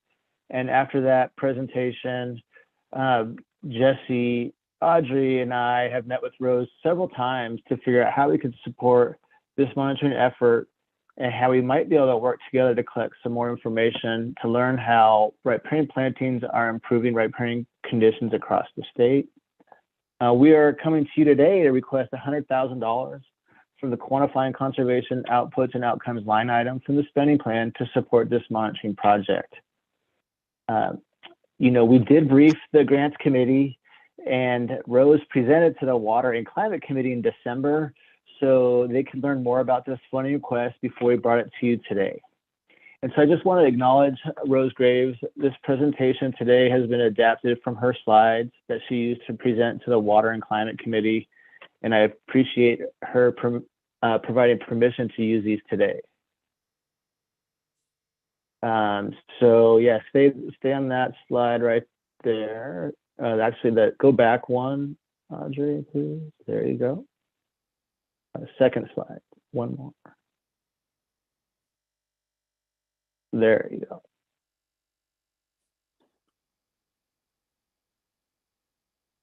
So the board climate resolution, which was passed back in January of 2022, and I can't even believe it's been a year already, directs OWEB to integrate climate mitigation and adaptation into budgeting, investing, and policy-making decisions by funding climate-smart adaptation and resilience for watershed, natural resources, people, and communities. Funding projects that include meaningful emissions reductions, carbon sequestration, and protection of carbon storage in enhancing watershed health and habitat restoration, while valuing project co-benefits and assessing long-term sustainability of projects and acquisitions. So to help connect this monitoring project to the board's climate resolution, we have highlighted the emphasis on funding projects that include carbon sequestration and protection of carbon storage, and the language around valuing project co-benefits. The main emphasis of this monitoring project is to assess existing projects to provide the information needed to address these goals. Next slide, please. Riparian forests or riparian buffers occupy a small portion of our landscapes, yet they store a large portion of carbon. In a recent assessment that was completed, there's an estimated 500,000 acres of opportunity to plant more trees along rivers and streams in Oregon. In a recent journal article that Dr. Rose Graves and her colleagues reported that at the state scale, replanting forests and habitats alongside streams and rivers has the second highest climate mitigation benefit of 12 activities that were evaluated. Next slide, please. Riparian revegetation is a common restoration approach that is funded by OWEB. And according to our Oregon Watershed Restoration Inventory, there are more than 22,000 acres of revegetation that's occurred on over 2,000 project sites between 1995 and 2020. Riparian revegetation, specifically reestablishing woody vegetation in habitats beside streams and rivers, can lead to large increases in carbon sequestration and storage per acre, and is a critical pathway toward reaching the ambitious goals set by the Oregon Global Warming Commission. Next slide, please. Despite many ongoing riparian reforestation efforts around the state, we lack data from on-the-ground reforestation projects which can inform estimates of long-term carbon mitigation potential and support the development of climate mitigation targets and metrics associated with riparian reforestation projects. Further monitoring is needed to determine what kinds of riparian reforestation projects have the most potential for long-term carbon storage, how to maximize the benefits of these projects, and how to increase the scale of riparian reforestation project implementation. So to address this immediate need, the Nature Conservancy is partnering with the University of Oregon, Clean Water Services, OWEB, and others to evaluate carbon storage resulting from streamside revegetation projects across a range of project conditions and ages. This project will assess the effectiveness of streamside revegetation projects for restoring riparian function and evaluate what project characteristics and management practices lead to climate benefits. Specifically, this project will evaluate streamside conditions resulting from revegetation projects across a range of conditions and evaluate carbon storage from streamside revegetation projects and determine how carbon storage varies with project age and across site characteristics.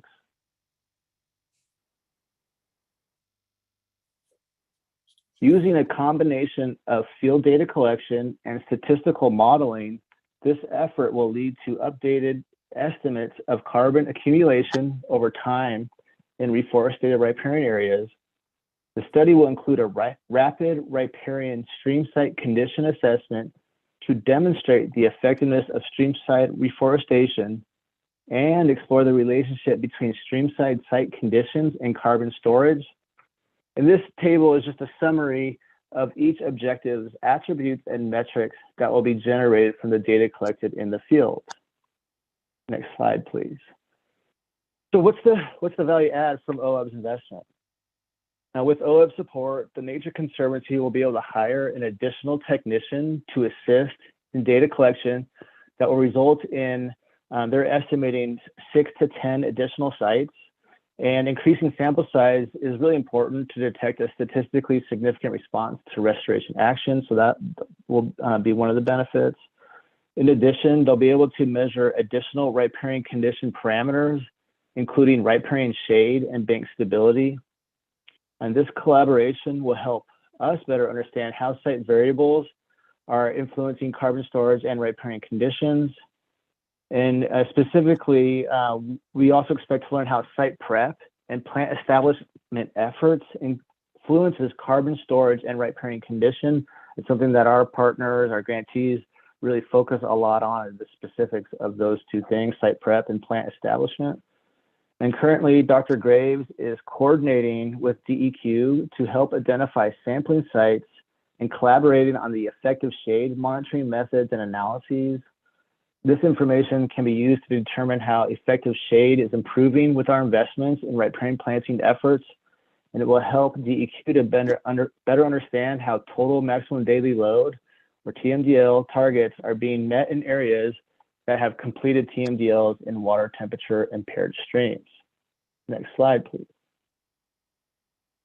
So ultimately, the Nature Conservancy is interested in developing a tool, sort of like a calculator that practitioners can use to estimate their carbon mitigation and sequestration benefits from their riparian revegetation projects, similar to one that has been developed for California. In addition, Rose is participating on a work group with the Oregon Global Warming Commission and expects that this project will help support the development of climate mitigation targets and metrics associated with riparian projects. Finally, OWEB expects to learn how planting and site prep practices have influenced riparian condition to be able to provide further guidance to practitioners to inform their planting plans in an adaptive management approach. For example, we're really interested in learning how certain riparian plant species may be surviving compared to others, so these can be utilized in future planting projects. So next slide, please. So that concludes my short presentation on this project. And I'm happy to answer any questions that you may have on this project, so thank you. Looks like Bruce had his hand up for a while. I wasn't sure if you wanted me to stop, Bruce, so apologies if you wanted some clarification as I was speaking. Bruce, you did have your hand up. Did you have anything? I guess he can't hear us. Okay, Mark, go ahead. Okay, well, I'm going to be a little bit of a Debbie Downer here, but if the board wants to support this, I'm definitely going to vote for it. But I want to just give you a little background first. And I'm reading from page 141. Streamside revegetation efforts can lead to large increases in carbon sequestration and storage per acre. These types of restoration actions are common activities with OWEB grants. In the recent journal, Dr. Rose Graves and her colleague reported that the state scale replanting forests and habitats alongside streams and rivers has the second highest climate mitigation benefit of 12 activities that were evaluated, and Ken talked about that. Despite many ongoing stream restoration and reforestation efforts around the state, there's a lack of data from on-the-ground projects which can inform estimates of long-term carbon mitigation potential and support the development of climate mitigation and co-benefit targets and metrics associated with streamside reforestation projects. To address this immediate need, the TNC is partnering with the University of Oregon Clean Water Services, OWEB, and others to evaluate carbon storage resulting from streamside vegetation projects across the range of project condition ages. I read that on purpose. So I spent 20 years as manager of the Tillamook State Forest, the majority of it. And I swear every year we had at least one peer-reviewed research projects on the benefits of riparian plantings in stream sides along the coastal streams. And they again showed the value of riparian plantings for carbon sequestration, the benefits to wildlife species, the benefits to flood control, and just on and on and on. And I know from my Forest Service colleagues that I've worked with over the years that Forest Service has almost every year peer-reviewed research conducted on riparian plantings and the benefits of riparian plantings. The BLM has had significant research on riparian plantings and the benefits of carbon reforestation and climate change. OSU, I read peer-reviewed research articles every year published by OSU on exactly what we're being proposed to do here. NOAA Fisheries has done riparian research peer-reviewed articles. State agencies have funded peer review articles about carbon sequestration and storage, the value of riparian. And so my question is, or maybe my comment is we already know all this stuff. And it's just a little bit frustrating to say, well, we need more data and we need to do some more research, when I'm just overwhelmed by the amount of research that has been done on the value and the importance of riparian plantings and different types of species to plant, and sun penetration and not on fishery species and carbon, and it just goes on and on. So I'm going to support it, but I'm just kind of going, are we doing something that's been already done in the 20 plus years I've been watching this stuff? So that's my thought. Thank you. Yeah. Barbara, I can address that if you'd like me to. So for the record, Ken Fetcha, OWEB's Effectiveness Monitoring Coordinator. And, you know, we had Rose present to the Water and Climate Committee, and this topic didn't come up. We do not have above ground and below ground carbon estimates in Oregon in riparian areas to inform the calculator. Like those do not exist. And so, and I trust Dr. Rose Graves when she says that. We need this information. We need this up-to-date science to develop these calculators. They've been developed in other areas, but we have a diverse ecotones across the state. And so this project will stratify sampling sites of riparian reforestation projects across the state and develop carbon storage estimates from 0 to 30 years in those ecotones to be able to inform a useful tool to estimate carbon storage for these kind of restoration activities. Thank you, Ken. All right, Gary, and then Liza Jane. Thank you, Barbara. Gary Marshall for the record. I wasn't sure whether I had a question after Mark talked, but Ken, one slide showed there that noted the CREP projects and said there would be more if that was part of it. Is there an intent to make those CREP acreages part of this? I know that we have on the Malheur River, we've had a CREP project in for 15 years now, and so it's changed a lot over that period of time. We did some plantings, and so a lot of them were unsuccessful, but there is a lot of vegetation there, and it's really enhanced wildlife and stream bank stabilization, and it's done a lot of good. So don't know what it's contributed to soil carbon. So that's my question: is CREP acres going to be included? Thanks. Thank you, Gary. For the record, Ken Fetcha, OWEB's Effectiveness Monitoring Coordinator. Yes, they are trying to incorporate CREP projects. As you know, there is, and there's the Farm Bill, there's data privacy, landowner privacy associated with CREP. And the majority of CREP projects are not enrolled in the Oregon Watershed Restoration Inventory. And so the way the Nature Conservancy is trying to incorporate that is by getting the word out that she's doing this project. So for instance, the Clean Water Services in Tualatin County, they have a unique program called eCREP, where they partnering with OWEB and Farm Services Agency, pay additional enrollment incentives to enroll in riparian planting projects. And so Clean Water Services is sharing their sites with TNC and University of Oregon to monitor those sites. Rose was at the Connect conference, which a lot of soil and water conservation districts, land trusts, and watershed councils attend to get the word out that she's doing this in hopes of getting a bigger sample size to pull from. And so what, unfortunately, Farm Services Agency has not responded to her request for information. And we contacted the state office in Tualatin related to that, and tried to communicate with them as well. And so what we have been doing is they're reaching out directly to the soil and water conservation districts that are often the ones that are enrolling the landowners to figure out if they can include those in the original sample pool that they will identify a subsample of sites. So trying to do that, and over time, we'll figure out how much of those actually are monitored. Okay, thanks, Ken. Liza Jane.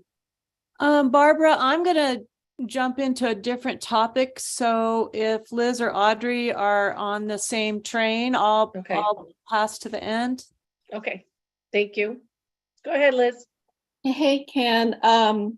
Thank you for that update. I too have read a lot of my of riparian, and I'm sold that, you know, planting a riparian is a really, really good thing, and it has multiple benefits above and below the soil. So I'm just wondering, and you know, TNC has been a great partner. They're very practical people, really down to earth, and you know, and are always good to their promise. But I'm just wondering, there are calculators in many places. Do we think that this $100,000 will really make a substantive difference, you know, for the people of Oregon, and go deep enough, you know, to, you know, make that difference? I'm just trying to figure out what the delta is here on that investment of $100,000. And at the end of that, do people, if it isn't enough, will it just be coming back at the end of the project saying, you know what, we need to do more? So I'm just trying to figure out the benefit of going deeper in the calculator, and in practicality, how will it be used? So yeah, that's my question. Yeah, thank you. Again, Ken Fetcha, OWEB's Effectiveness Monitoring Coordinator. So again, this project is underway, and we are asking to provide additional funds to support it. And really the part that we are asking them to add additional work is around the riparian condition.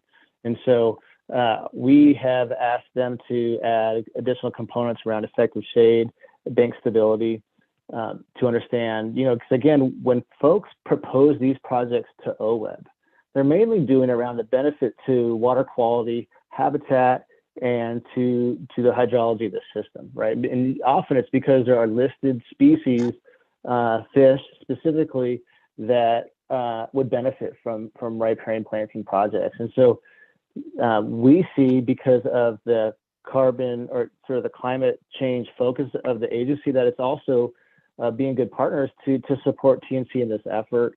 Again, there are specific climate mitigation goals that have been set forth by the Oregon Global Warming Commission that are teamed back to the governor's executive order on climate change to understand how natural and working lands will meet some of these carbon sequestration goals. And so I think the idea that I understand, and I see Audrey has a hand up, that we need accurate information for the state of Oregon to have informed estimates of what these actions will do. And whether or not the calculator in California is good enough, and will this be better, and is that much better or less better, or is that really valuing the state? I think time will tell. I can't first, you know, really tell you with certainty if that will happen or not, but we have great confidence in the Nature Conservancy and the team that are working on this. And so that's why we had brought it forth for your consideration. Audrey. Yeah, thank you. For the record, Audrey Hatch, Conservation Outcomes Coordinator, and I concur with my colleague Ken Fetcho regarding the utility of the data under the natural and working lands kind of recommendation. But I wanted to touch upon Board Member Marshall's question a few minutes ago and just note that under one of the governor's climate priorities that were funded in 2021, Oregon State University has a grant to map the soil carbon potential. They're really focused on Sherman, Gillum, Morrow, and Umatilla counties, but they're using NRCS data to calculate kind of carbon saturation deficits in topsoils. And as part of the conversation regarding the riparian revegetation effort that Ken spoke about today, I believe Dr. Rosegraves was in touch with the Oregon State researchers to see if there was any information that could be shared among projects. So just wanted to note that. Thank you. Thank you, Audrey. Stephanie, and then Kelly. Just for the record, Stephanie Page, Deputy Director, just wanted to note that I think folks are both correct in that there are a lot of data already on sequestration potential, particularly in forested riparian areas, and we still have significant data gaps in terms of sequestration potential for a lot of landscapes in Oregon, particularly agricultural landscapes, and it's just due to the diversity of soils and climates and just the regional differences in cropping around the state. So there are quite a few areas where information is still missing, even though there are areas where we have good information too. Thank you, Stephanie. So Kelly and then Mark. Hi, Kelly Coates, tribal representative for the record. I think this is really interesting and intriguing. And I noticed, Ken, you mentioned that they're also going to be doing some bank stability, canopy covers, stream side, canopy overhang, vegetation structure, diversity. So we've added some of that in there as well. And I know we're looking at this from a carbon storage side of things, but there's a paper that I've actually been citing quite a bit lately by Wang Zell et al. In 2019, and I can send that to you, where they projected stream temperatures in the Middle Fork John Day River using models into the future, looking at climate change projections, flow, ambient air temperature, and the amount of canopy cover over the stream. And some of what their models actually showed is that we can mitigate for increasing stream temperature, even in the face of lower flows, with a certain amount of riparian canopy cover. And so I know that we're looking at this from a carbon sequestration standpoint, but if we're looking at this from, our climate lens, it may be worthwhile to just kind of look at that paper and see if we could potentially fold in a little bit of that to this, or just use it as a reference. I'm just bringing it up. I'm not trying to throw a wrench or another metric to measure into this by any means, but just to look at it a little bit more holistically and just think about it from that end of things as well. So thanks. Yeah, thanks, Kelly. And I'm glad you found that paper. OWEB actually supported Steve's work with the PhD student Musa Diabat. So we funded that in the Middle Fork John Day River intensively monitored watershed. Very familiar with the authors and the paper. And so again, we are having them measure effective shade. So without effective shade, you don't have a temperature benefit. So that again incorporates the aspect, incorporates where on Earth that actual project lies, and the topographic shading and relief of the area. And so that, and as I mentioned in my presentation, DEQ is really interested in effective shade associated with riparian plantings. And so that will be measured, and there's going to be a lot that we can do with that once we have that information. But without effective shade, you cannot predict the impacted temperature. Right, Mark. So Ken, so and maybe I need to clarify, and I might need to eat some of my words here. I've participated in a number of research projects, provided funding and from ODF standpoint for topographic shading on streams, but it was all forest. So I'm hearing from Stephanie that this process is not just forest land, and if that's correct, is there a certain like percentage that they're going to go out and look in ag areas, Eastern Oregon, those kind of things? I was not referring to those studies. I'm very familiar with the forested research projects and papers that are peer reviewed that address this kind of thing. So if there is a deficit in, up high desert, riparian areas, and there's a deficit of information there, I'll need to retract what I said, because I was referring specifically to forestry. Help me understand. Yeah, well, again, this is Ken Fetcho, OWEB Effectiveness Monitoring Coordinator. Thanks, Mark, for that. And I really appreciate Stephanie, chiming in to help me out here.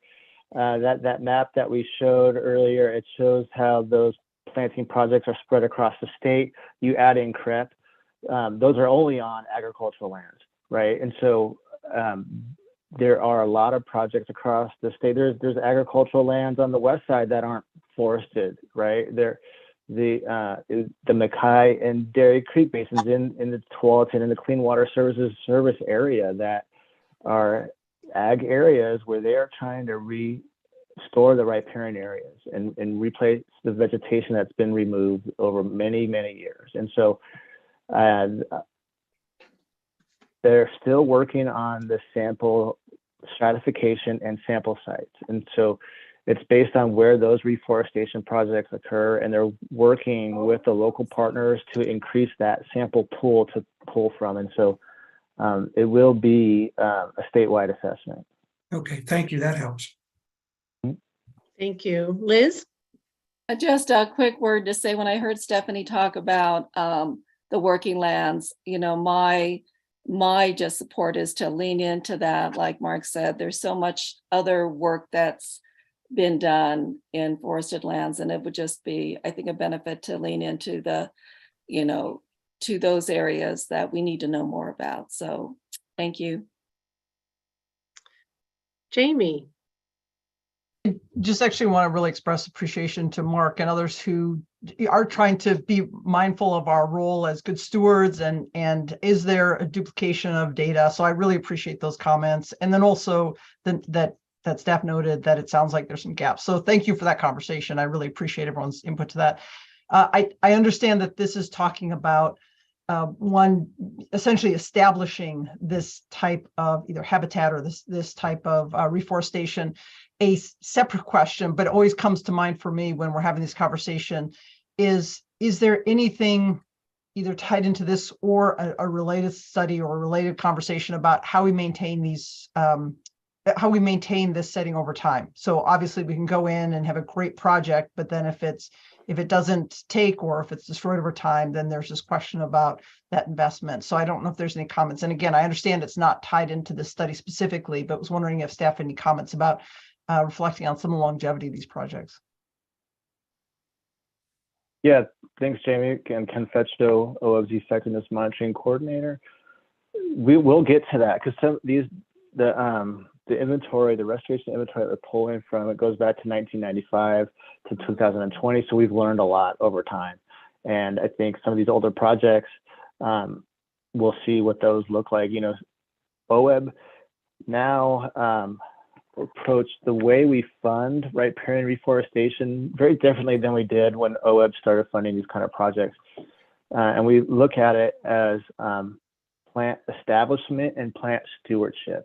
And so what we've learned is that it's not just 1 year of planting and then you're done, but there's actually a whole series of actions that occur from site prep to site planting, but also treatment to get those plants established. Sometimes there's competing vegetation that need to be treated. And then there's also plant mortality. We have to go back and replant in areas. And so we are learning a lot. And I think the projects that partners that work on these projects have these communities of practice where they're sharing this information and are adapting their methods and planting approaches to be more successful over time.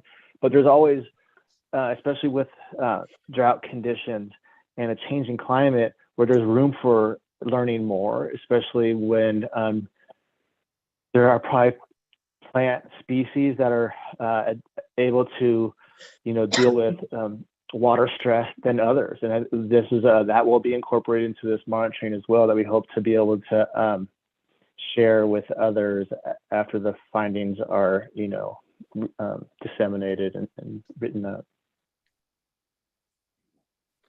Thank you, Ken. Any other questions or comments?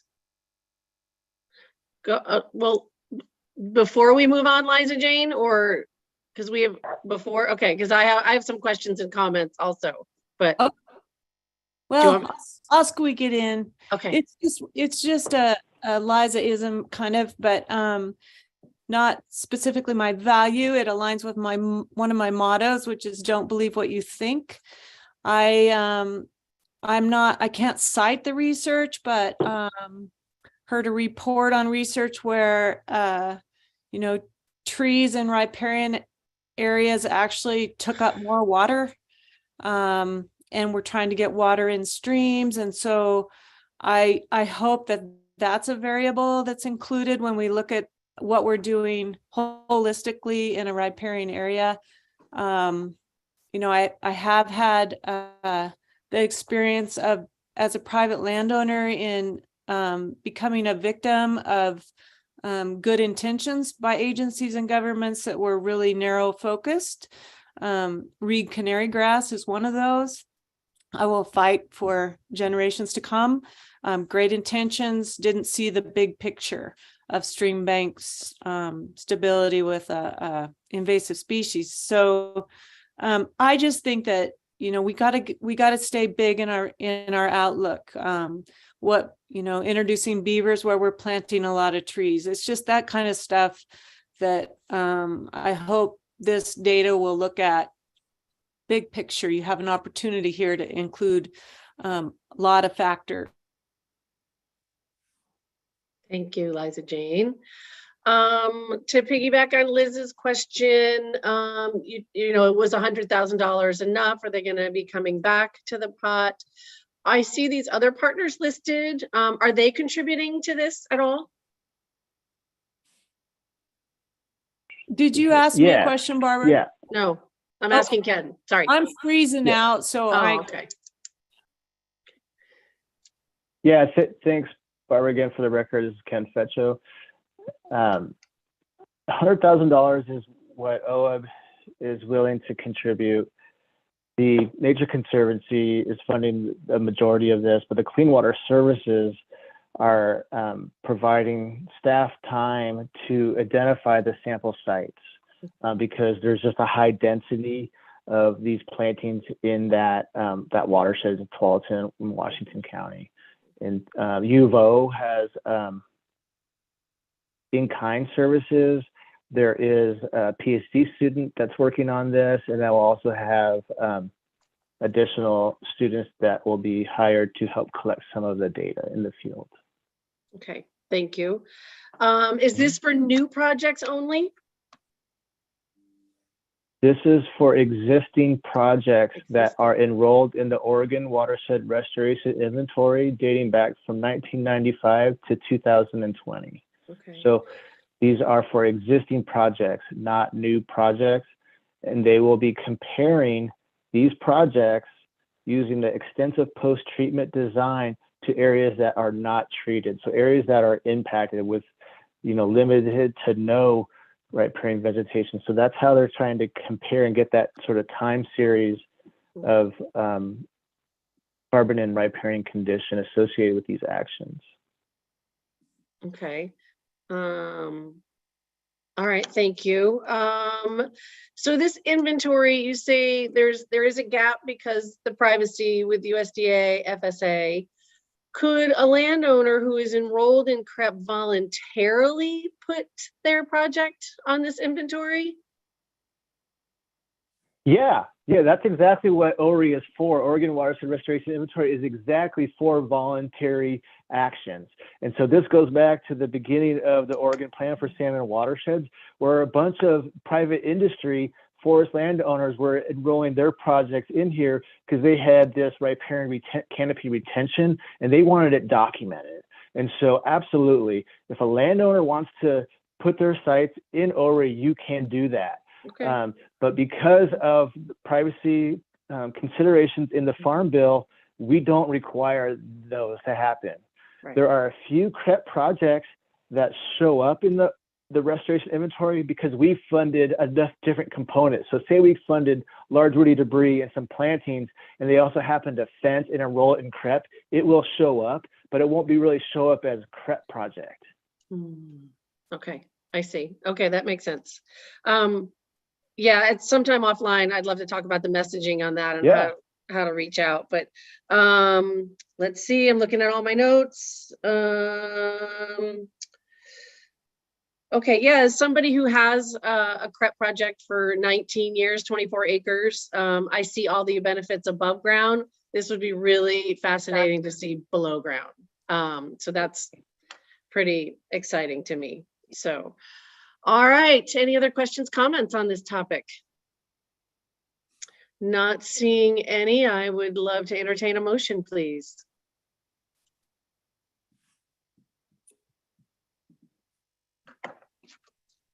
Really, you guys want to stay online longer? I'll make the I'm motion. just kidding. Okay. This is Meg. I move the board award up to $100,000 for monitoring of carbon and riparian conditions associated with riparian planting restoration projects with funds from the qualifying conservation outputs and outcomes line item of the OWEB spending plan, and delegate to the executive director the authority to distribute the funds through appropriate agreements with an award date of January 24th, 2023. This is Jamie, I'll second it. I'm sorry, Gary, go ahead, Liz. I defer. Yeah, thank you, Jamie. And Liz seconds. All right, it's been moved by Meg, seconded by Liz. Is there further discussion?